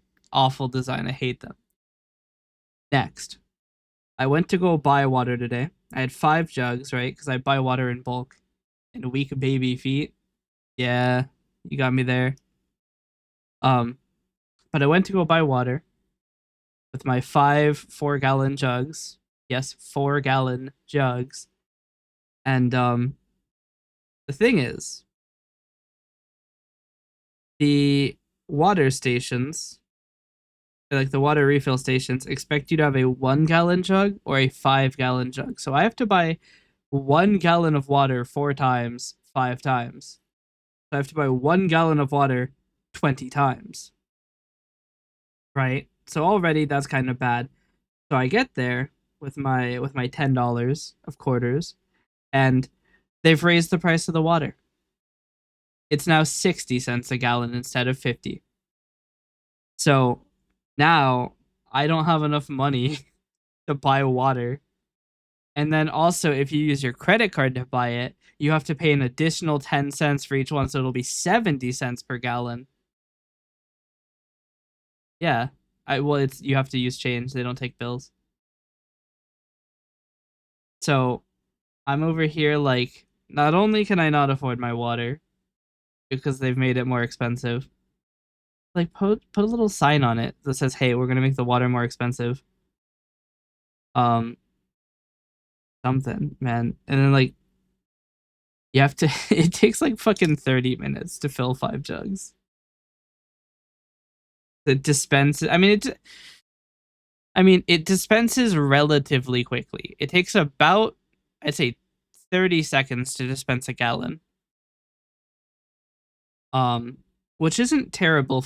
That's not terrible rate, but it does feel long. Probably because I have to buy it 1 gallon at a time. I wish you could just put in $2, right? And then you press the 1 gallon button 4 times, and then it gets you 4 gallons. It would be so much better. Well, now you have to put in $2.40, but it's such a miserable experience. Why not just have a button that you can press more than once? Or like you press it before you put in the money to be like, I want 4 gallons. And then you have to put in your money and then you get the 4 gallons. Proud of me for drinking water. I mean, fuck, at this rate, may not be able to drink water much longer. They're nickel and diming me, man. Literally nickel and diming me. I had to pay with dimes.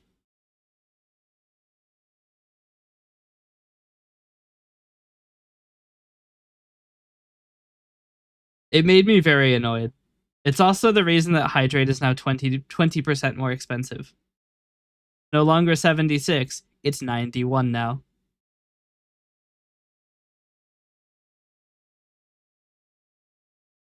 Can't even buy water in peace. Even they're trying to get all of my money.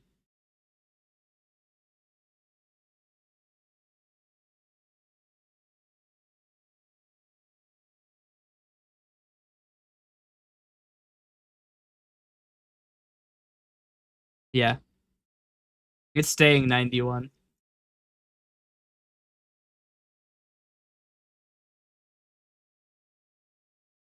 Every time that they raise the water price, I'm raising the price of hydrate.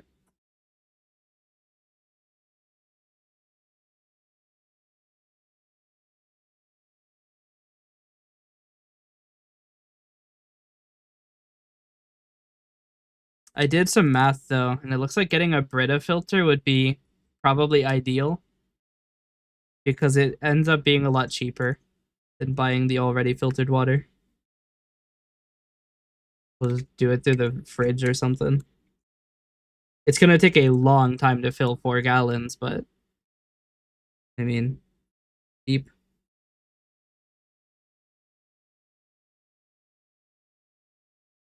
We need some lower cost redeems. Do we? Do we really? I think my redeems are pretty cheap. People keep putting me in the closet.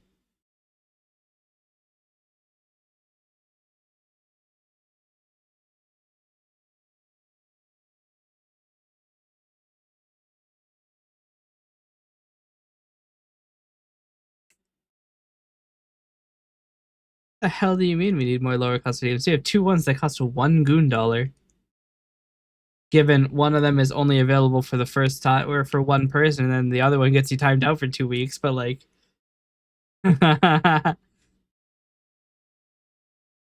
we already have two $1 redeems.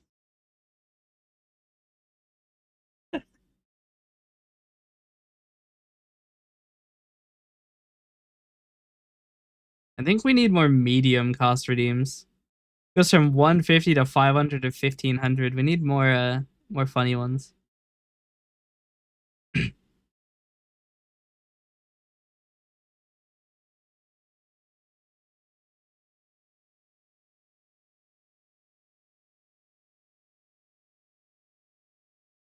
I mean, I could. There's an example reward called IRL word ban, and I am actually in the power to do that. I could actually just do that.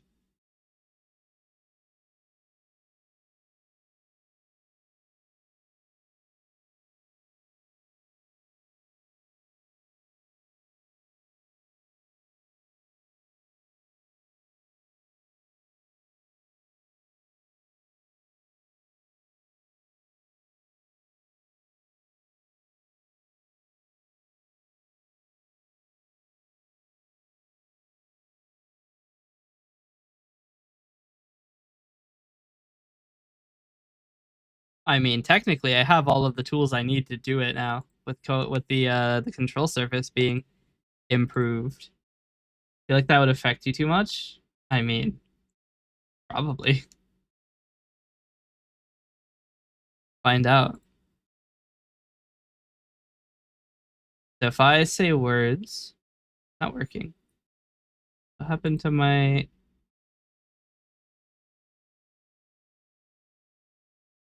All right, well, we'll do this.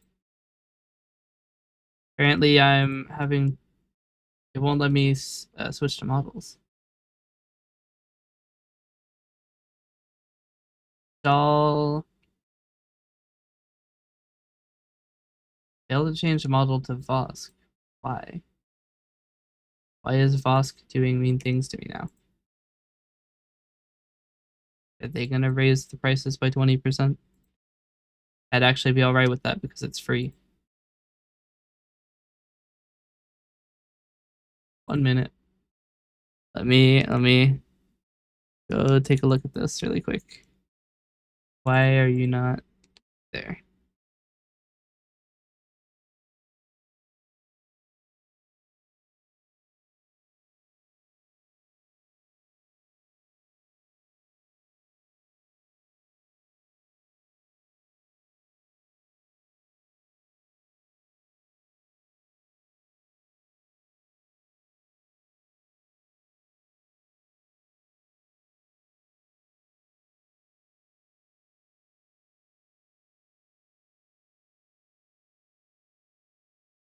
Why is this not working actually?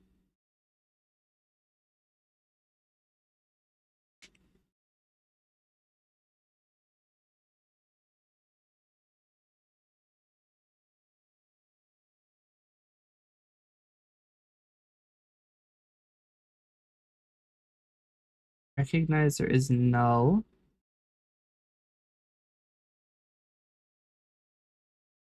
This hasn't been initialized yet.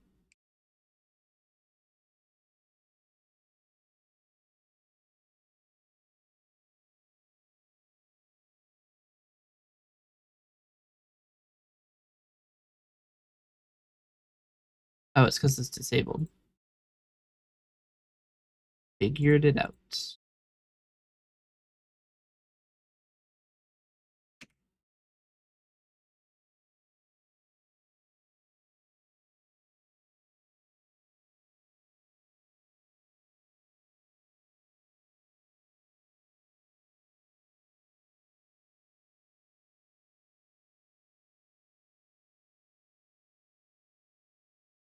Okay. So it won't actually let me open the form. Oh no, it will. It's just gonna complain. Hold on. Wait, it's supposed to be unchecked. Huh? It isn't disabled. Disable is true. No. Disable is false.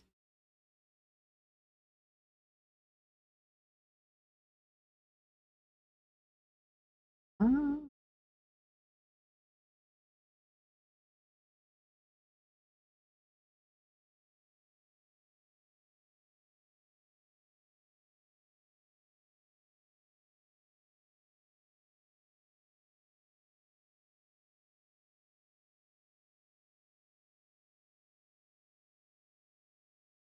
you think that. Wait, hold on. Sorry, I misread that. You said that you didn't think that banning words would affect me that much? It literally, like, it will prevent me from saying that word. It's not an, haha, funny, you don't say the thing. No, it's like actually not possible.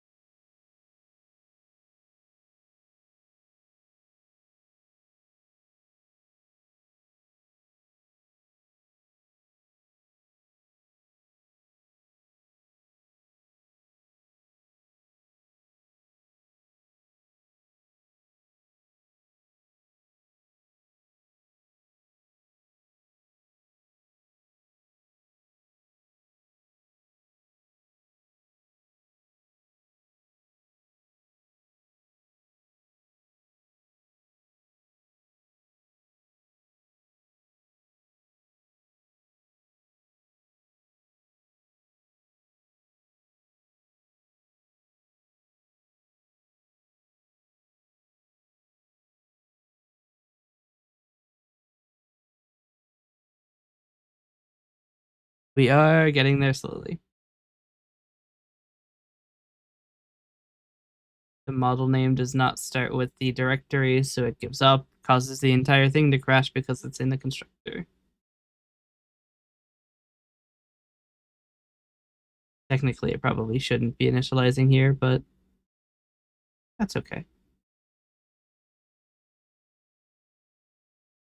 All right. So now if I say fuck, theoretically, that plays a funny sound. Vio 8 is disabled. Vio 8 probably shouldn't even be installed. I don't have it. Why is there a Vio 8?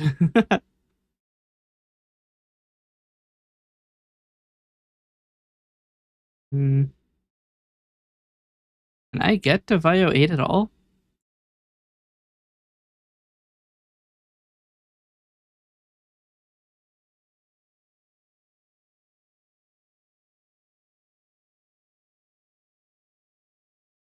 I have Vazio 8. Problem is, I don't actually have an open Vio. The Vio 2 might be open.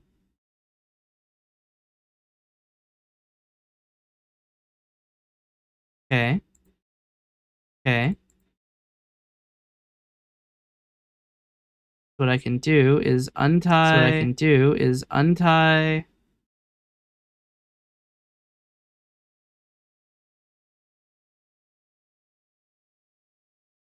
Untie my microphone from being directly there. Okay. We now have a 3-second delay on my audio, I think. But if I say, then it gets cut out.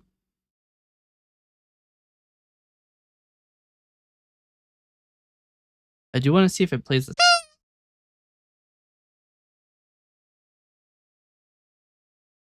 It does. See, it works.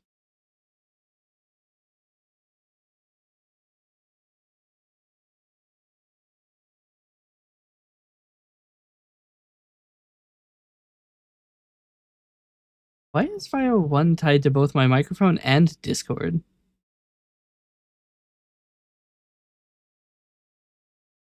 What is this Vio?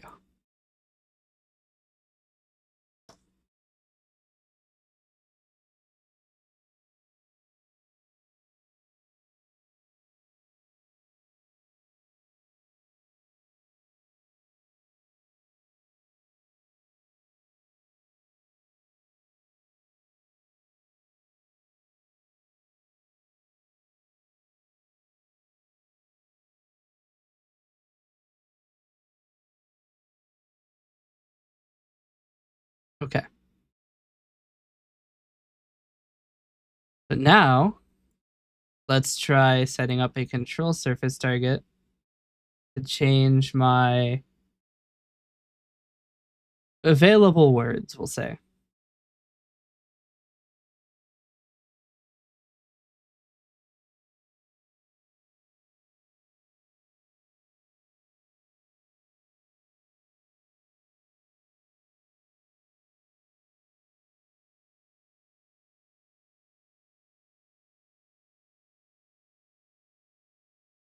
Oh, I just added a node group.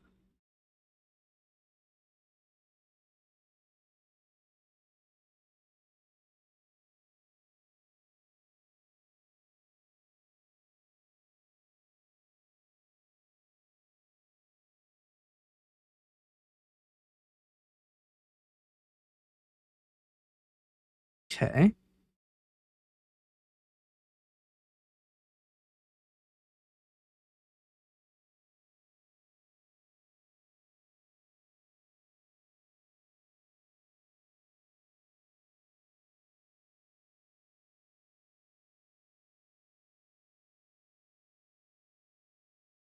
So let local stringified table equals table to string of variables.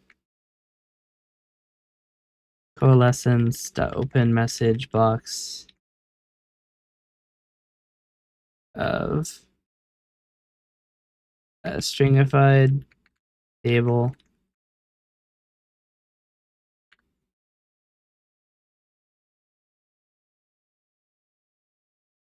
Okay.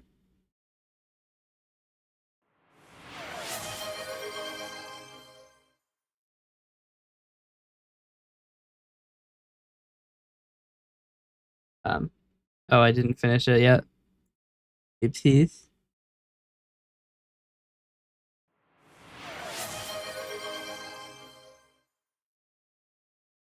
Hmm. Does not seem to be working.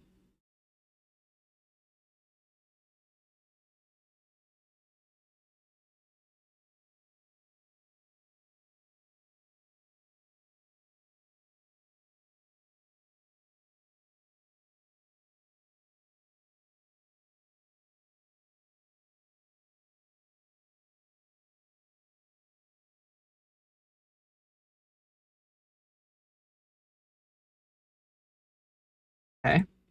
Now we come in here, execute this. It shows the context.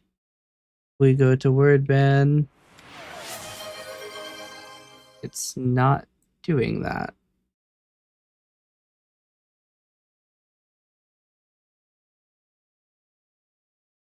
Why is this not doing that?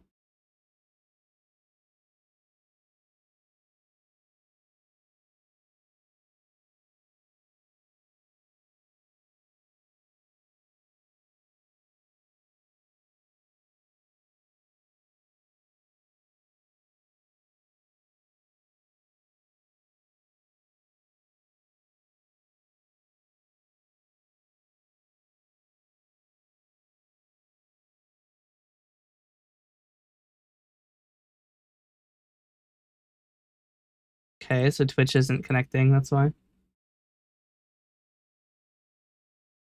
It always comes down to Twitch not connecting event sub.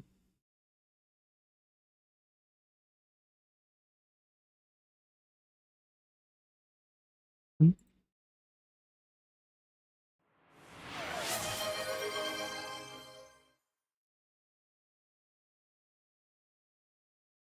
Don't know though.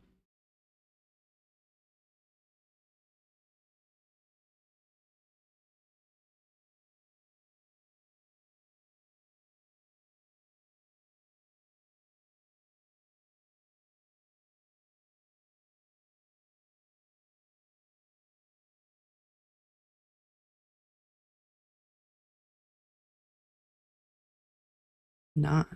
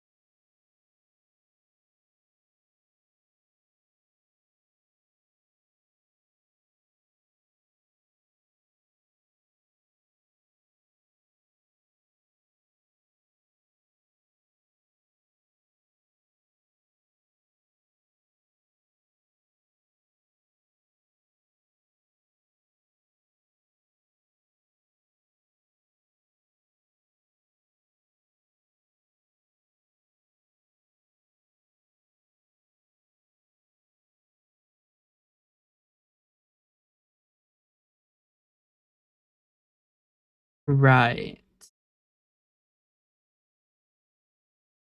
Uh,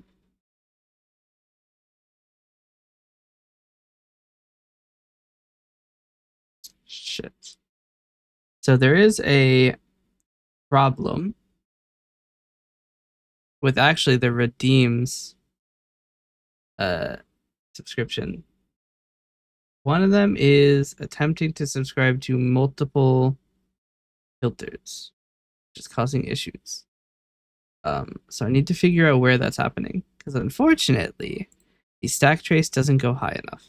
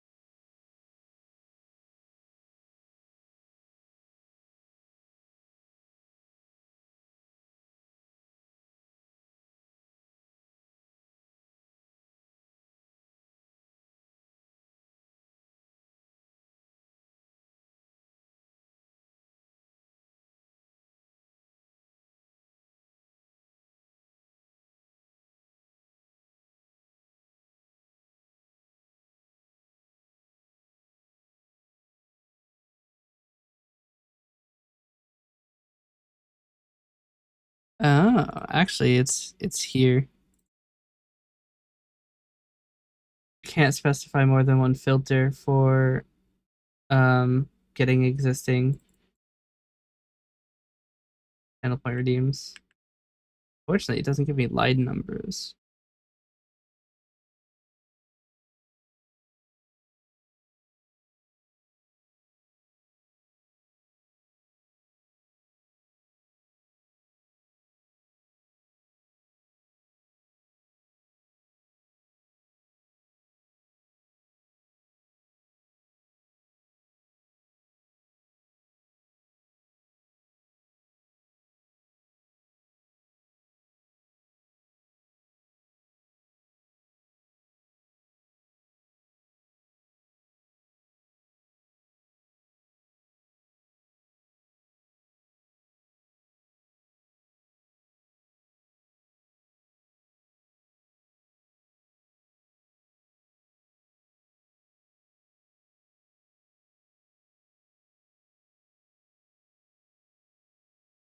Hmm.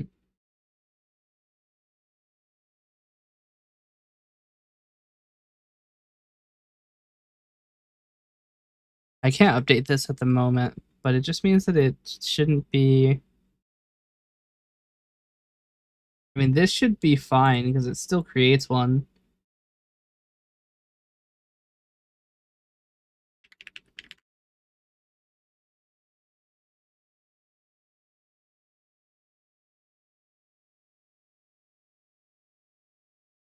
Hmm.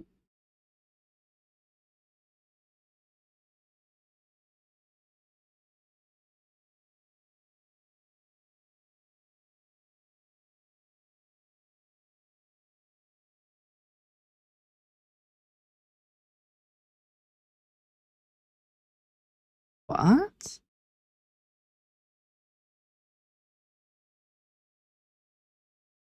Okay. New issue. None of the channel point redemption subscriptions are actually going through. The reason we're not getting channel point redeems is because nothing is subscribing to them, apparently. Despite the fact Control Surface subscribes to them. I mean, hold on. Let's check something. If I run model RGB, well, you won't be able to tell because my model's not RGB in the first place. Um, oh, reset hue shift isn't going to reset the saturation shift. What?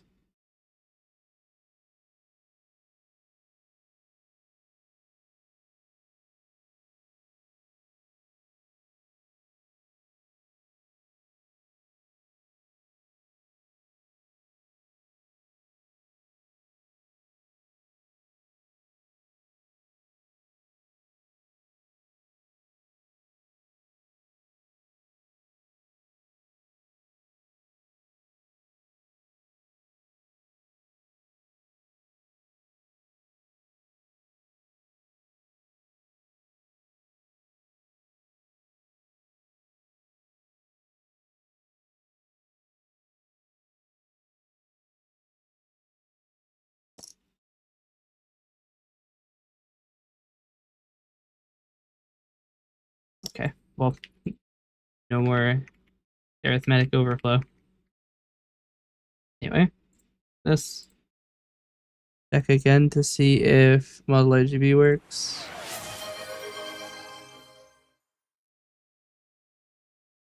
No. That's so weird. Oh, maybe because hold on. What they say, second try is more likely to work. No. What? Which, why are you dicking me all of a sudden?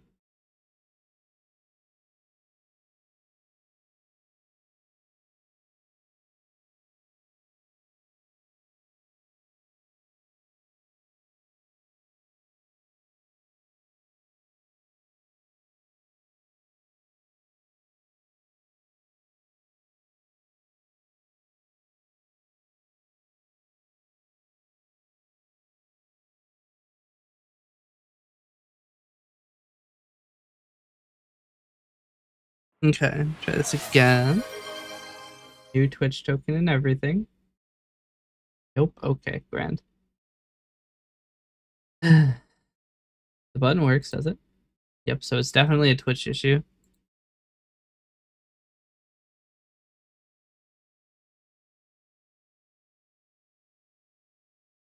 Hmm.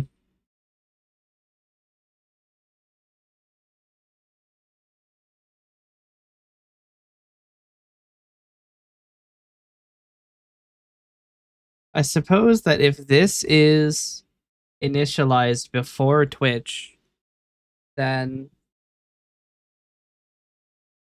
event sub requests will miss. Twitch will attempt to do it before it has the stuff set up for it, or it won't receive the broadcast at all. So this event is happening too early.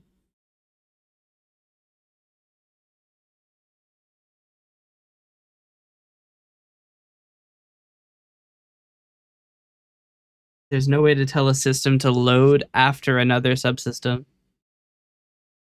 Actually, what I could do, so there is actually a special message that is broadcast when a subsystem is loaded.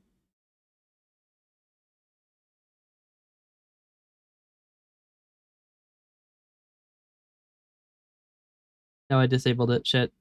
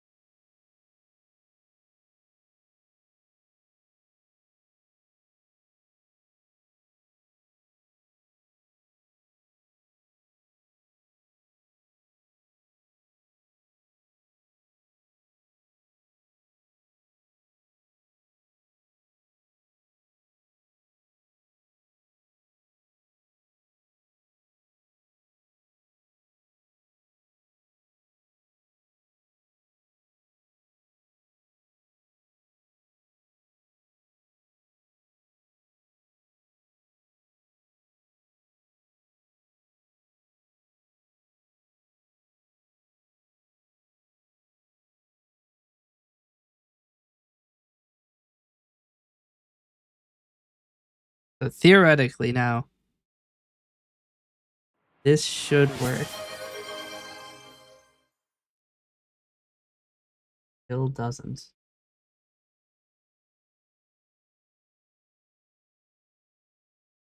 At least it got the request to subscribe to Channel Point Redemption's ad.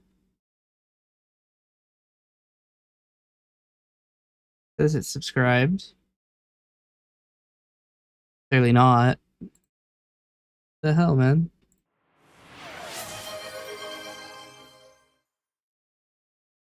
Unless it's doing the weird thing it did last time. Hold on. Let me do a bit of looking.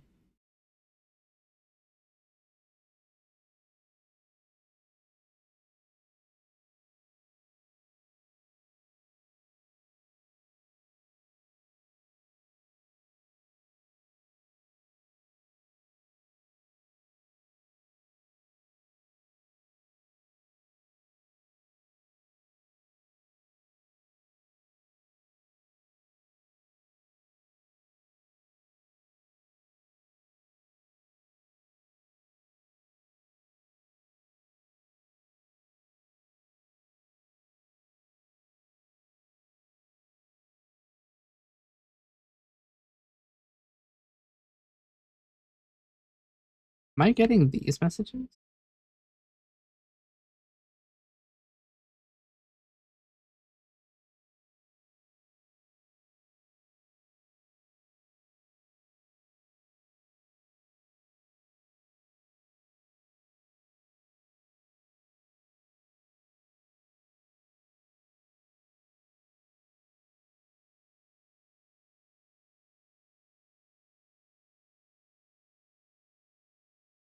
Wait, what? I'm getting.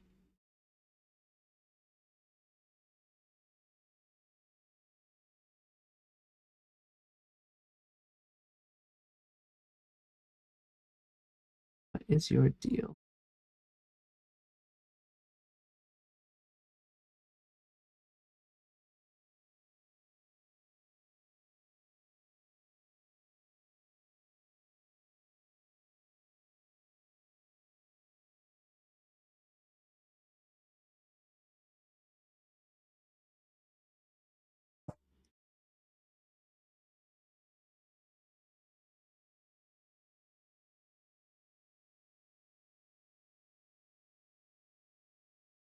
Huh?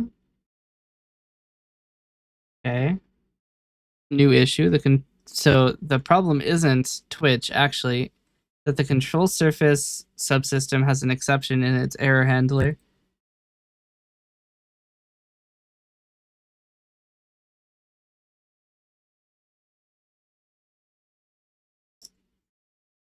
Oh, that's dumb.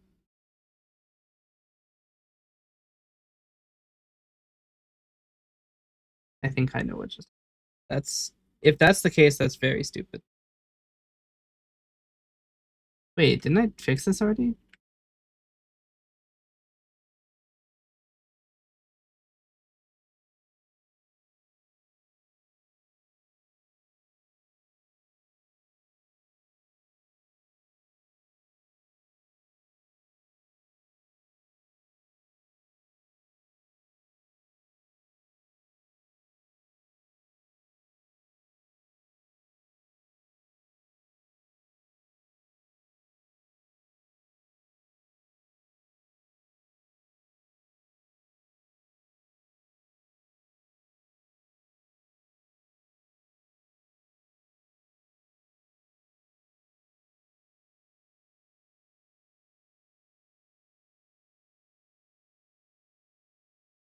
Okay.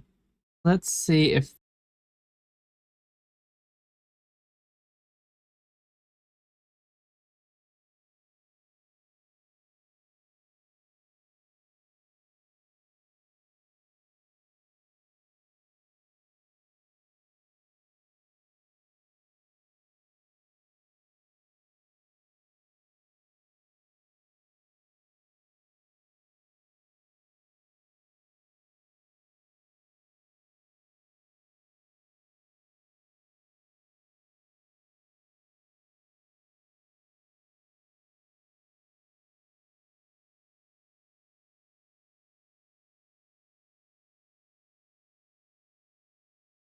Trying to see if this works now. Okay, that works. Now we have to try this, which also worked. Okay, we're getting somewhere. We are getting somewhere. Okay. Now, reset my tracking.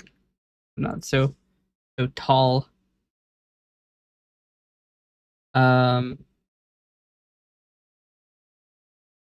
okay. So edit this script.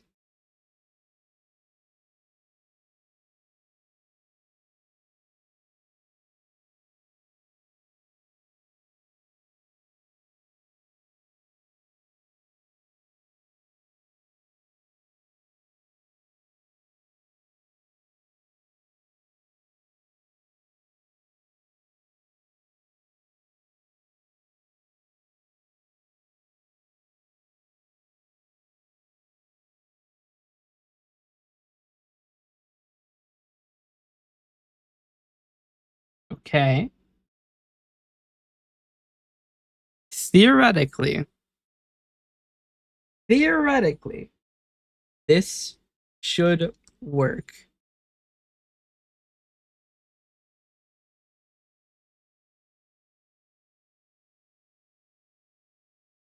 Maybe.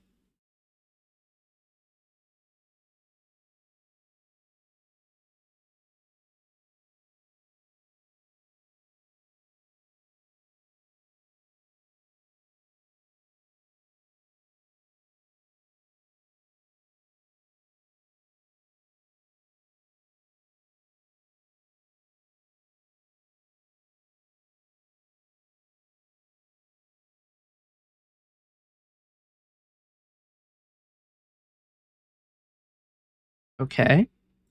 Now if I do word ban and I type in two A's, no? Okay. Maybe I didn't save it yet. Let's try it again. No? Why not?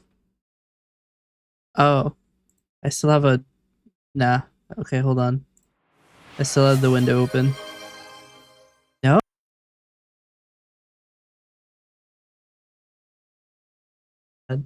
Or does it? No, it doesn't work.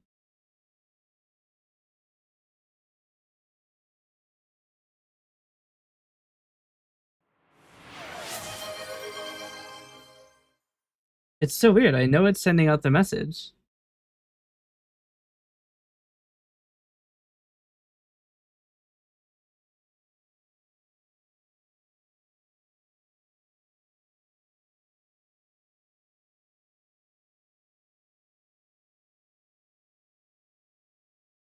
Is Lang? Is Len not the name? Lua length of string. It is Len, isn't it? It's dot Len? Shit. Hope we figured it out. Can actually do a hashtag as well. Okay. So now, theoretically, we do what's this? We go to word ban and we type in uh good one.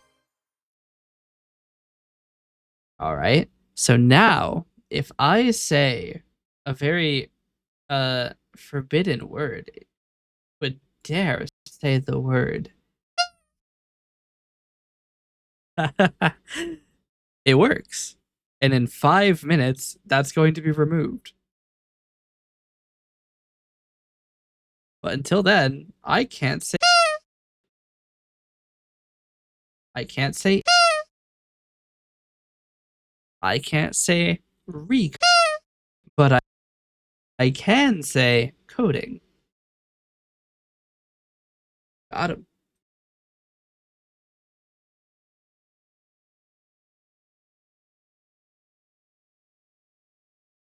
You have the power to literally make words impossible for me to say. They have to be at least 3 characters long, though.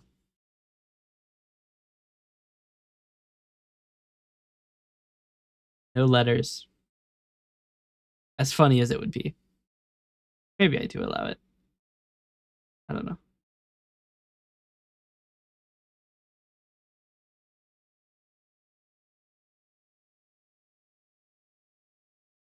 So this stream about working on my Discord bot has now run for 5 hours without me working on my Discord bot.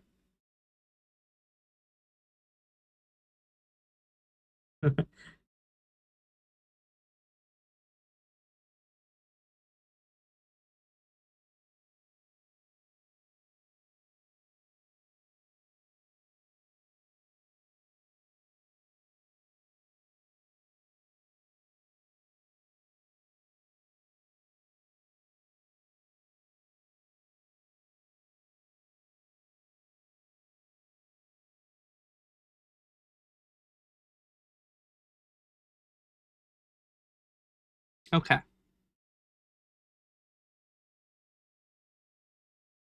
Really don't. Oh, I have the stream previews paused.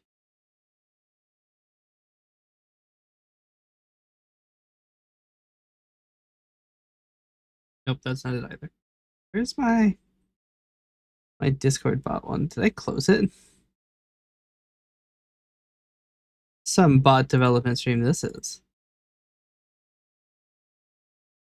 Where is it?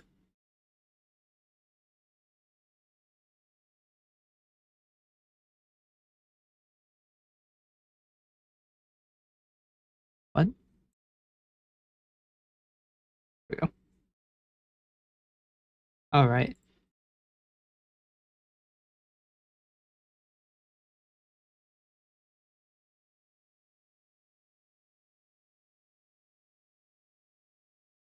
Yeah, the Twitch connector in my that the Twitch connector in my software is not amazing at the moment. I do want to fix it. I just don't know how to fix it. Probably by making it a little bit more nice than this. It's got to be the OAuth.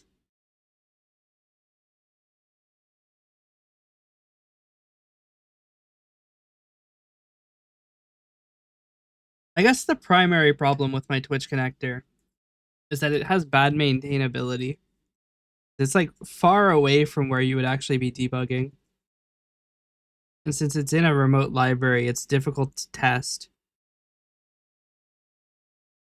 Hmm.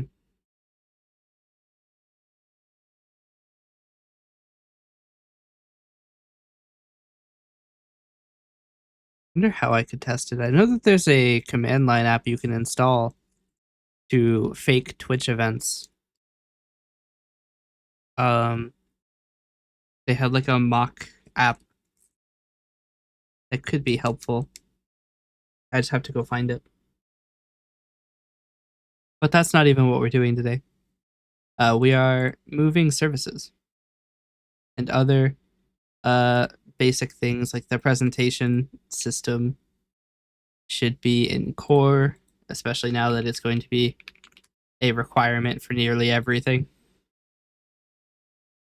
So basically what I'm doing is I'm just going through and like cleaning up everything. Um,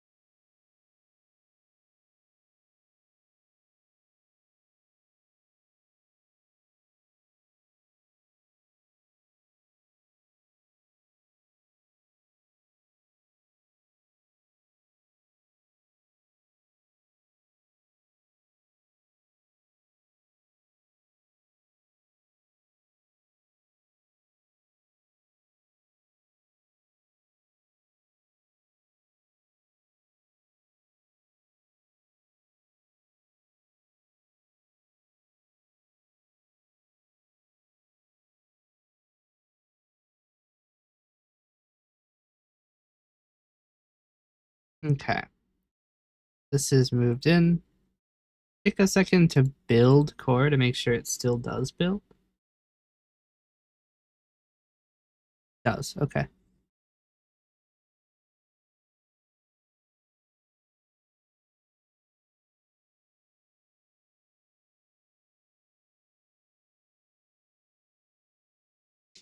So here's the weird part. The command system depends on the user's system because we need to know if a user can execute a command, which means that we actually can't put commands in core because we can't put data in core because data depends on system.data.sqlite.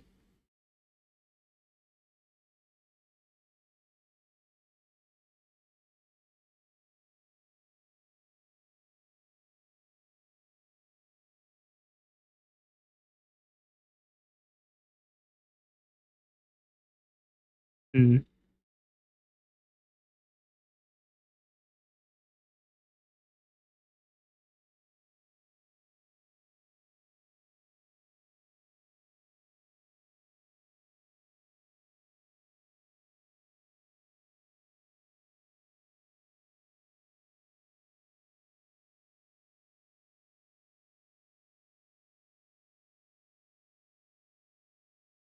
I mean, I could kind of flip the hierarchy used for the database. Well, no, because different database providers have different query formats, so it wouldn't work. And also, we do actually use the fact that SQLite is a little bit weird with their types. So we can't do that, can we? Because transactions also depends on data. That can't be moved. It could probably be merged with users, honestly. Same with levels. Levels hasn't been moved because it doesn't. It depends on encalc, actually, is why.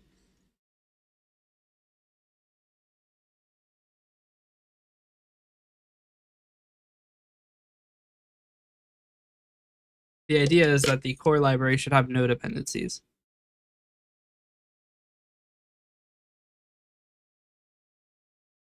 We only have an analyzer library, which is not included with the output.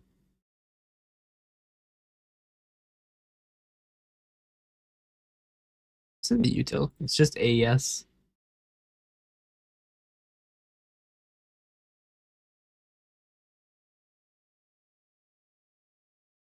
I don't remember where I got this code. And we have try, which I'm attempting to get rid of actually. It's still 16 references to it, mainly in like Discord commands. Um, I don't remember why I did it, but we'll be getting rid of it eventually. Get rid of half of it at least. Um, but yes, graphics are all based on Skia Sharp, which I would like to get rid of actually. A different graphics library. The Skia Sharp is kind of shit, if I'm being honest. I have a lot of trouble with it. It also depends on FFmpeg. Uh,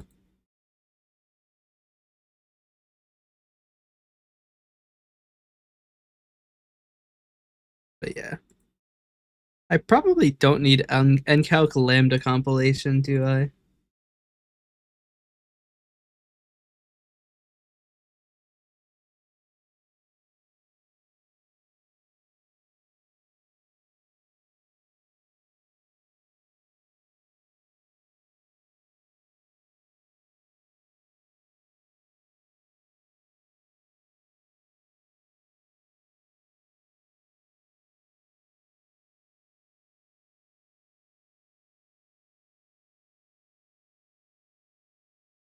So this is one of my problems with dependencies. So if I bring this over, here's the dependencies for the levels subsystem, right? Or the levels module. And we have encalc sync, right? Which depends on encalc core, which depends on extended numerics, big decimal, and Microsoft extensions logging console, which depends on dependency injection abstractions logging, which also depends on dependency injection logging abstractions, which depends on dependency injection, options, which depends on primitives, and then logging abstractions. Actually, that was already here. Uh, Logging configuration. So we have every single one of these, right? Then we have trace source, then Parlo, and it's like I added one thing to do algebra, and there's now 300 dependencies. Same thing here. Well, actually, fast expression compiler doesn't have any dependencies, but like you run into this. That's part of the reason I avoid dependencies. Is that now I have to like keep all of those up to date, and then like if there's any versioning problems, the entire app stops working. Like it's a lot. I could probably just do this myself, actually. I only did this for the funny because people could use algebra in their level like requirements, but it's not worth it.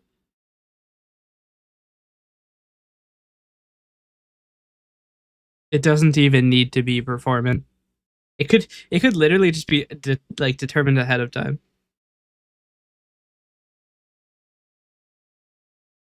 So yeah, it's one of those things.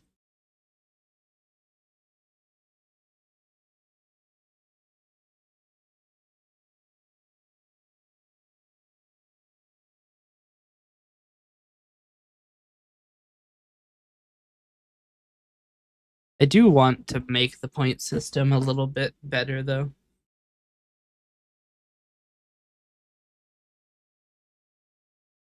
Also, I should. Do I have a way to get rid of this? Like I explicitly add the Linux stuff for Skia Sharp, but like there's when I output this, there's like 300 different like parts to it. It's really annoying. Let's see. Transactions can probably be merged with the. We'll probably make users include XP. I want to make more scaffolding with how the bot actually has user data. Right now, it's like nothing.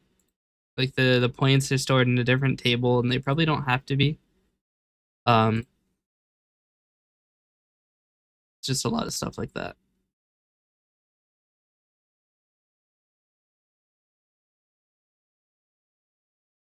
Funny because this AES that doesn't suck class, I'm pretty sure it's used exactly one place. I know it's got more than zero. I know where it's used. Or did I get rid of it? Did I get rid of it? I thought it was used in authentication. It's Twitch auth provider. I just use my own now.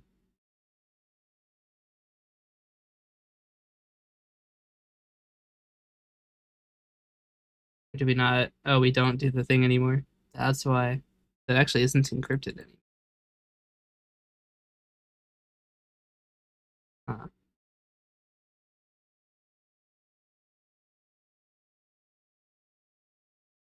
Actually, util is almost not used at all. I mean, util would be part of core anyway. Platforms can probably be core. Yeah. The platform, there's not many platform like complexities. It's pretty simple.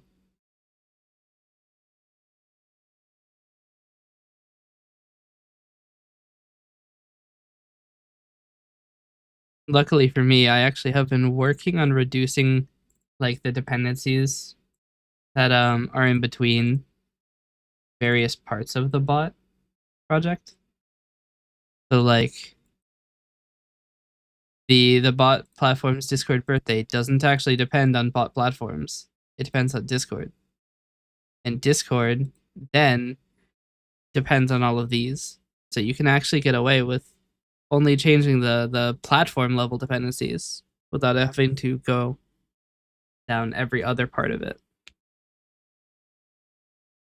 But I will have to reorganize the graph of dependency here.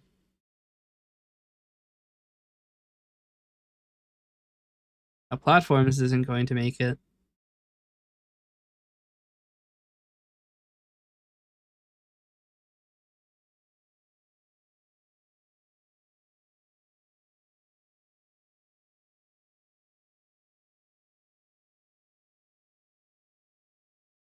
Trying to think of what else I should get rid of.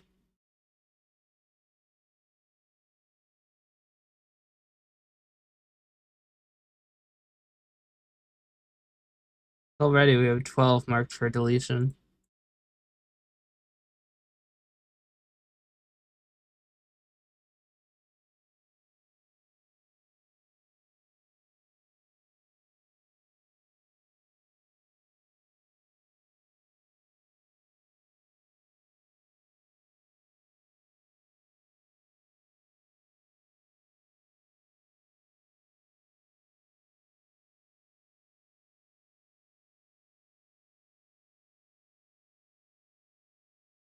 Let's do this. Let's push these. So merge many assemblies into bot.core. And now we're going to delete the assemblies I moved.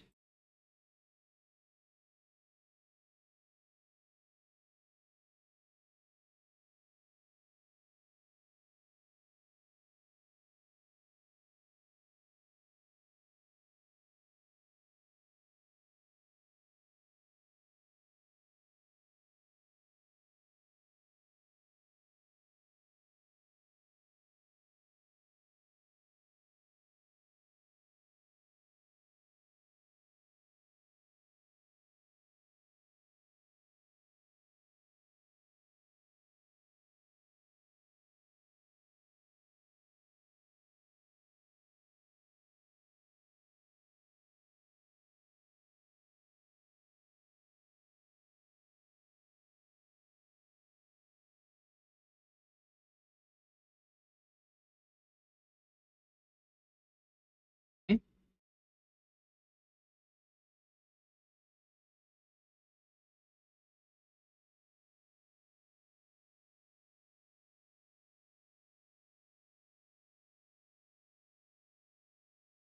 Oh, we should check to see. Can I say code now? Let's go.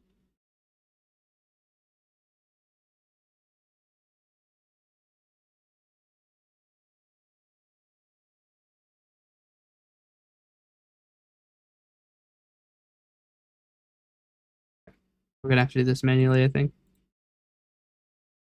So add project reference to core.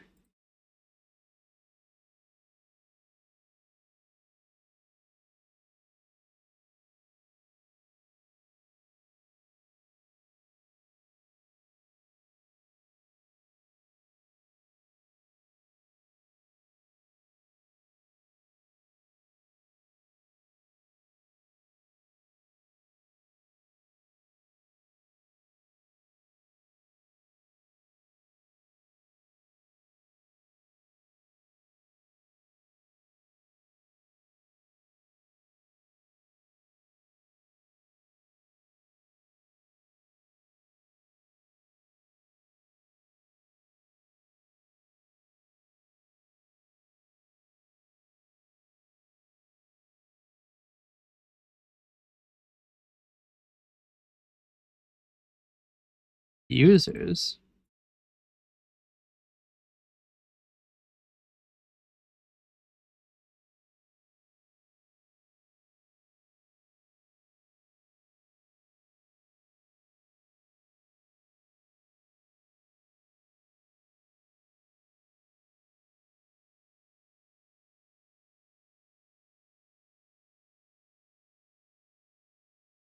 I don't think this uses data either.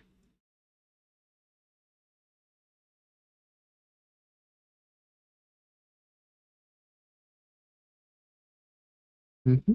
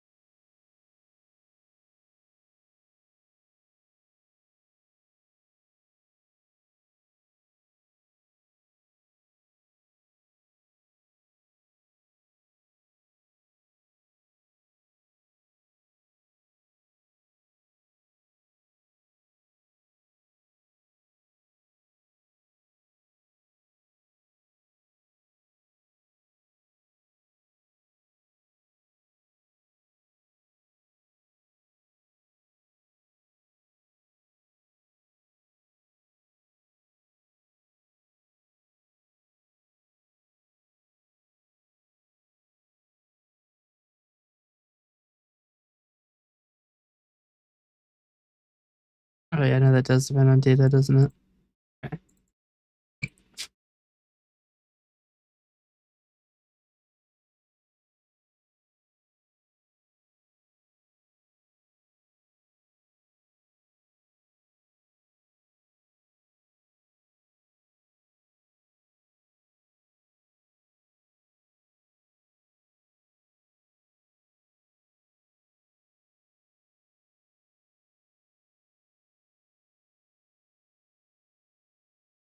Okay.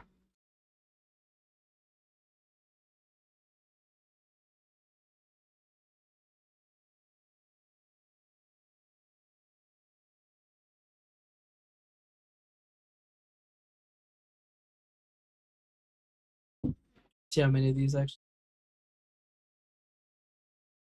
done.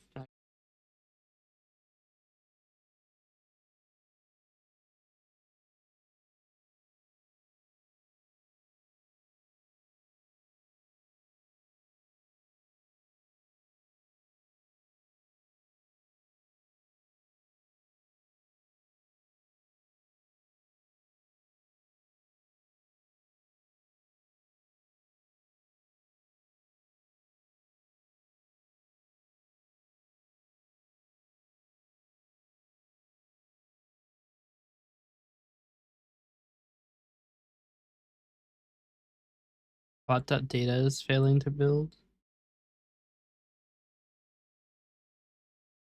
What are you missing?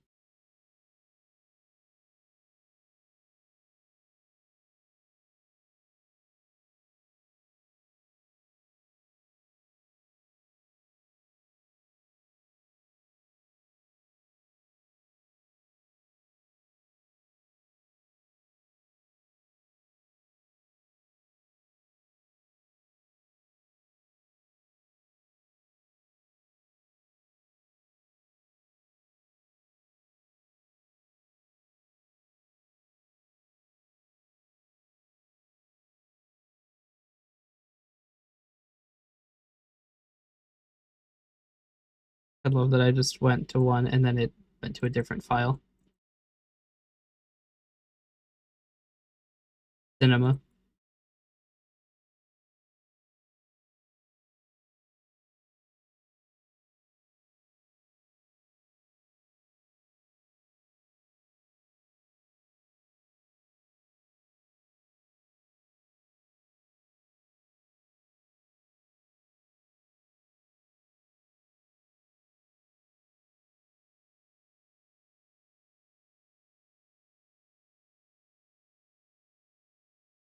That's probably why it's running so slowly. There's like 80 editors open.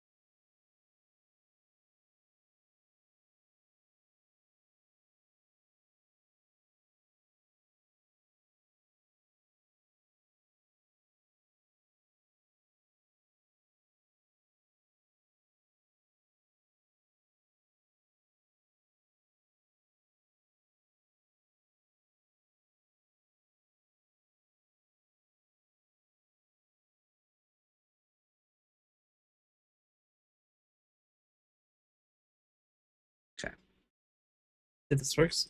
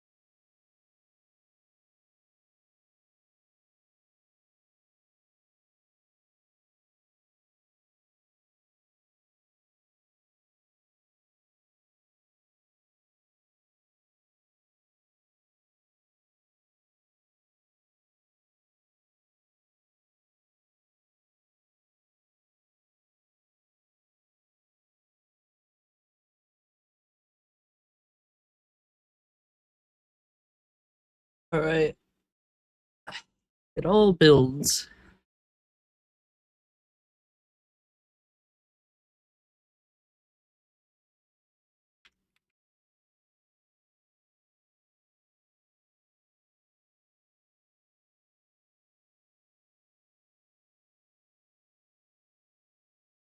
Let's see if we can build this.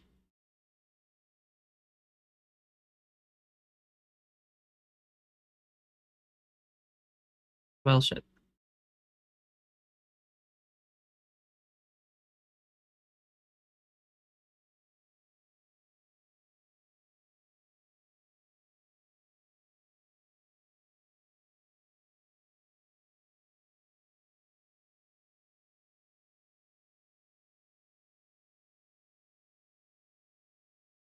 Great. Love that.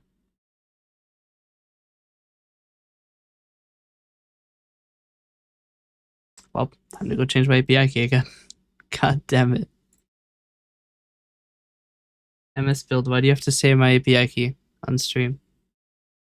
That's so annoying.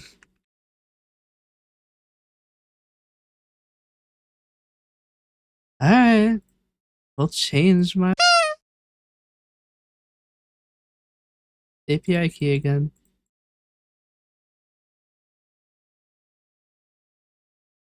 That's so annoying.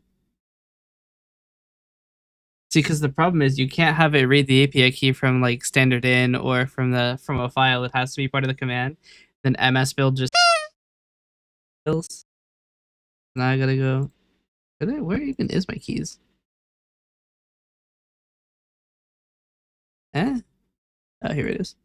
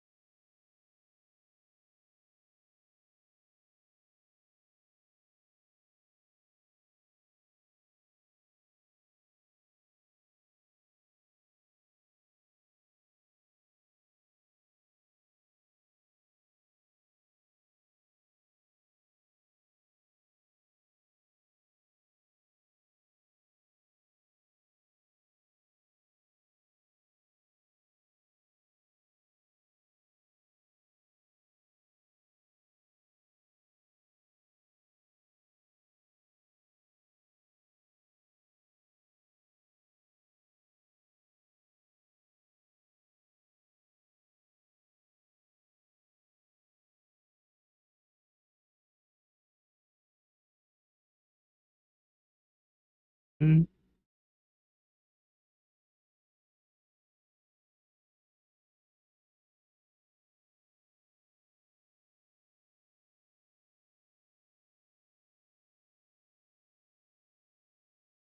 I don't think I can mute the errors.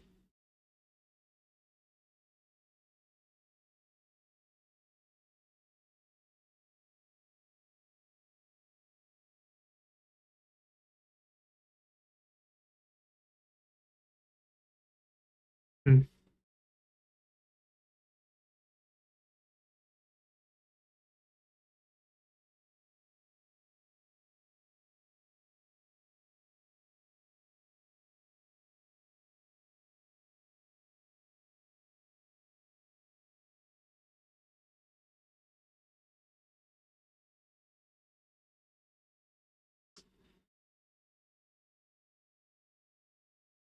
All right, let's see if we can build Aura.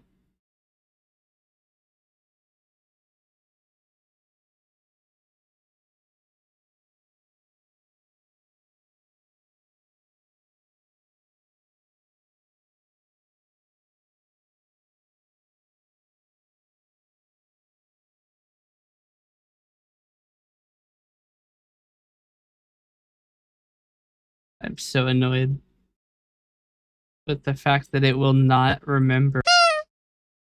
Please.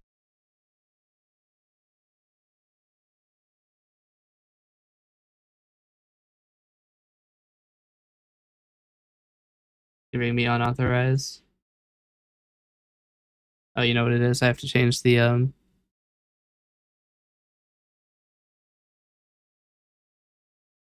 to change this to be my NuGet key. All right, I have to reopen the bot. I might just try logging in as me, see if that works. Ideally, I shouldn't be logging in as me for this repository, but we'll see what happens. Maybe it'll actually remember my password. Unauthorized.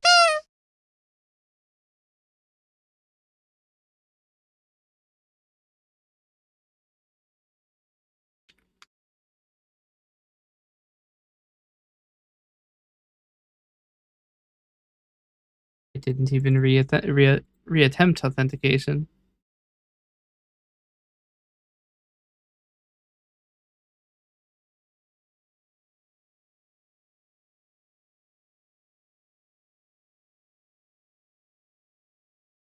All right, it works. Cool. Now I have to remove some of my package dependencies. Or no, I don't, because I don't directly depend on any of them. So with a single restore, it should just build the latest version.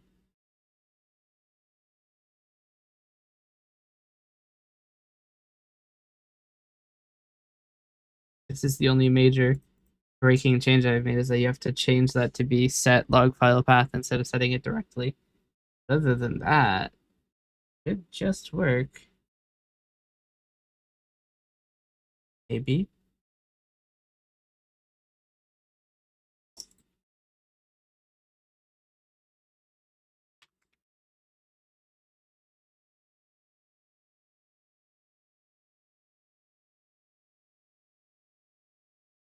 Okay.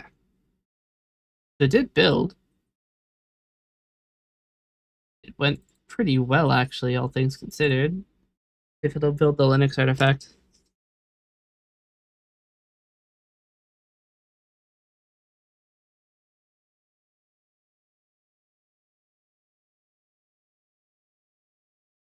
Is it larger than it was before?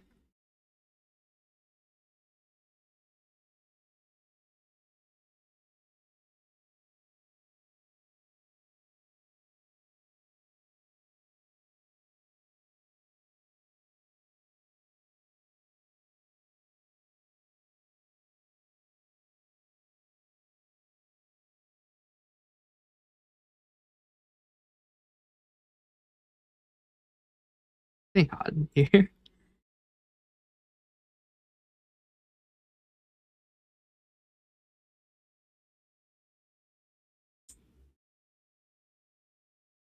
Oh, why is that happening?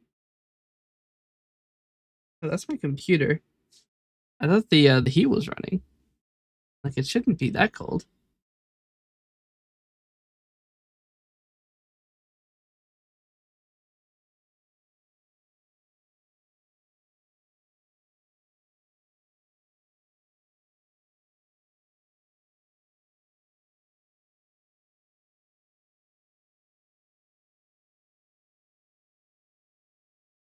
It is 20 kilobytes larger.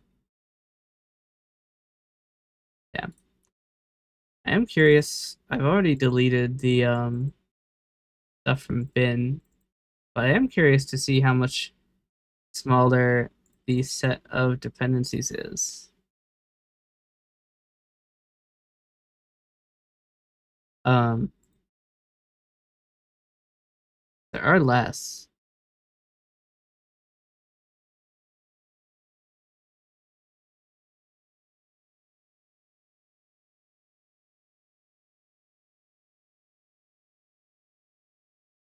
Is it not building?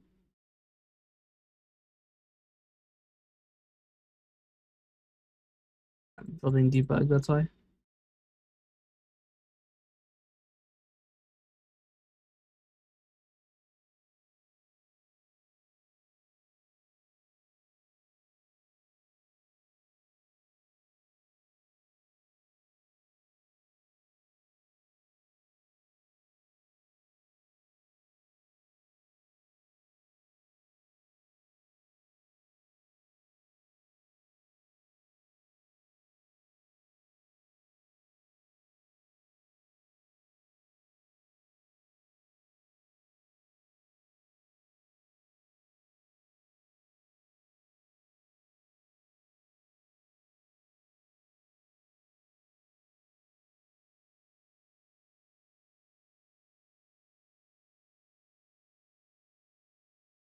Why is this so large?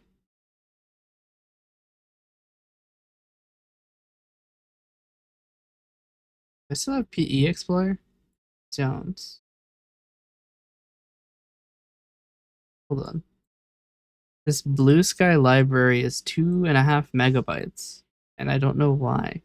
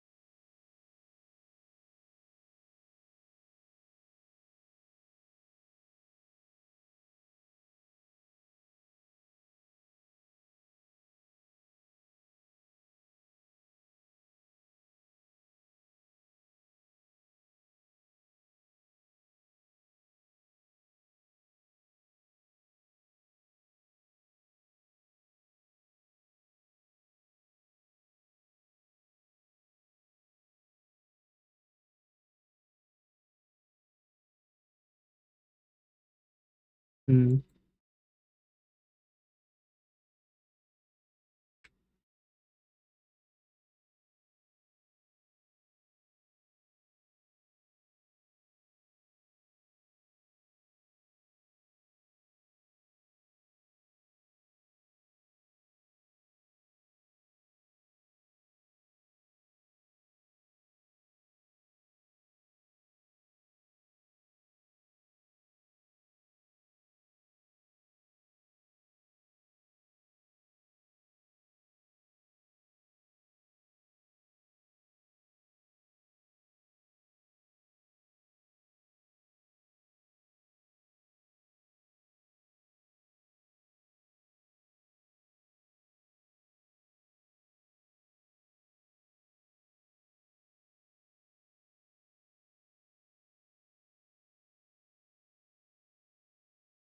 This app is really old.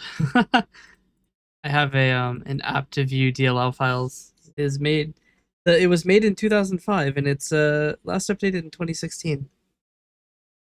So it's not exactly the newest thing around the block. I actually can't read anything that's in .NET.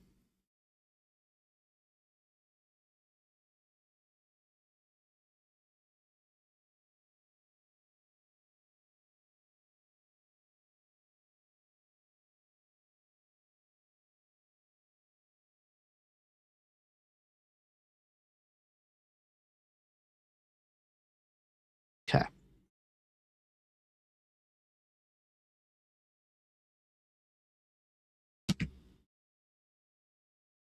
I might call it here. I've been streaming for almost 6 hours. A lot of time. Uh, yeah. I have to sleep. I have an event later today. I actually don't know when the event is. It could be now, actually. I just know that it's today. I could literally go ask. It's 17 hours in this chat. What the hell?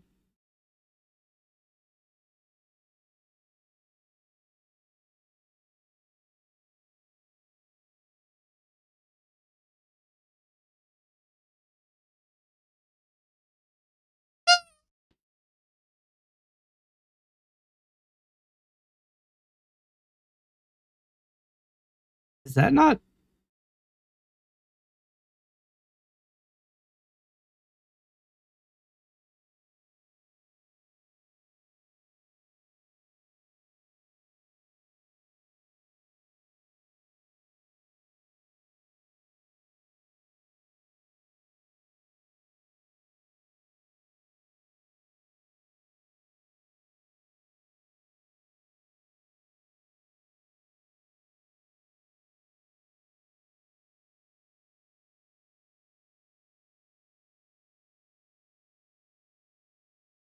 It's not 0.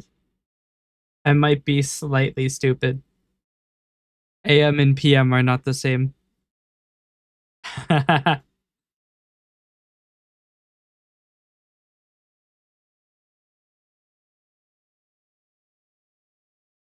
In my defense, A and P look kind of similar.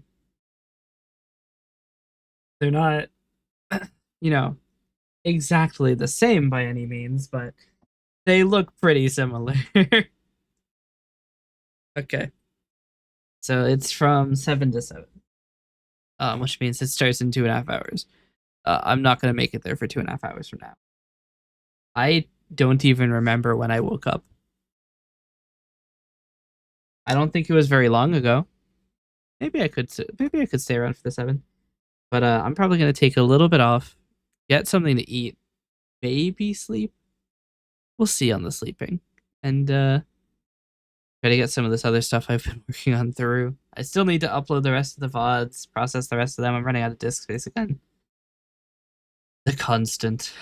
And also it's just getting really hot in my room.